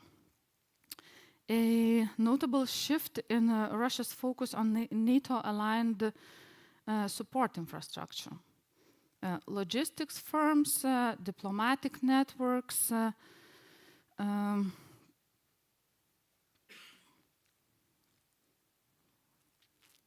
and the energy sector across Europe and North America. These are strategic targets aimed at disrupting aid flows and weakening political alliances.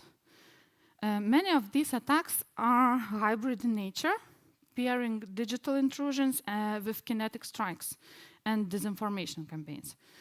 And this isn't just a cyber warfare, it's a full spectrum influence. Using the data from the report, from the study itself, we have created a heat map of Russian offensive cyber operations and the tactics, techniques, and procedures as they used over these 3 years. The heat map provides compact snapshot of shifting threat dynamics, some traditional, some emerging, highlighting the patterns we must understand to defend from it. As you may already noticed, majority of these tactics, techniques, and procedures are persistent and high in use, a lot of red dots here, with most notable being DDoS attacks, phishing, credential theft, exploit of public-facing applications. So these were the ones persistent over 3 years. And these were and are sort of backbone of Russian offensive cyber operations. On the other hand, we can see that living off the land techniques, cloud abuse, polymorphic malware, remote access trojans, zero data exploits, and were on the rise. Initially not used so much, but for the past years they are becoming one of the primary tactics of Russian attacks.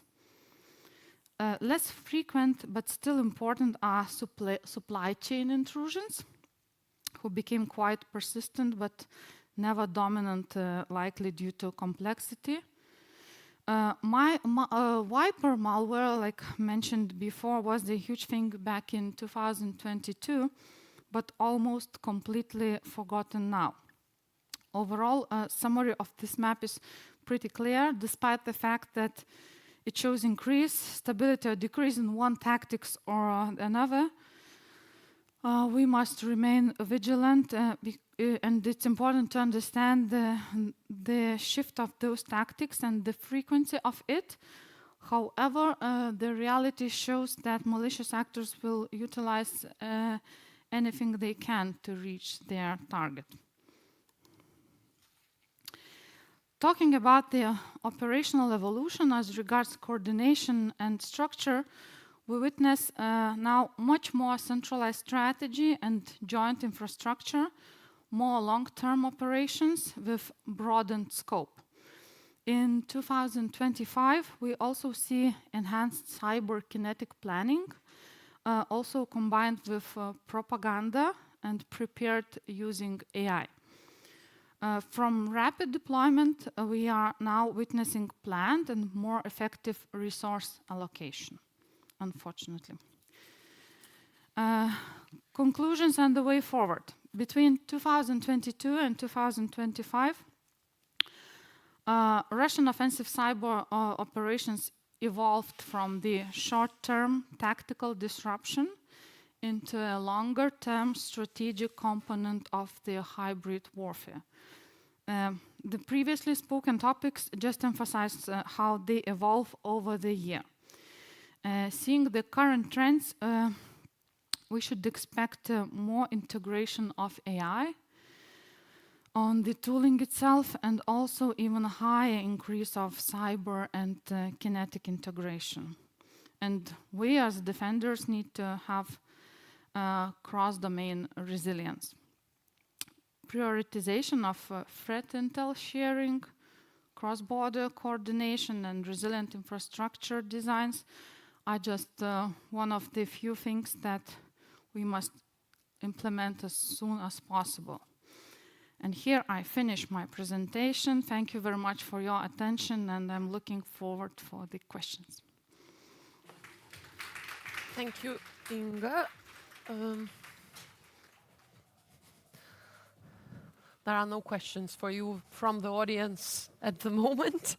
Again, audience, be more curious. So I'll start with mine. If we can round up your presentation or highlight it from your National Cybersecurity Center's perspective, what do you say that the main goal of Russia is to disrupt infrastructure or information and minds of people? I would say both.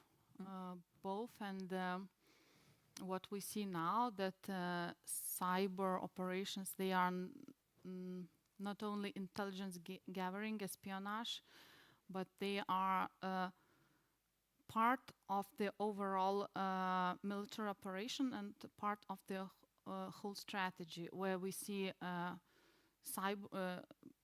psyops, psychological operations, disinformation, technical cyber attacks, and kinetic attacks as well. So all the domains, and what I mentioned also in my presentation, that's why we should think like we should build our cross-domain resilience, thinking about the different domains, how we could strengthen each other to be resilient as the country.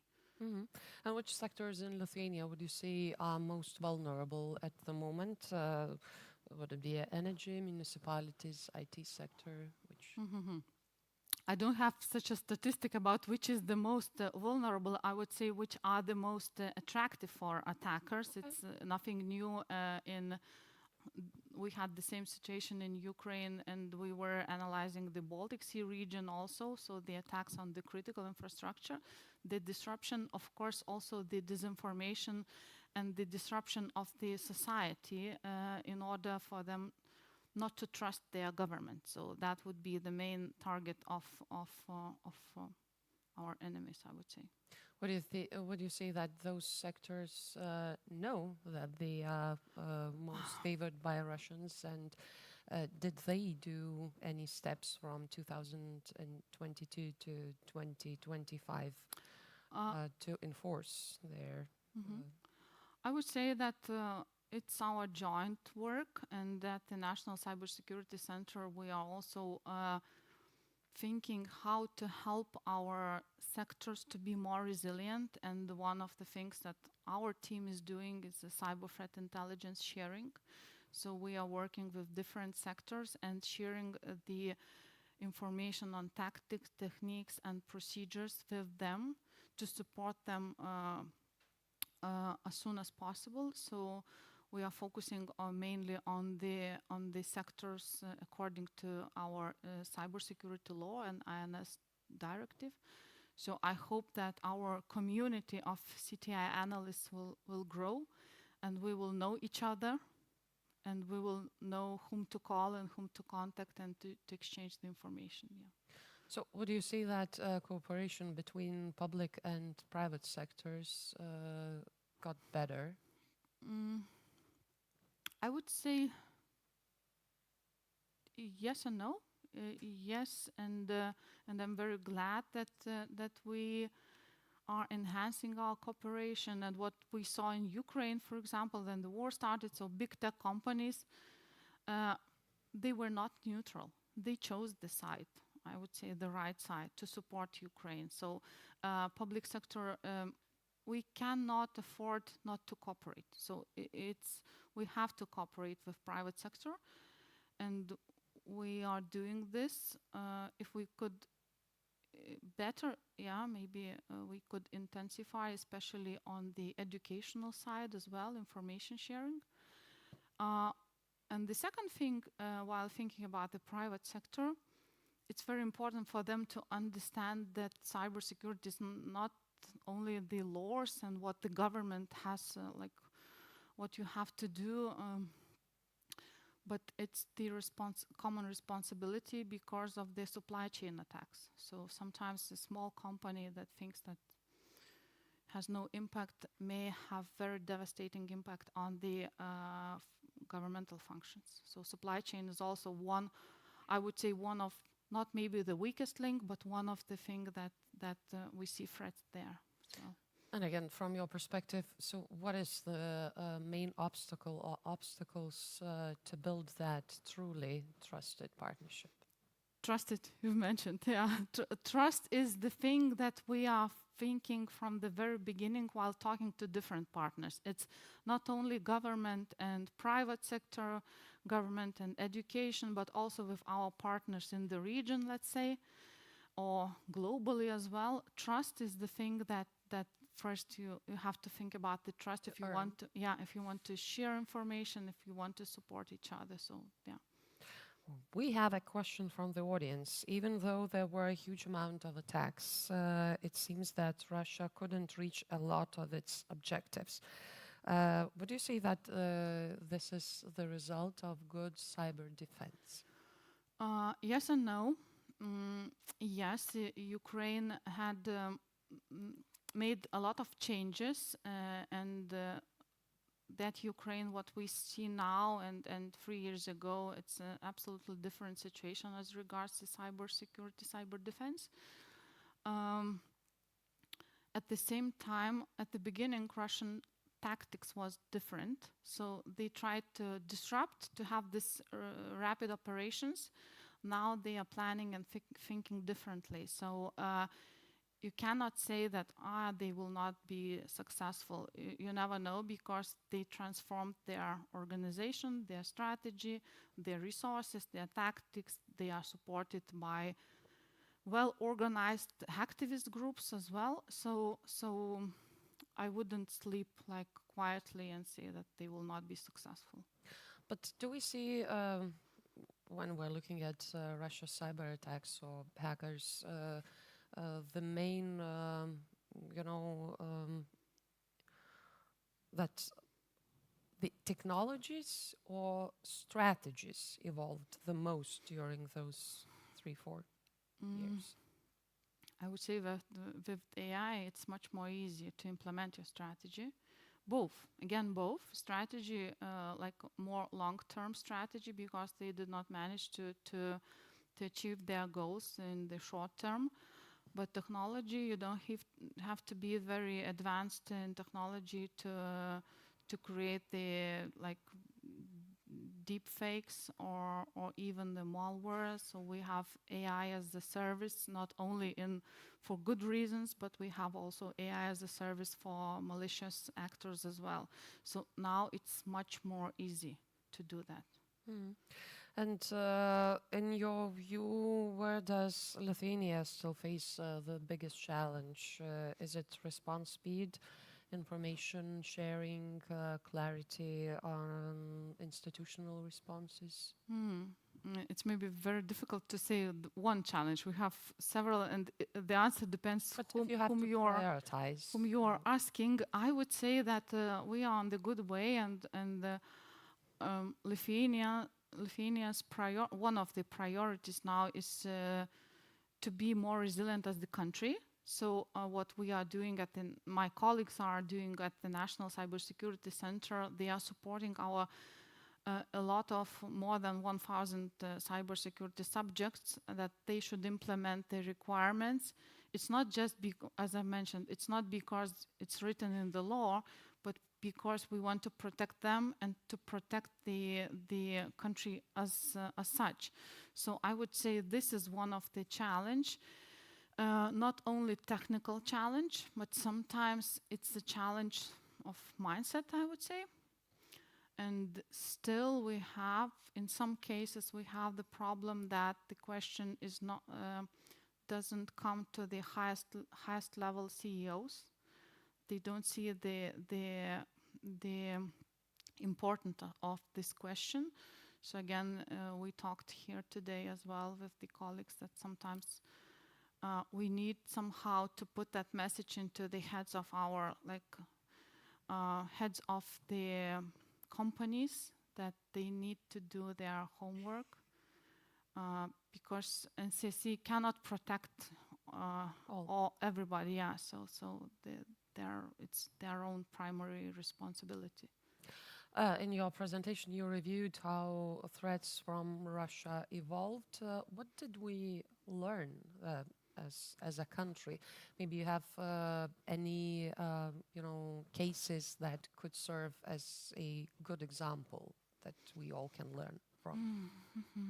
What I would say, what's good example, again, talking about my own field, is the cross-border cooperation and cooperation with partners. We started from the cyber threat intelligence, but now we are actively hunting together, and we are conducting the research in lab, making the software and hardware research analysis.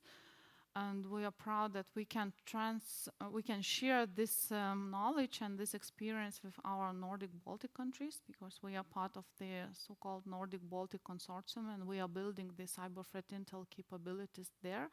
So we don't have to start from scratch. So we can share how we are doing this, and to broaden our community to be more resilient. So this would be the good example, I would say. Yeah, that's a good example about Baltic-Nordic intelligence sharing. And what about NATO? Do we have this, real-time information sharing with other partners? We have very good malware information system, MISP platform, where NATO is using as well. We are sharing intel information there. All the countries, and not only NATO countries, are in this platform. What we are doing, we are working in an unclassified environment, and we are sharing daily, each day, our threat reports with partners, with NATO countries as well.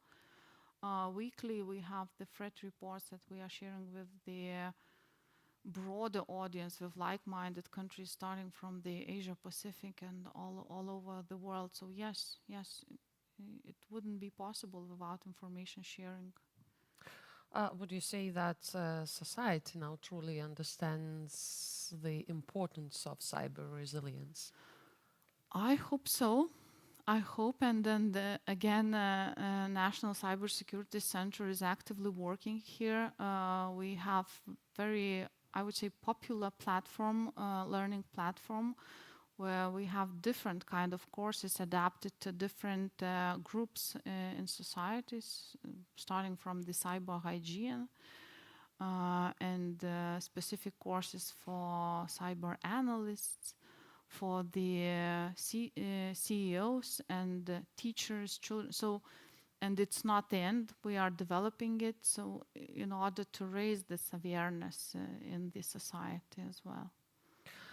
What is still missing for that resilience to be not, like an institutional priority, but as an understanding and shared social responsibility?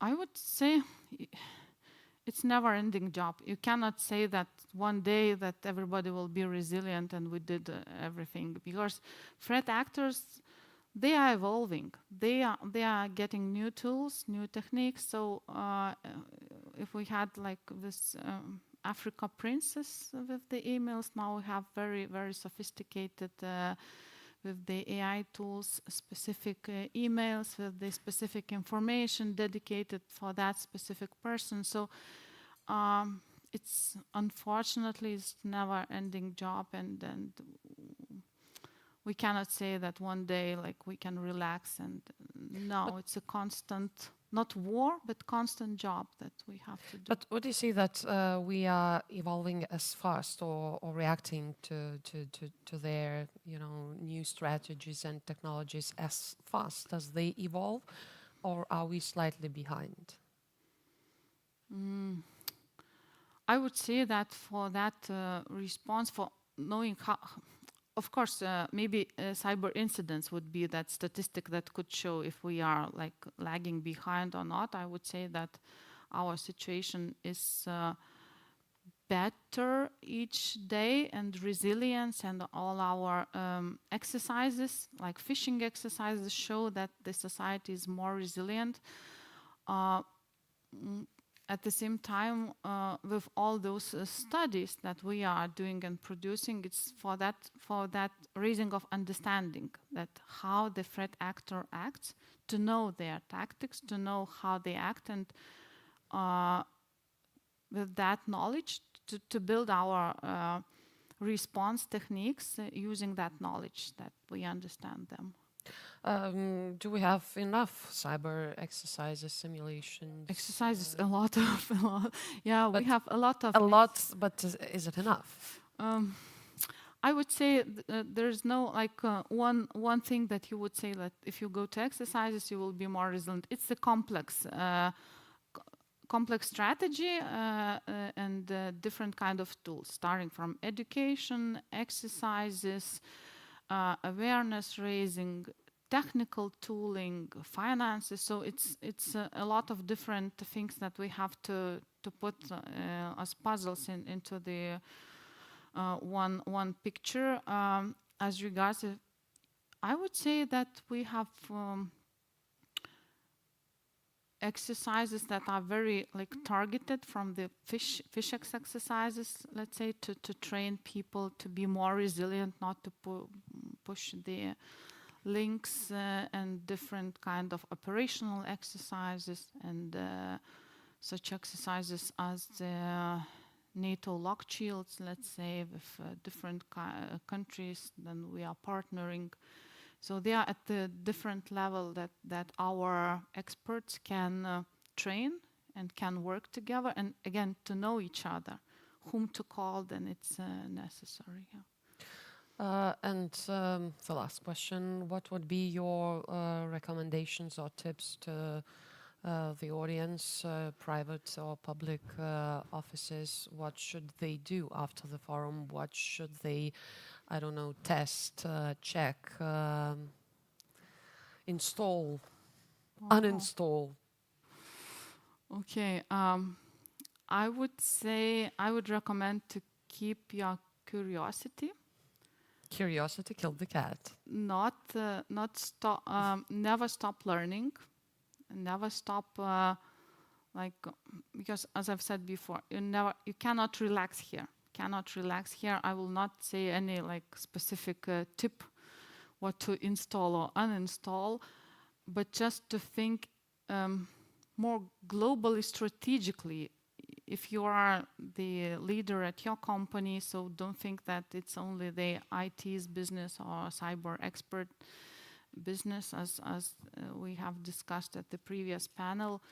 So think about that as the financial costs, as the business continuity costs, and cyber should be like very high on the agenda in our boards of directors, and to be as high as possible. To take cyber topic from the IT and cyber experts to the highest level, that would be my recommendation. Thank you, Inga. There are no questions on Slido, and it's another coffee break. Time again to recharge, to reconnect. And I would like to inform you that there is a National Case Study Validation Workshop, which is organized by INFOBALT under the Co-Cyber project, right in room opposite the hall. And this session brings together experts also from government, business, academia to discuss Lithuania's key findings on cybersecurity, innovation, and information sharing. After the coffee break in 20 minutes, it would be like 15:10. We'll resume here. We'll have two more presentations from academia, and then we'll have our last panel discussion. So I hope to see you all here back in 20 minutes.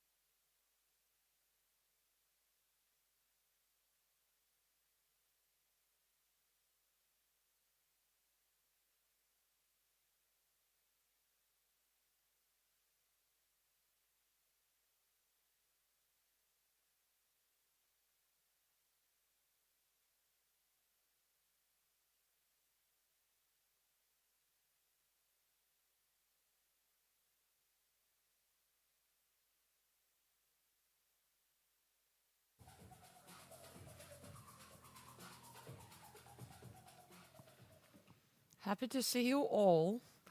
You are the example of the resilience. And I would suggest for you to look around and to remember the faces of your neighbors. Those are the people who will stay until the end. So we'll have two more presentations, one a panel discussion. Thank you for your dedication. I hope that you will have a really valuable moments. I would like to invite Jonas Čeponis, Dean of Kaunas University of Technology, who will explore why cyber skills are vital today and how Europe's diversity can be its greatest strength. Jonas. Count everyone, so who remained till end of this event. As I was presented, my name is Jonas Čeponis. I'm the Dean of the Faculty of Informatics in Kaunas University of Technology. And today I will present you the results of one of our projects together with INFOBALT. And the name is Cybersecurity Skills Needs Analysis, inside from the Lithuania and the Europe, but not from all countries, but some of these of European countries. And I'm from academia, I'm from the university, so the presentation will be very boring, a lot of slides, a lot of information, but I will try to fit in time. First of all, I will present very shortly our project. Maybe some of you already mentioned at the end of the main screen, there was named Cyber Hubs, so it's this one. Next one is Cybersecurity Skills Needs Analysis done in 7 different European countries. So I will show you some numbers, some insights, and main takeaways from this analysis, and analysis results, of course. So Cyber Hubs, it's European-funded project. So few words about that. So it's the whole name is European Network of Cybersecurity Skills Hubs. So the short name is Cyber Hubs. It's 3-year EU project, and we are almost in the middle, no more, second year. And next year we will finish this project. The main aim is to enhance cybersecurity skills ecosystems across Europe, and maybe we will continue this job in another project related to cybersecurity. And as I mentioned before, 7 countries, 7 hubs, Belgium, Estonia, etc. I will show you later a map. And the aim is to develop national strategies. National strategies, it's very, how to say, big word, but this national strategy for these hubs and foster a skilled cybersecurity workforce. Cyber hubs, 7 different countries, so Lithuania, Estonia, Hungary, Slovenia, Greece, Belgium, and Spain. So it's very good that these are very different countries. Where some countries very small, like Lithuania, Estonia, or Slovenia. We have quite big country, Spain. We have countries from Greece, and we have very different situation. I will present you that in these countries we have currently very different situation in cybersecurity landscape, in cybersecurity demand, etc. And all the partners in the middle we have INFOBALT, the best one. And every cyber hubs consists of 1 university and 1 organization like INFOBALT. And few more, so it's coordinated by Digital Europe, this project. And the main topic for my presentation, cybersecurity skills needs analysis. So objective to do this, for this analysis is, first of all, identify critical cybersecurity skills and role gaps, what we have and what we need in all these 7 countries, support development of national cybersecurity skills strategies for all these 7 hubs, and maybe this best practice can be implemented in other countries too, to share this how to say, knowledge acquired during this project. and provide insight for education, industry, and policymakers what we have to do better in cybersecurity area. Maybe some these insights will help. And the main task to create was, during this analysis, to create, first of all, the methodology, which is a common EU-level multi-method research approach to, to check all these 7 countries from different perspectives in the same way to get, comparable results. We decided to do this analysis based on European Cybersecurity Skills Framework, ECSF, and decided to use different data source for doing our job. So it's desk research to check current situation related with research, related with business, perform industry questionnaire, job analysis, and expert focus groups. So maybe some of you filled this questionnaire or participated in expert focus group in Lithuania case. And first of all, how many people work in ICT and especially in cybersecurity. Sorry, maybe some of you cannot see the description of these bars. The yellow one is total ICT workforce percentage of total workforce in all these 7 countries: Belgium, Estonia, Greece, Hungary, Lithuania, Slovenia, and Spain. And this information is based on Eurobarometer data 2024, and this analysis was done at the end of 2024 and the beginning of 2025 of this year. And we have at, for example, the best situation, I can say that in Estonia we have the most biggest percentage of total ICT workforce. But in case of cybersecurity professionals, the best situation is in Spain, but it's percentage of compared of ICT workforce. If we use the same data and calculate percentage of workforce for cybersecurity professionals, we see almost 0 in all countries.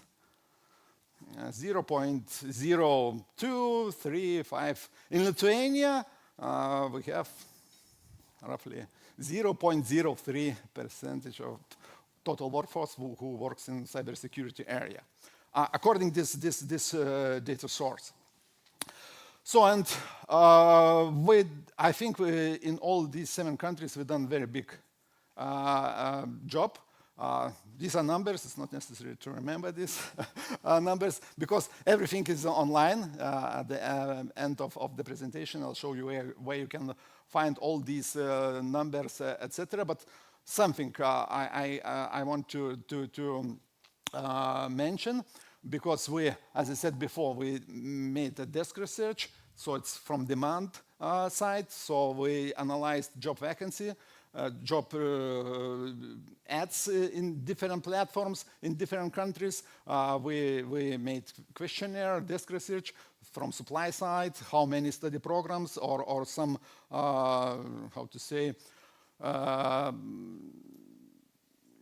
it doesn't matter, in higher education, in vocational study programs, and expert panels. So in total, during this project in 7 different countries, we surveyed more than 600 different organizations, analyzed more than 2,600 job vacancies related just with cybersecurity area. It was very difficult job to collect and analyze this data, even using AI, because we have different terminology in different countries. Cybersecurity in Greece and cybersecurity in Lithuania is very different, completely different. So, and it was biggest task to to prepare data and analyze. Almost 150 cybersecurity learning programs mapped in this project, and about 120 experts engaged in focus groups in different countries. So I think these results, can be interpreted as good results because a lot of information we collected during the analysis period. So, and the results. So cybersecurity landscape in all these countries, some common challenges across all countries. Shortage of qualified cybersecurity professionals. It's very, how to say, very easy to see, and every day we repeat and repeat that we need more these people who understand cybersecurity. Skill gaps in both technical and especially soft skills. Almost in all countries, especially during the focus groups, people from business, from public sector said that the people who works in cybersecurity area, they lack soft skills. So it's and need for harmonized cybersecurity education frameworks across the Europe, because, as I said before, cybersecurity in one country and cybersecurity in another country differs. We're in the same union, but still.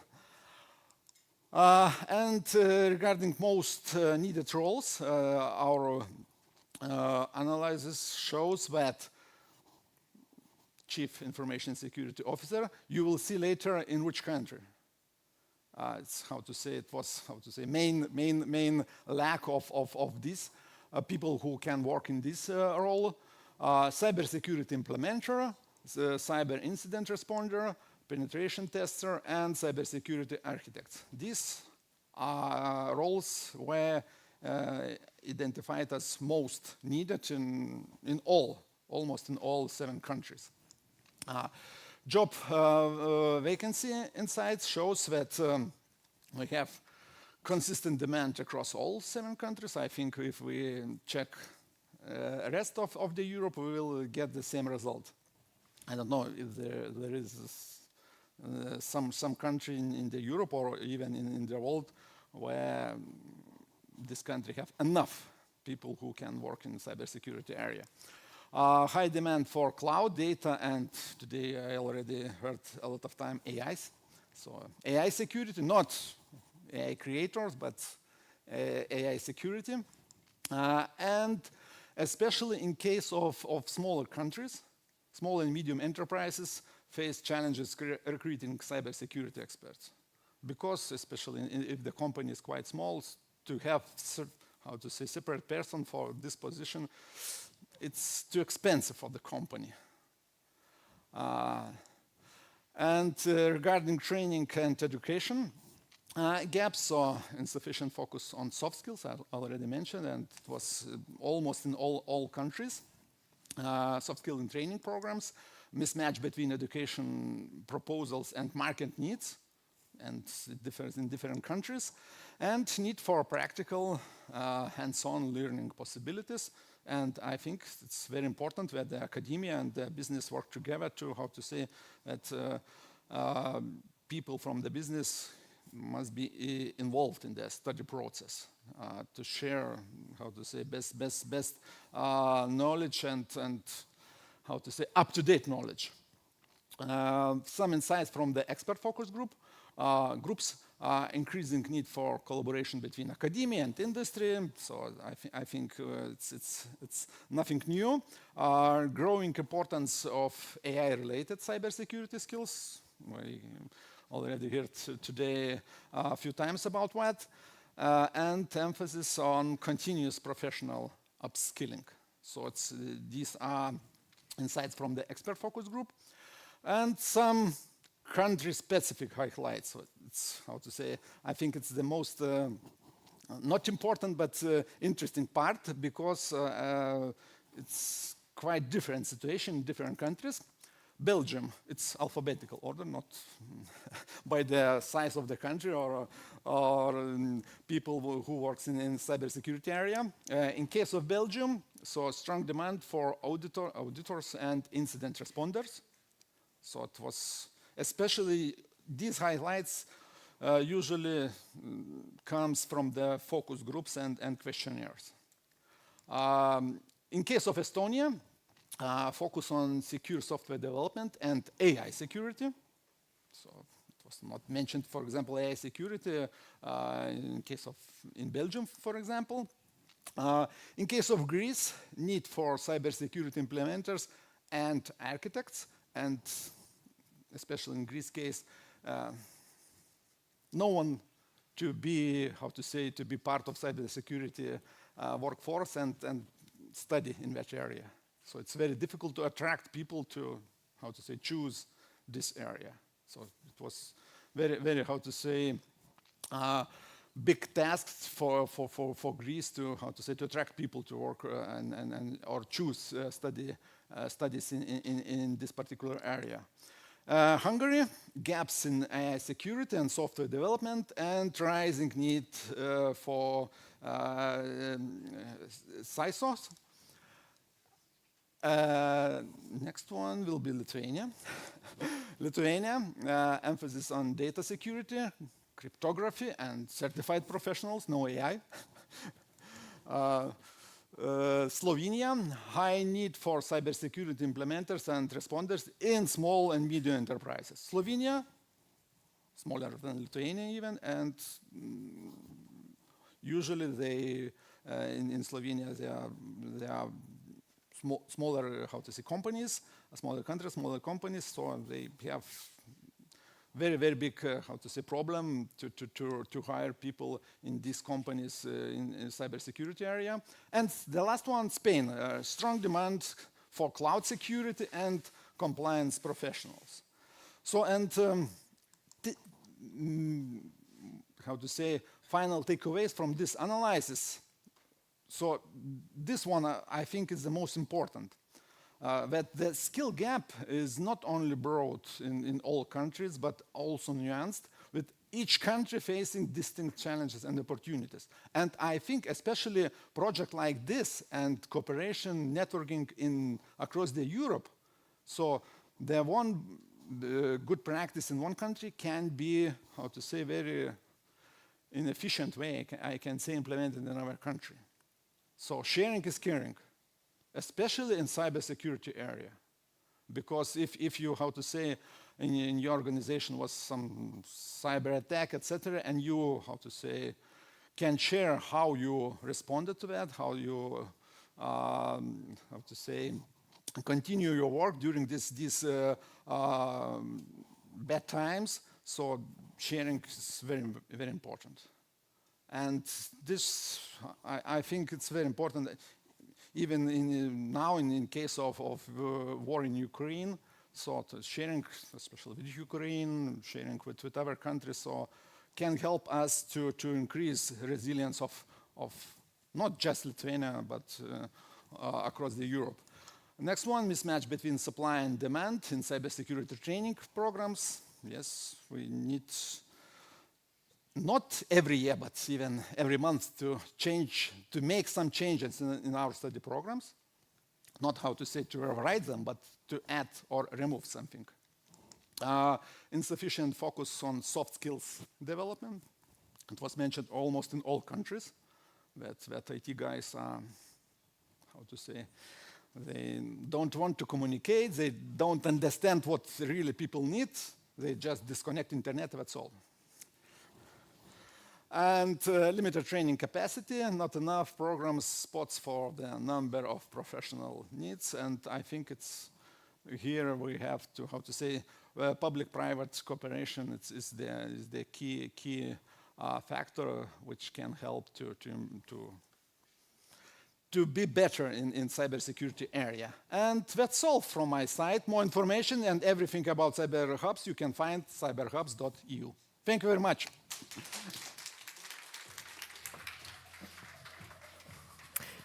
Thank you, Dean. We'll see you in the panel discussions quite soon. But before that, we'll have, last but not least, Aiste Aurelijas Bita, cybersecurity capacity building expert at NRD Cybersecurity. And she will explore how continuous learning and agile skill development can fortify a nation's long-term cybersecurity. Welcome, Aiste.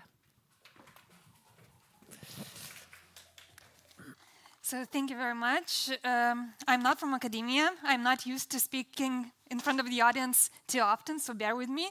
I may be a little bit nervous, so I hope you will understand that. So today I will speak to you a little bit about what we use as cyber capacity building experts when we go to help countries build up their cybersecurity workforce.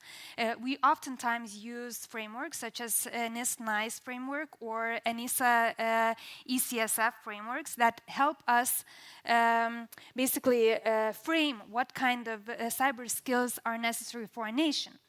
But today I want to speak about those frameworks and look at them a little bit critically and see whether they can keep pace with changing cybersecurity environment and changing cybersecurity professional needs within the world, basically, and what can we do to make sure that they can keep up pace. So first of all, let me just quickly bring your attention to why frameworks matter at all. Basically, to ask this question, what do they provide us as cybersecurity professionals?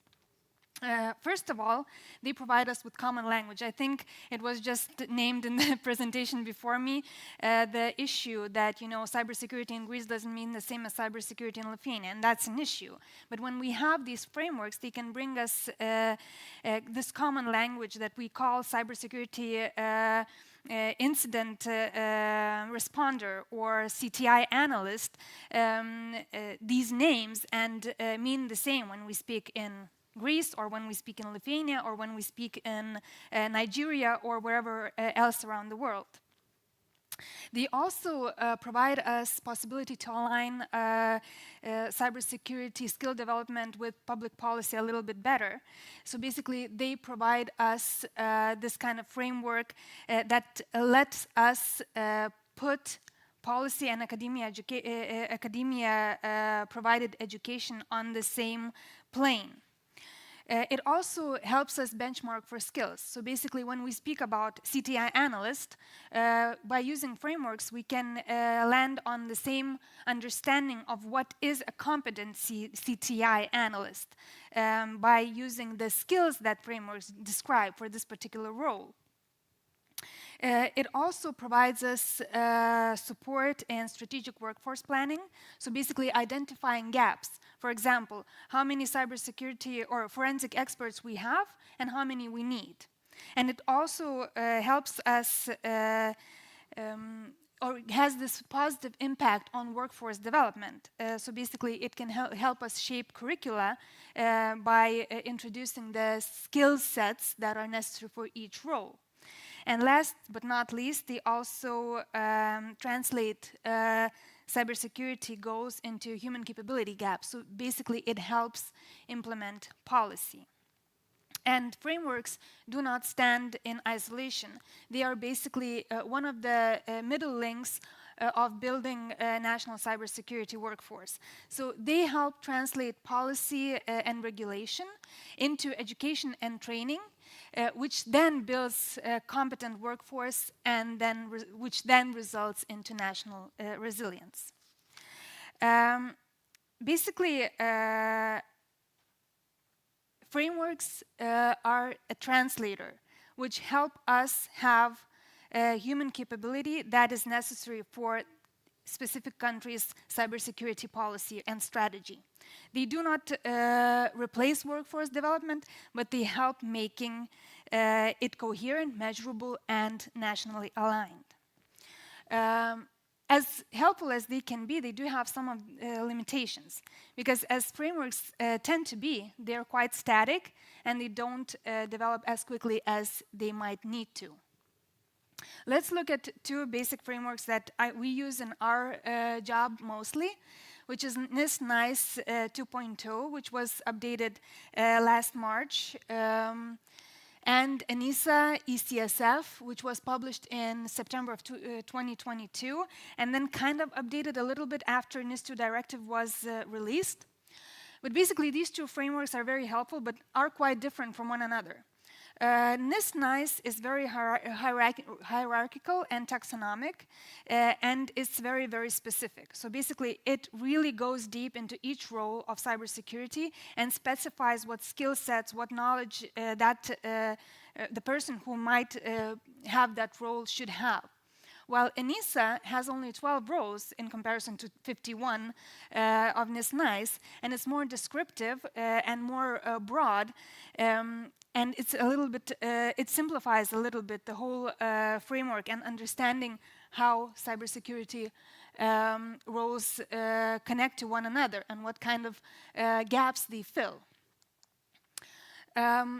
Last major update of NIST-NICE framework happened in 2025, and before that it was updated in 2020, which makes it a 5-year gap from one iteration to the next.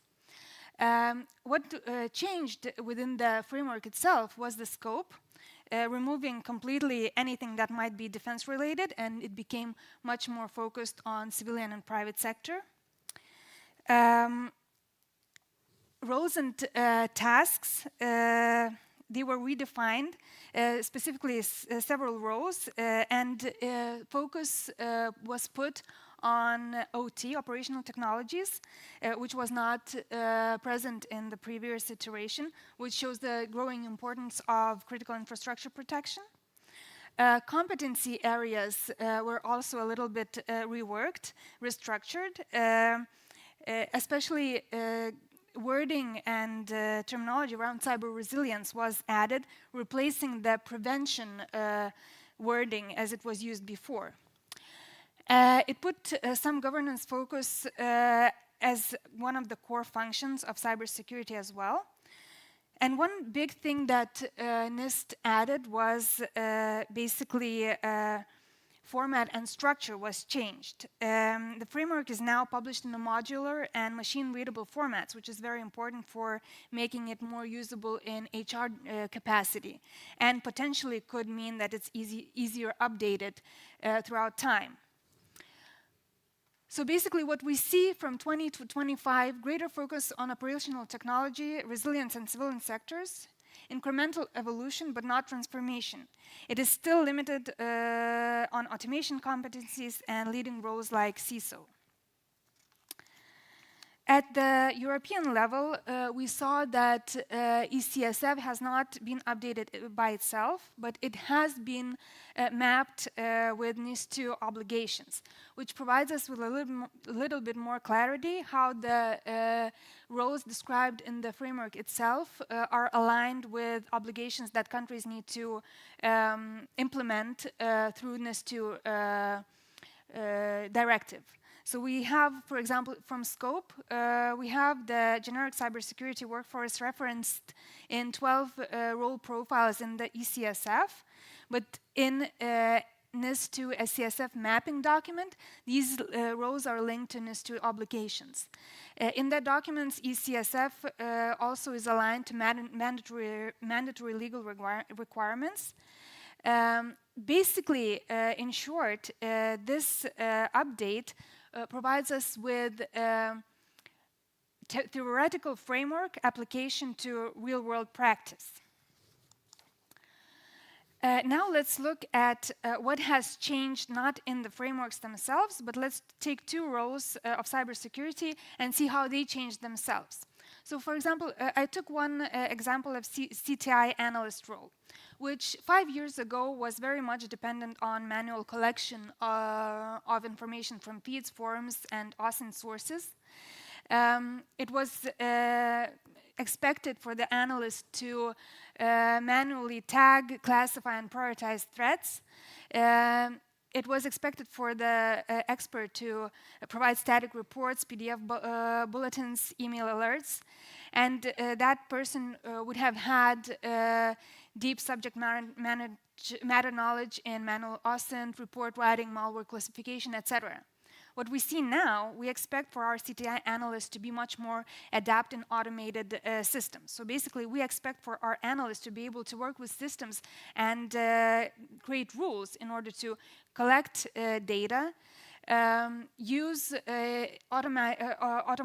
automized tools in order to produce analysis of the data gathered, put out information in dynamic matter, with real-time API intelligence feeds, automated alerts integrated with SOC workflows, for example. And also we expect that that person would be very skilled in automation, data science awareness, and validation of AI outputs and strategic interpretation. So basically, we go from find and report to guide and govern type of function. When it comes to CISO role transformation, 5 years ago, we had CISO envisaged as a head IT person. So basically, having technical oversight, technical leadership, being under a head of IT, being very technically adept and expert. And we would measure the success of that role by systems uptime and incident counts. However, now we see this role as being a strategic leader in organization. It's not only technical anymore. It's really executive level person who's dealing with the whole enterprise's resilience and business continuity. What we expect for this person to bring to the table is govern the cybersecurity area within the organization, provide qualitative risk management and strategic communication, basically bridge cybersecurity IT gap with the rest of the leadership of the organization. And metrics of success is no longer uptime. It's now risk reduction and resilience KPIs. And this comes from NIS2, CII importance, and automation as well. So how do we bridge this gap? When we see how quickly the roles change, how do we make sure that those frameworks that we use are not lagging behind, that the policy is made in accordance to the frameworks that are actual and usable, as well as academic programs are created in order to make sure that we don't create workforce that is suitable for 2022 rather than 2025 or 2026. We should try and implement more dynamic frameworks, move from static document updates, which takes like 5 years to do a new iteration, but to modular updates. So basically, single roles can be updated more often rather than waiting for the whole framework to be updated. Continuous feedback from labor market and analytics, from what certifications people are taking, to inform what kind of skills are needed in the workforce at that moment, as well as collaborative ecosystems. So talk to across sectors, public-private partnership here is very important as well. So basically, to conclude, I just would like to say that, to strengthen national resilience, we must move from static frameworks to adaptive systems, where roles evolve, competencies update in real time, and learning never stops. So I will stop here, and thank you very much for your attention.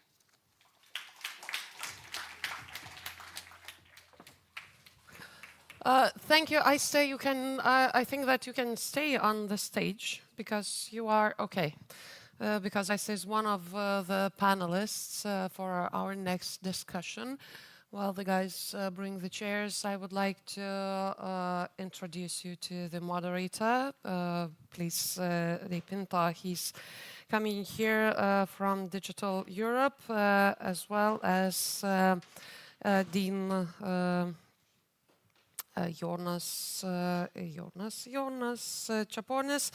Also, we'll have Agne Ignatavičienė from National Cybersecurity Center, Sergio Chofre from Mykolas Romeris University. I hope that we have him. Do we have him? Yes, we do. And Kotryna Jankūnaitė from Code Academy, product owner. Do we have Katrina? We have all the panelists, yes, and we have the moderator. We have the table, we have water on the table, I hope 2 tables. Okay. Yes, please take your seats. Thank you very much. Hello, everybody. While we settle in, I'm your moderator. I'm from Digital Europe. If you're wondering what this accent is, it's Canadian. And in Canada, we also have a very difficult neighbor as well. But I'm going to also moderate this. So Digital Europe has 41 national trade associations. And I think this is yours. I think I stole this one. Oh, you have one? Okay. So we have 41 national trade associations and corporate members across all the EU member states. We also have national trade associations in Ukraine and in Switzerland and in Norway and in Turkey. So we follow also outside of the EU. We're coordinating the digital hubs, and we're going to be talking about that today. We have a great panel of guests. Thank you very much for coming. Thank you for inviting me here. Oh, thank you. There you go. You get that microphone.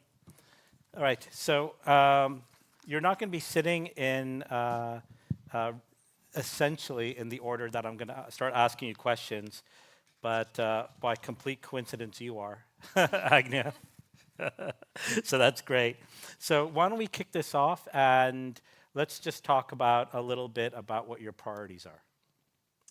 Hi, everyone. At first, it's a pleasure being here and having this discussion, hopefully with some fruitful ideas for everyone to take off. Well, maybe I will start with what we learned and what was repeatedly said today sometimes, that cybersecurity is not anymore a skill of technology only. It's of soft skill, of risk management, of critical thinking, design thinking, and also politicians, also diplomats, they all have to have some competences in cybersecurity. And also I remember at the very beginning, the vice minister told that it's shared capacities, shared capabilities we have in cybersecurity. So having all this perspective in the National Cybersecurity Center, we have a scope of trainings, exercises, and public awareness. And we kind of work in all these dimensions to grow skills of people that are involved in cybersecurity. That's excellent. Yeah, thank you. Maybe you can give me a little bit more information about some of these specific programs that you're doing, and what are you doing exactly over there in this center? Yes, so critical infrastructure, organizations of critical infrastructure are our main clients, and we, of course, focus on them. We do not want to be the controlling agency, but rather more as agency that enables. I remember it was already told that we have some templates, we provide free of charge trainings, exercises. So in more details to say that we have several different training programs that are reachable 24/7 online. They are constantly reviewed, and people as IT professionals, as heads of organizations, as ordinary employees of organizations, they can join, they can grow their competences. As for exercises, we have different types of exercises. We provide exercises also for cybersecurity professionals, but as well we have the broadest exercise by the people get involved is PhishEx. It's phishing exercises we have, and well, maybe it's not yet a big thing to celebrate, but what we see that our last few exercises show that more people start to recognize the threat, recognize the phishing emails they receive, and they inform the responsible people in the organizations. And the smaller part only do not recognize, and they provide the essential data they should not be providing. So it's a humble conclusion we can start probably developing and starting to celebrate that these exercises, the trainings, they give some kind of benefit to our organizations. Also, to share with you that the number of cyber incidents for the last few years was growing. It's normal. We ask to recognize incidents, to report us, and the number is growing, which is natural. But also, if we compare the period of this year with the same period with the last year, we see that we have about 15% less incidents reported to us. So again, maybe it's too early to say that we kind of are able to fight all the cyber threats and attacks, but at least we can say that we maybe stabilized statistics, maybe we already have people have knowledge already to not to get into every incident that may appear. Okay, excellent. Thank you very much. I was not looking at my email, if you're wondering why I'm looking at my phone. I have Slido up here, so you have an opportunity to post questions, and I'll try to interject it into the panel. We did have someone from the Lithuanian government, the Vice Minister of Education, Regina, is unable to attend, so she gives her apologies. So we have a little bit extra time. We can either give it back so you can get an early drink, or we can get some questions from you. So it's up to you guys. All right, let's move on to Katarina. We'll come back to you, Agnes, and because particularly when I come back to you, I'd like to hear more about this EU cooperation, right? I'm from Brussels. You know, it's great work that you're doing here in Lithuania. What can we learn from you? How can we help the other member states? I'll get back to you on that. Let me go to you, Katarina. So you're the head of product for Code Academy. What's your priorities? Thank you so much. So I think we have a wonderful panel, and what I'm the most glad about is that, as Agne mentioned, during this day, and I think that in the talk later on, we see that in general we are, as educators and as policymakers, we are on the same page, meaning that we are speaking about the same priorities. So with Code Academy, we are a VET provider, so we see the students from a very practical perspective. We see them coming to us, the ones who are willing to learn upskill or reskill, who are willing to go into the field of cybersecurity. So we see them firsthand, you know, they come with different challenges and issues. But taking a step a little bit back, I would say that the key question right now is how do we address this little gray area that I would call? So do we want just in general the education, you know, some group of people, a certain group of people to have deep and broad technical skills, which is of course good because we need cybersecurity professionals. I will go to that in a moment. But or do we want in general our general public, you know, a citizen to be able just to have some, not ideal, not perfect, but some cybersecurity skills? And I think it is so important because, you know, we are only, you know, as strong as our weakest society member is. And the enemy that never sleeps, and with the geopolitical situation that is right now, it is super important. Imagine if we, everyone, you know, it's an ideal scenario, but imagine if we all, as a society, if we step just a small little step ahead, it would make such a huge improvement in building our so-called cyber sheet or shield or whatever, however you want to call it. So the question is, you know, the challenge for us right here, I think, is how do we achieve this matter? And I think that the Cybersecurity Center is doing an amazing job. You know, you are really building an accessible courses for people who want to just educate themselves about cybersecurity. And I think the thing that we can ask ourselves, how do we scale it? How do we make it accessible? And just in general, how do we educate more people faster? That is the question. And in coordination to that, we are aware that we lack cybersecurity professionals. The study presented by Jonas is saying the same. I think that a very good solution, it's a very simple one, I don't think we need to overthink it, is how do we collaborate more together, and how do we bring the knowledge from the private sector? Let's say we Code Academy, we collaborate on our training courses. The experts from the business field, they are delivering them, they have the expertise, they do put a lot of input in what kind of challenges they're facing up to date, so our programs are up to date. How do we collaborate, private and public sector together?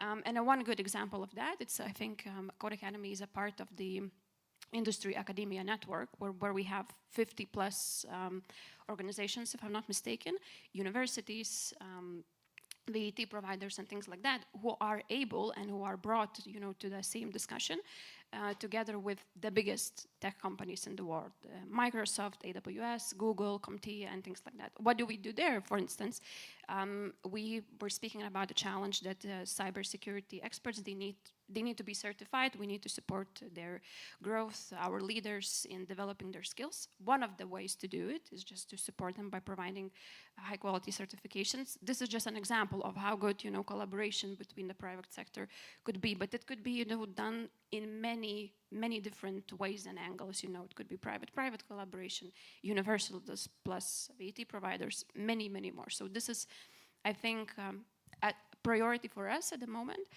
But to summarize, scalability and be faster. Excellent. Thank you very much, Katrina.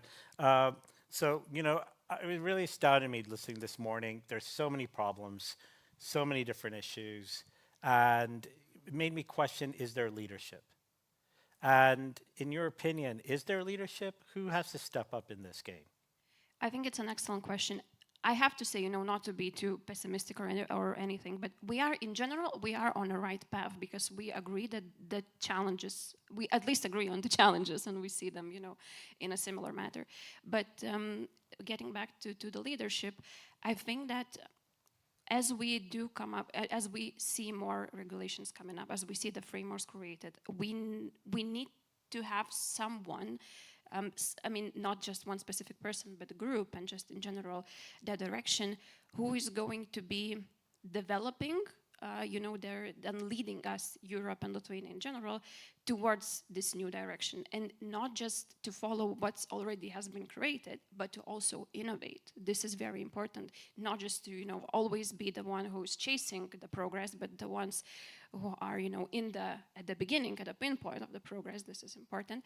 So leadership is crucial. And just to circle back to what I previously say, empowering our leaders, helping them, is important, and always a cross-functional dialogue helps a lot, to be in the moment, and just to not only, as I mentioned before, to be chasing around, but pushing the direction forward. Yeah. Okay, all right, Katrina, thank you very much. I'll just keep going down the line. Actually, that's probably just simple. I think God has decided that I should follow this order. So why don't I just ask you then, Sergio? We haven't really had an opportunity to talk much, so why don't you just let me know a little bit kind of your priority areas. Can I speak English now? Priority areas. Okay, thank you. I was presented or introduced as a member of Mykolas Romeris University, which in Lithuania is known for being a social science university, and that it gets very short of what we do at the center that I lead. This center is actually a cross-disciplinary center which look at the human, environment, and technological aspect of complex systems. So obviously that has an intake into the social sciences, but we are bringing now the technical expertise in different areas to the social university that is traditionally Romeris. So from that point of view, the priorities of this center is obviously being part of higher education, so we are focused on education, training, and research. But from our point of view, very particular point of view, our main priority is to bring a new approach to research and education in general, and that is the idea of complex systems.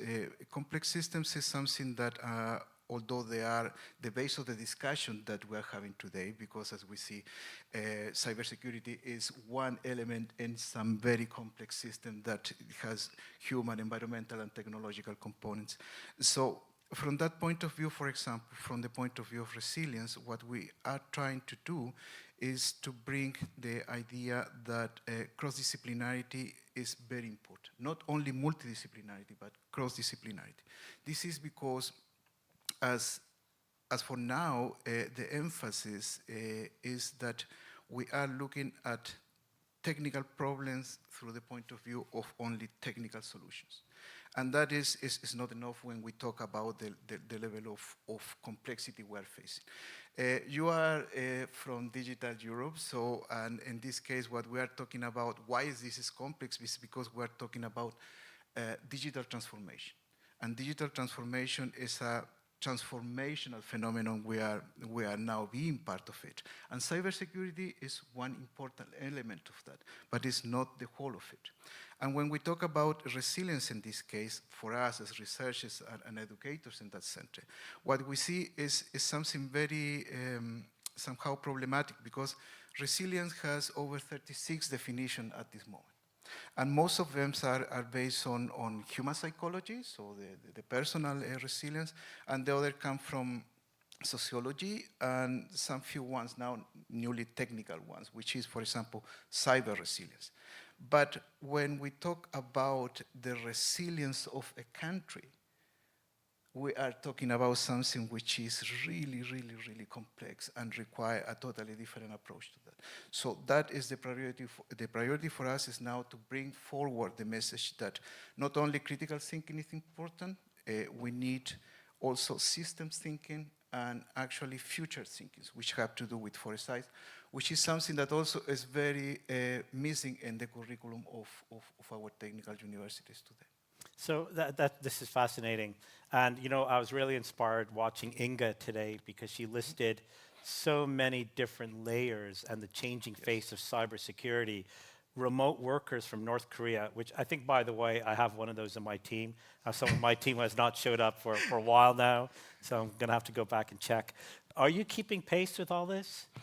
Yes, and it's incredibly difficult when you do it, adding the new dimension that we are adding, which is the environmental dimension. So we define, in this case, environment as not only the natural one, but also we are adding, for example, the man-made, well, sorry, I said man-made, but the human-made environment, so it's more inclusive. And in that, not only we have, for example, law, politics, geopolitics, and things like that, but also we have the effect, for example, of the climate, of the natural elements, resources, you know, climate change, and so on. And when we start putting all that together, for example, today, in some research that we have been developing, we find that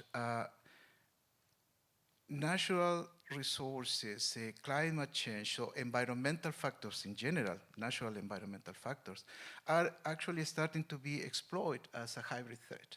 Because environmental factor, when we talk, for example, critical infrastructure, so there can be targeted for misinformation, but also they can be used to enhance the effect of an attack. So, for example, in winter, if we have very cold temperatures, and then we do an attack on critical infrastructure that provide, for example, the means for heating. So we are having that enhancing effect. So when you are putting all these things together at a system level, and I did an exercise of that actually last week in Brussels, and with a cybersecurity expert, we saw this type of things. And we use just one of the design thinking methods, system thinking tools, and is when you, it's called causal loop. So causality, and then we are interconnecting one action with one effect and so on, and we see whether it is, what is that producing. And we end up with some whole wall of interactions. And we didn't even grasp the whole of the system. We were just talking about one part of it. So when you integrate everything, you understand that this is not the work of one institution, not one person, not one science. It's something that it really requires collaboration. Excellent, Sergio. Thank you very much. You know, the work you're doing is so important, because people just always tackle problems in a siloed way. I live in Brussels. Sometimes, believe it or not, governments are accused of being very siloed. So I'm going to come back to you and I'm going to ask you what we should be saying to those people in Brussels. So have a think. I see that people really want their alcohol because I'm not getting any questions. So feel free to ask a question on Slido. But let's go back to you, Niste. Great presentation. Thank you very much. I think that, what I'd be curious to hear from you is just to really try to understand who's responsible. Who's going to take responsibility for cybersecurity? Where should we be pointing fingers? So we have heard a lot in the past, I don't know, I've heard it since I've started in cyber field. And cybersecurity is everyone's responsibility. Everyone should be aware, everybody should be involved, everybody needs to do something with that. And I think there were very good points that were brought out here today. I agree that everybody needs to be aware. Whether everybody needs to be held accountable, that's another question, and I would probably say no to some extent, because not all layers of society can be held accountable. But I think when we speak about the national level and cybersecurity that can be, or cybersecurity gaps that can be exploited, then we need to look at critical systems, at critical infrastructure, at governmental institutions, and their collaboration.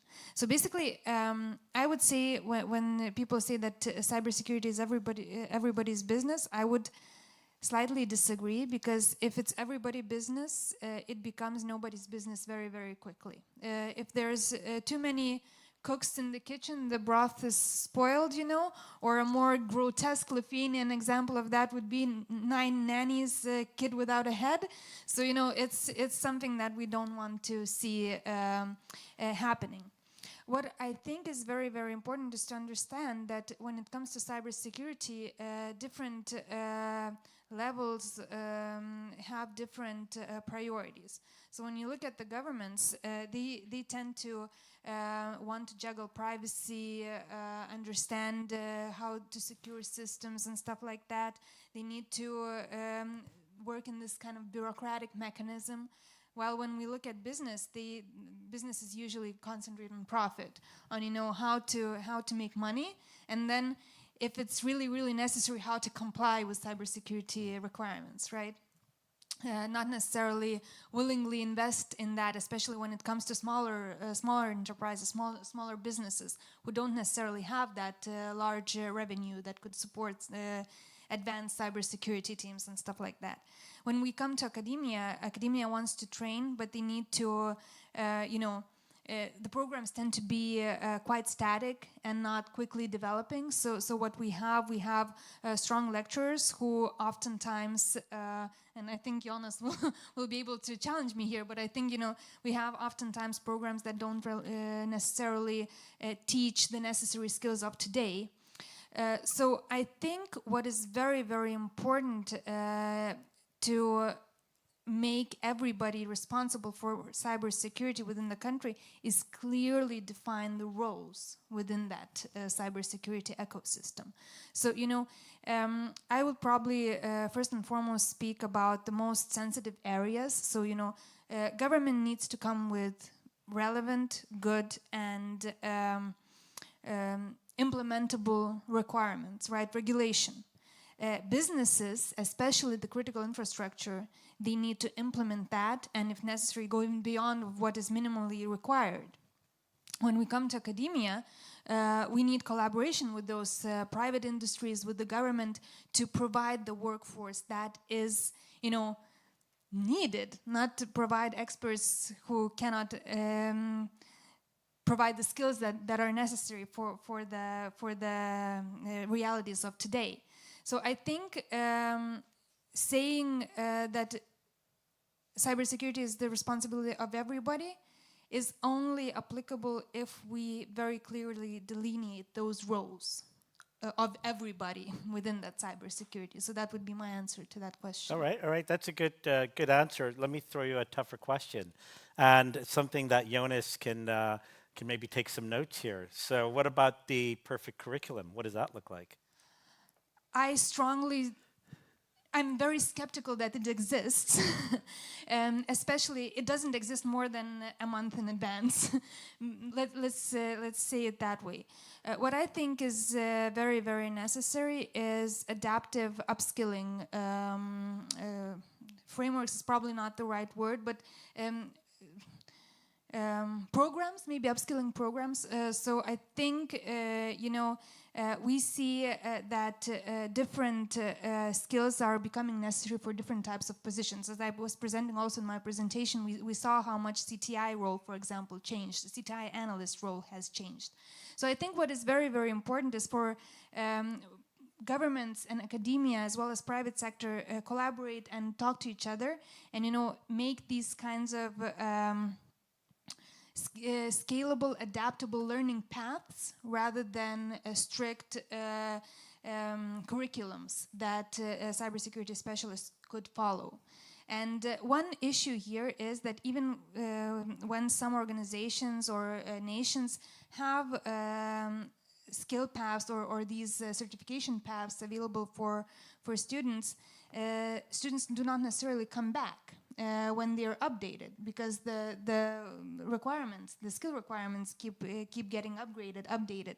And it's important to bring the attention of cybersecurity professionals that they need to keep learning. And cybersecurity skills will never be, finite. They need to keep updating, and they need to be to step toe to toe together with what is happening in the technological field. Okay, so thank you very much.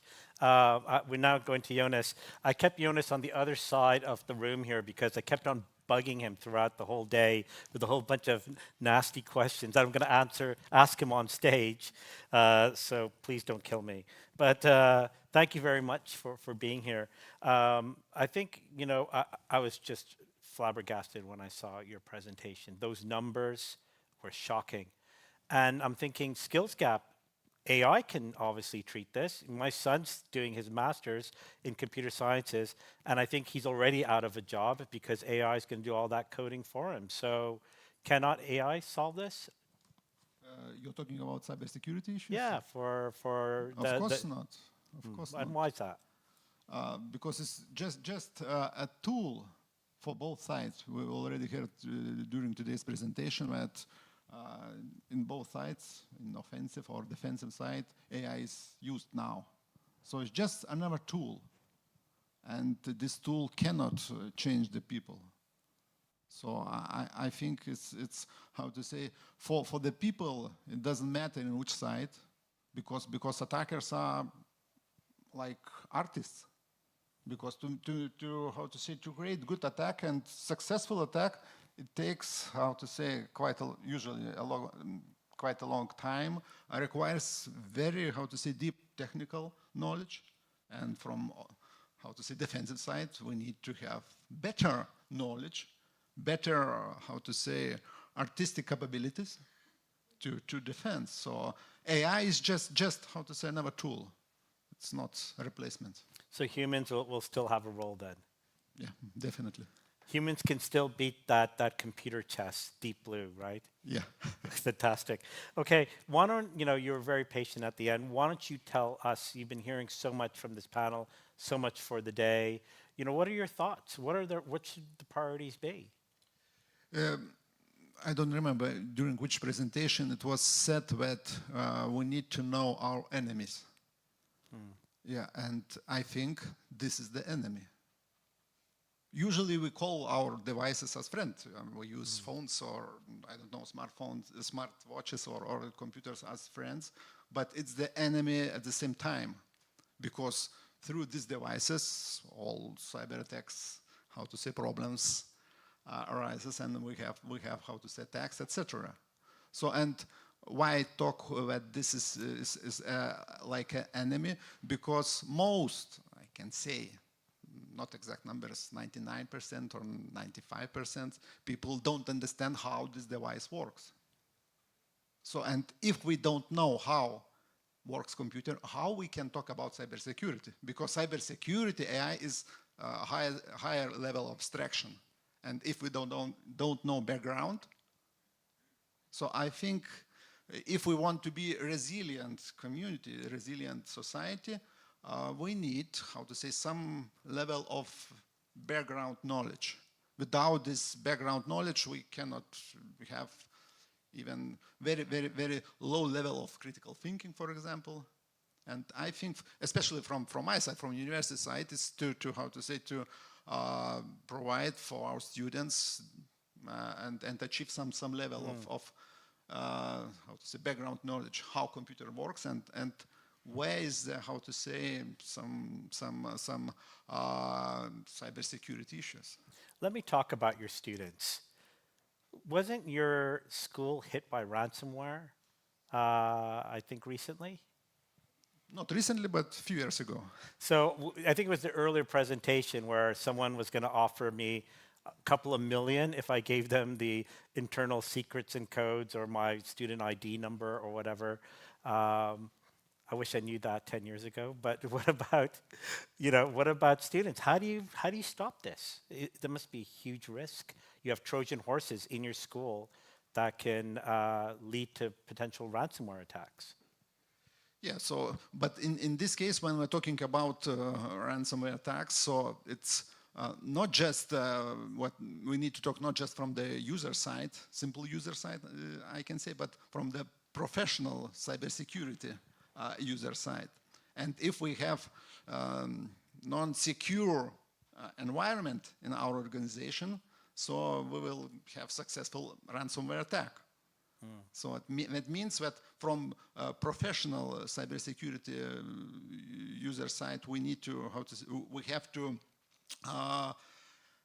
ensure that the environment is secure as much as possible. It's impossible to have 100% secure system if we have internet connection. If we disconnect, that's okay.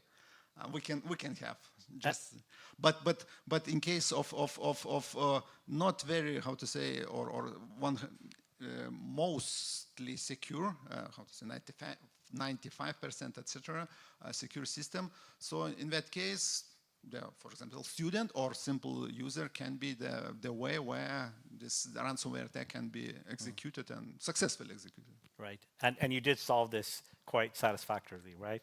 No money went to the bad guys. Yeah, definitely. Good, excellent, good to hear. Let's get back to you, Agnes. So I wanted to ask you about, great what you're doing in Lithuania. How do we make sure my country in France does not get impacted, or another country? What cooperation are you doing? Thank you for the question. Maybe I will share some examples that we lead in international cooperation that we are proud of. So at first, well, I will not get into many details because Inga has presented in a way, but we have this regional cyber defense center where we have different countries cooperating. States initiated this project, and now we have Poland, Czech Republic, Ukraine, Georgia as well. So we are kind of working on to scope this initiative. We will get back, and we are now in the talks with other countries that are interested. So this is about threat landscape analysis, about sharing information on that, on some not only CTI but also CRRT activities. So this is a thing we are proud of. We want to scale it, and we want to move on and to invite other countries to be a part of that. Also, Lithuania is leading EU PESCO CRRT project, where we have 12 European countries working on cyber rapid response and hunt operations. So next to the direct goals of these missions we have in different countries, we see that it's a very good place to share the knowledge and to share the expertise of all the people that take part in these missions. And now we are even have our dedicated team that can work separately. So it means that we gained skills through participating in a project, and we are also proud of that. Another maybe small scale of cross-border cooperation could be example of Braille, separation from Braille. Maybe you remember it was in February. I hope you are also aware of that. So it was cooperation between Lithuania, Latvia, and Estonia. Our analysts, our cyber people, they were cooperating together with energy professionals, and we kind of managed to have a good result, that no cyber attacks appeared and no big disinformation campaigns led to some broader events. So it's also a good example of this international cooperation. Excellent, thank you. You know, living in Belgium and in Western Europe, I'm so happy that you have Finland and the Baltics working together with Ukraine. That's quite a strong shield, you know, for cybersecurity. So thank you for all the great work you're doing there. Katrina, let me ask you something. I'm going to go a little bit off-piste here because there's a good question that came up from the audience. Thank you, guys. They don't want to drink. They want you to be on the hot seat. This is a great question. Everywhere you go, they're asking for qualified candidates in cybersecurity, but if you can't get the jobs, you're not hired. How do you get the qualifications? Meaning that you do not get qualifications without the yeah, it's kind of like a chicken and egg thing. Yeah, yeah. Excellent question. I think that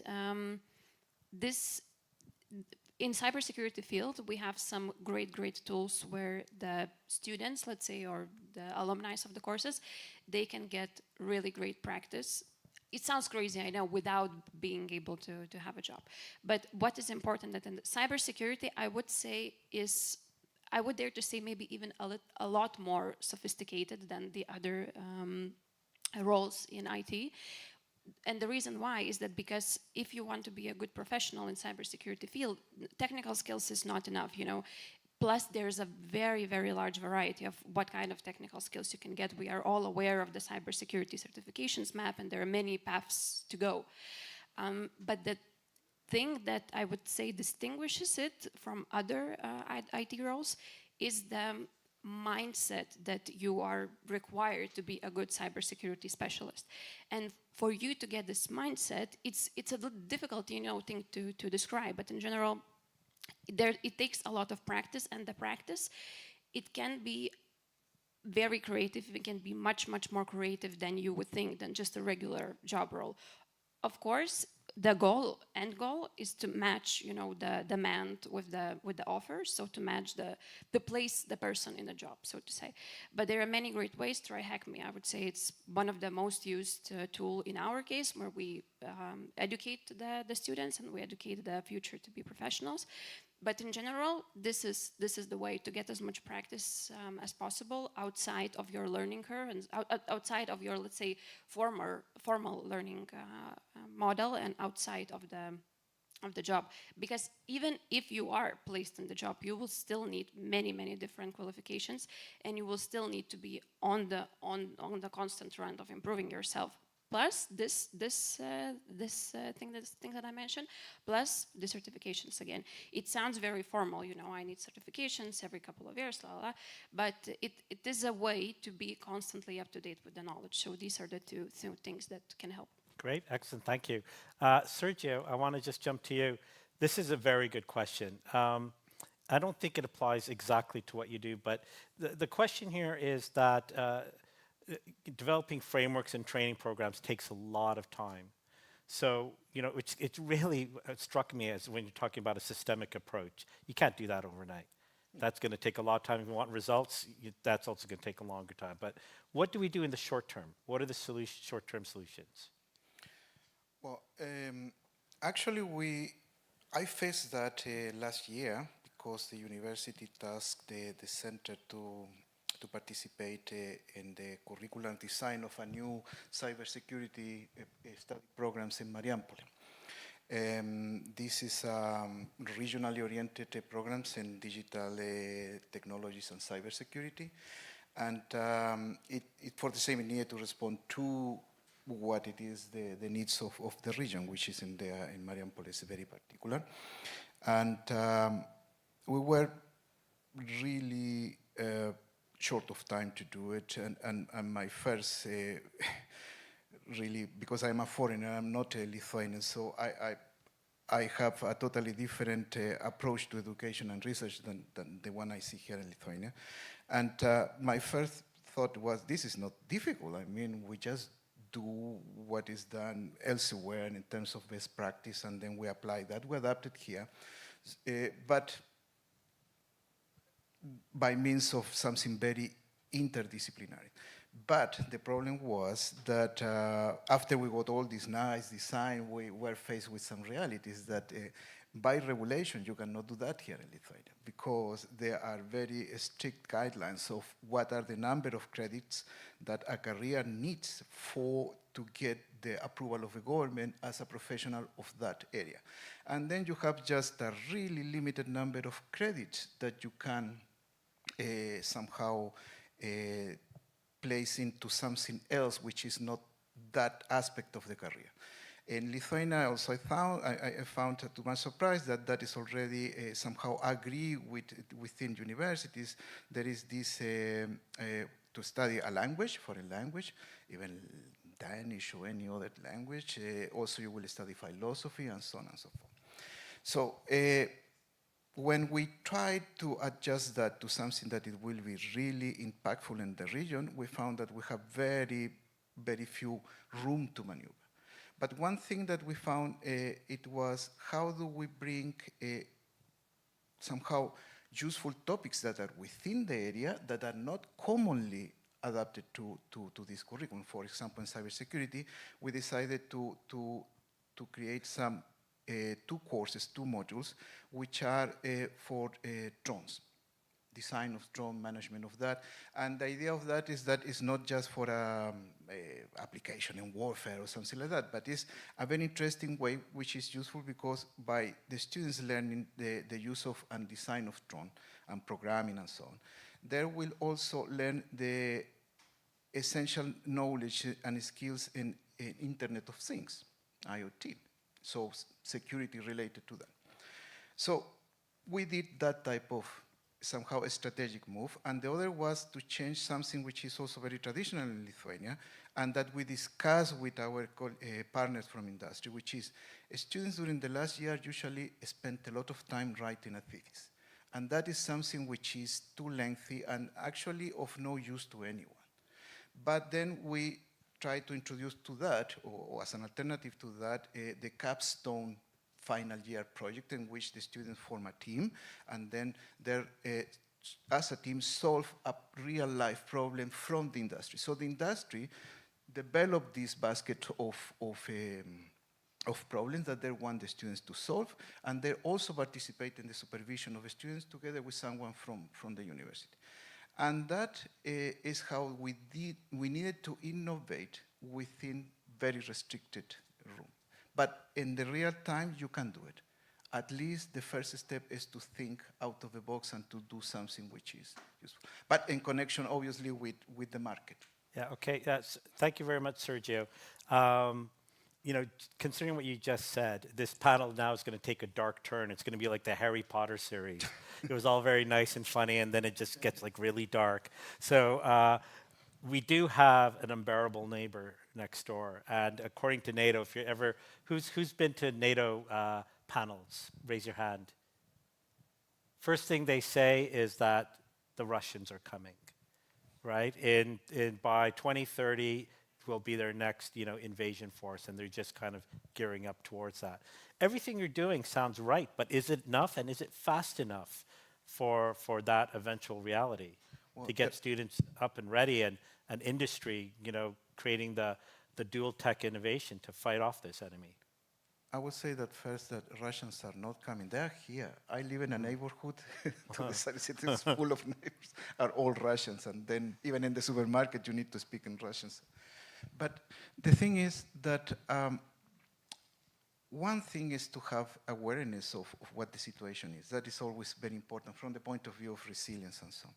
And that obviously affects things like education and social somehow behavior. The other is to be prepared, which is very important, but more essential is to be ready. You can be very well prepared, but if you are not ready to act in terms of resilience, that is something totally different. Now, in terms of education, the idea is that you cannot put the strategic emphasis on preparing for something that might not happen. But I think that that is exactly the objective of this type of asymmetrical warfare, which is to distract you from your priorities. And when you do that, you succeed on doing that.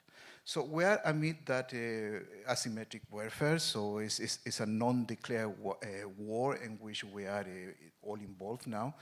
But if we lose the focus on what we have to do as a nation, which is to prepare people, to take care of people, you know, and to advance as a society, so we will be actually giving our adversaries a strategic advantage, because we are doing exactly what they want us to do, which is to lose our nerve, to get in panic mode and start doing stupid things.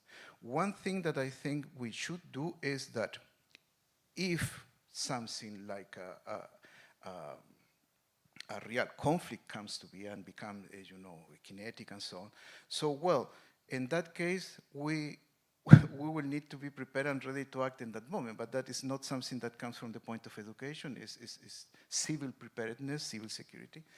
But from the point of view of organization, what we need to do is to start for first time, and this is really important in Lithuania, is to start being flexible, is to become adaptable, not only to war, but any kind of potential crisis, environmental, health, public, even something which is important for universities that I am seeing in here is that we are seeing declining numbers on enrollments of students because we don't really understand now what is motivating the students. And that nothing to do with war. Students don't care about that much. But that is affecting our works, and then to be prepared for that is just to be flexible in any situation and any condition. Sergio, thank you very much. Aista, let me move to you. I'm going to go a little bit off-piste as well, because we're getting some very good questions. I don't know who's writing these, but they're fantastic. And this actually might be a good one for you, Jonas, as well.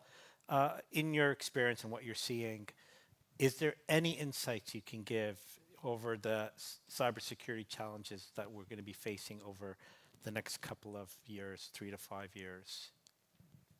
So I think one thing that I wanted to also bring your attention to before I answer that question, you know, from a military perspective, Russia is coming in 2030. From cyber perspective, it's long here.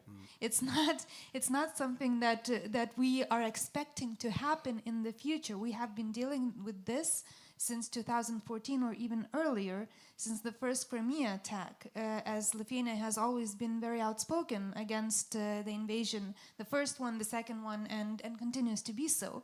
So we are the, you know, besides the Ukraine, we're the next testing ground for Russian cyber attacks. And I think, you know, before Russia has started testing us in that way, we were not even a blimp on strong nations in cybersecurity on the world's map. But after we have received a dose of this kind of testing us, we are strong now. We're definitely one of the more stronger nations in cybersecurity field, which is, you know, something that I want to, you know, bring us out of that dark space into this something a little bit more positive, that we can see how quickly a nation can, you know, scramble and become more resilient in cyber field. So I just wanted to bring that into the light, and I think that, you know, in the future, coming 5 years, we need to not stop, because we have such a good foundation for building further. So what we've done so far is we have updated our regulations. We updated the requirements for cybersecurity, for especially critical infrastructure, for government institutions. And this is very, you know, we need to applaud that effort. what we need to continue to do is to become more agile. We see that, as every nation, we have bureaucracy, we have bureaucratic mechanisms that are difficult, as Sergio was talking about the university, for example, field, where you have these hoops that you have to jump over in order to make sure that your program is applicable to challenges of today. So I think in order to become stronger there, we need to become more flexible bureaucratically. I come myself from a long number of years in the bureaucratic system myself, so I know how cumbersome and challenging it can be. But we also see how positively it can move when it does. So I think we need to continue building on that change, and I think it's very, very important to realize that in Lithuanian society, we are much more aware of what cyber threats actually are and what they can result in. And I think that especially the more mature companies, more mature organizations, they are doing a lot in order to make sure that supply chain is secure, that systems are not susceptible to cyber threats. They invest not only in IT but also in OT security, which is extremely important in today's world, because everything is automized and everything depends on not only IT but also ICS. So I think there's a lot of positivity there, but I just think we need to capitalize on that change and continue doing that. So that would be my reflection. Okay, thank you. Jonas, what do you think? Can I continue in this positive way? Yes. Yes, we can park Voldemort in the corner. Yeah, I just want to share some example from our university. It's not very related with cybersecurity, but just about this resilience. When the war in Ukraine started, I don't know, maybe 2 years ago, the e-sport team from our faculty won the prize from Red Bull company. And this company, established special game hub on premises in our faculty. And when the war in Ukraine starts, a lot of companies leave the Russian market.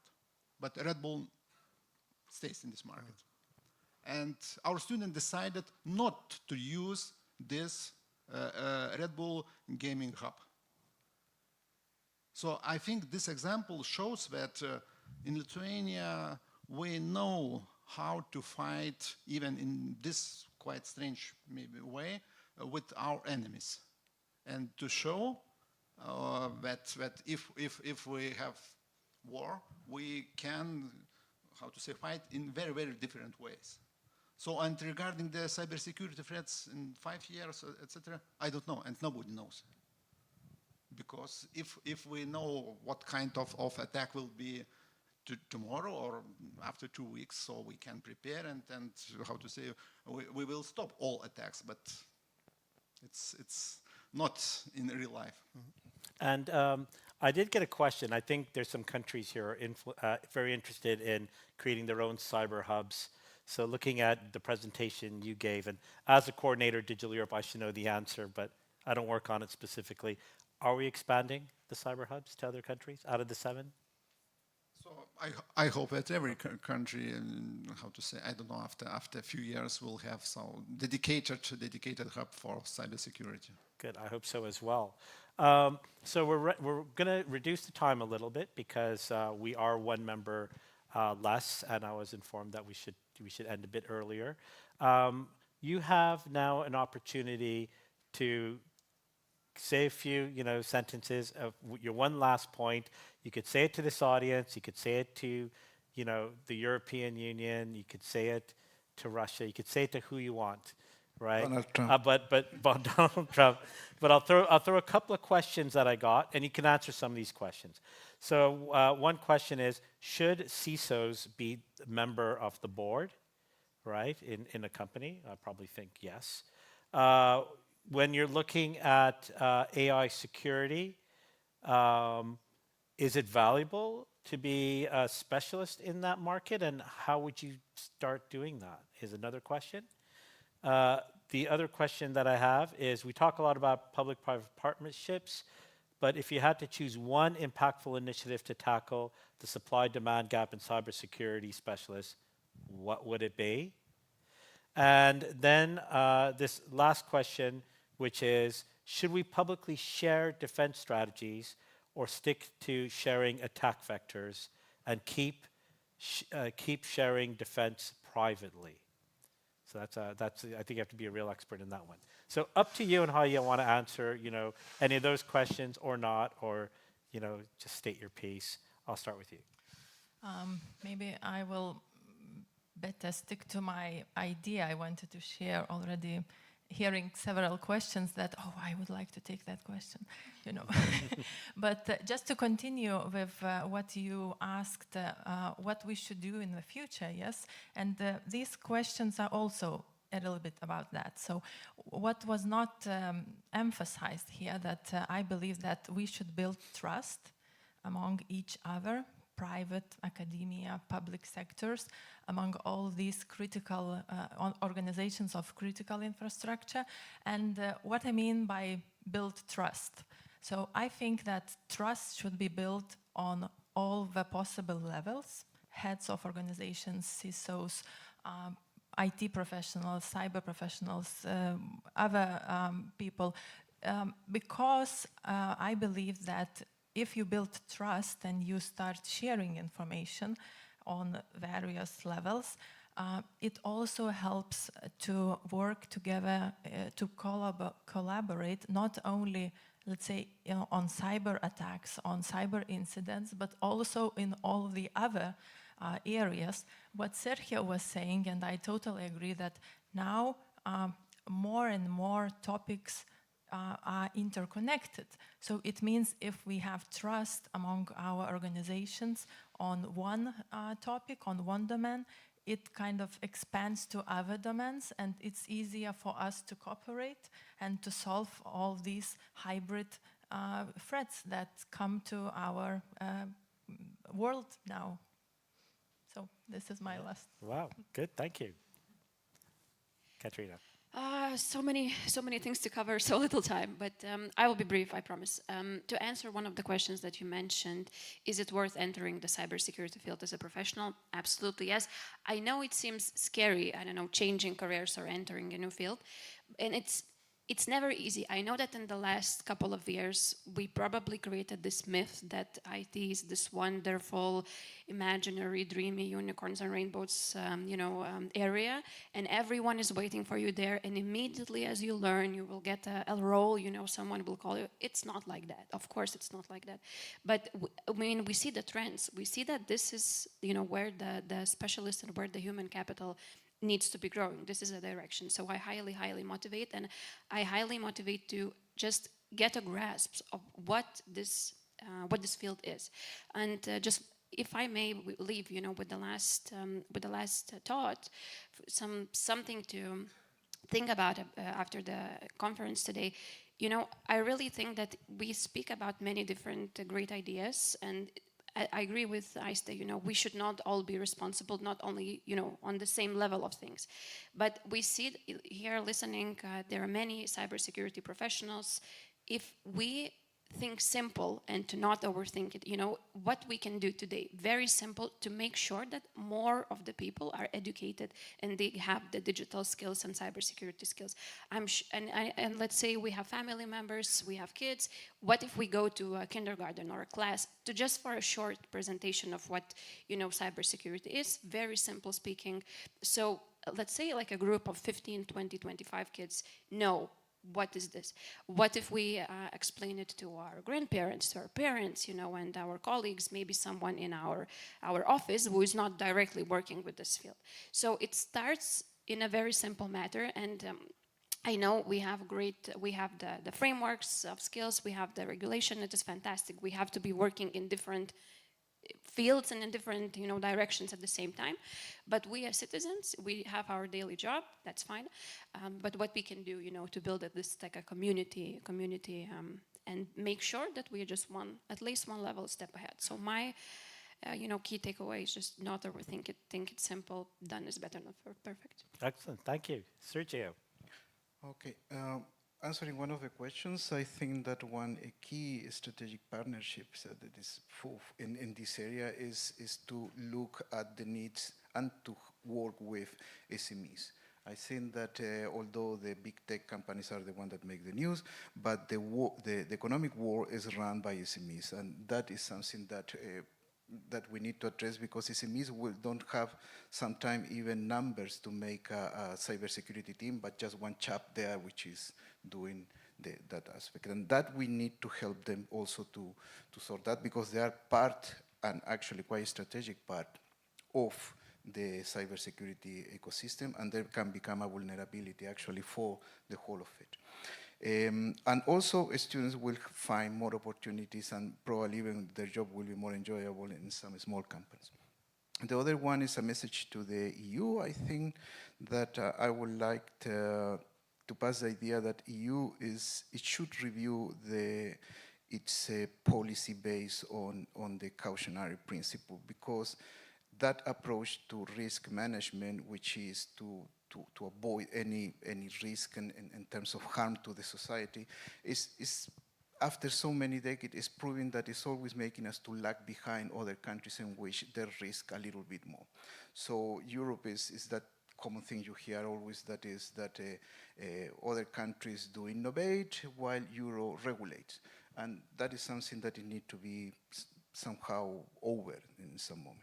The other is that when EU releases new concepts and new things, that they want the industry or university to act upon that concept, they should pay more time and more money on developing that concept into something which is operational, something that really make means to organizations to work with, not just simply interpretation, because usually ideas are good, but after when it comes to implementation and to make that operational, nothing happens. Or we spend too much time. So. Okay, excellent, thank you. Aista. So I think I would like to end with kind of a suggestion, recommendation, how we can make sure that Lithuania as a country could have sufficient cybersecurity workforce, and this can be also transferred to other countries within the EU and around the globe. I think it's very, very important to stick or pick a strategy and stick to it. So we have very, very many excellent examples around the globe how cybersecurity talent is fostered. So one idea is Estonia, where cybersecurity talent is being really brought up from civil society and then implemented within the governmental systems, right? They have the cyber defense force. Whether it works, it doesn't work, we need to see, but basically they have more people working on that field there because they have incentives. We have Italy's example, where universities and schools are teaching their students, first of all, cyber hygiene, and then offering very, very interactive, interesting cyber competitions, cybersecurity competitions, sandboxes, cyber ranges that can be both very, very advanced and very, very simple. So, to involve more people in that field. We can have, we have now conscription. Perhaps conscription can have an element where a person can choose cybersecurity as an education provided by the military, and then having to work for the government for some time before actually going to the private sector, which would cover both things, both the lack of professionals within the governmental institutions, and then when they end with their served time within the government, they can move to the private sector where they would be valued as experienced professionals. Private public partnerships. There was the question how we can ensure that cybersecurity professionals would become professional without experience. So, academia, government can talk to business, provide internships, provide a lot of internships where the people can have hands-on experience on that, provide incentives to the private sector in order to do so. So there are a lot of different things, but I think we need to be innovative here, and we need to be consistent as well. So if we choose one path, we need to follow through. Excellent, Aista, thank you very much. 1 minute left for you, Jonas, to wrap up the panel. Okay, I will try to finish during 53 seconds, sorry. And I can say that during this day I learned a lot of, and I think it's very, very, very important to say that, as I said during my presentation, that sharing is caring, especially in cybersecurity. And to answer to one of the question which said before, that regarding the information cybersecurity strategies, etc., we need to share this or not. I think I know that if this strategy or something related, some secret related with cybersecurity is placed in the computer and this computer is connected to the internet, means that this information is in the internet. So, and so it's made. We are not, how to say, secure in this global world now. Wow, we came back to a dark closing over there. Thank you, Jonas. Voldemort jumped out of the box and it's like, ah. All right, thank you very much, everyone. Thank you to INFOBALT, and we give the floor back to you. Yeah, thank you, Ray. Thank you, all the panelists. Thank you, each and every one of you, on behalf of the organizers. You are the most curious, the most determined part of our today's audience, and it's really time to enjoy that drink that Ray promised and was promising. I'm paying for it. To reflect on this day and just enjoy. Thank you. Thank you. Thank you.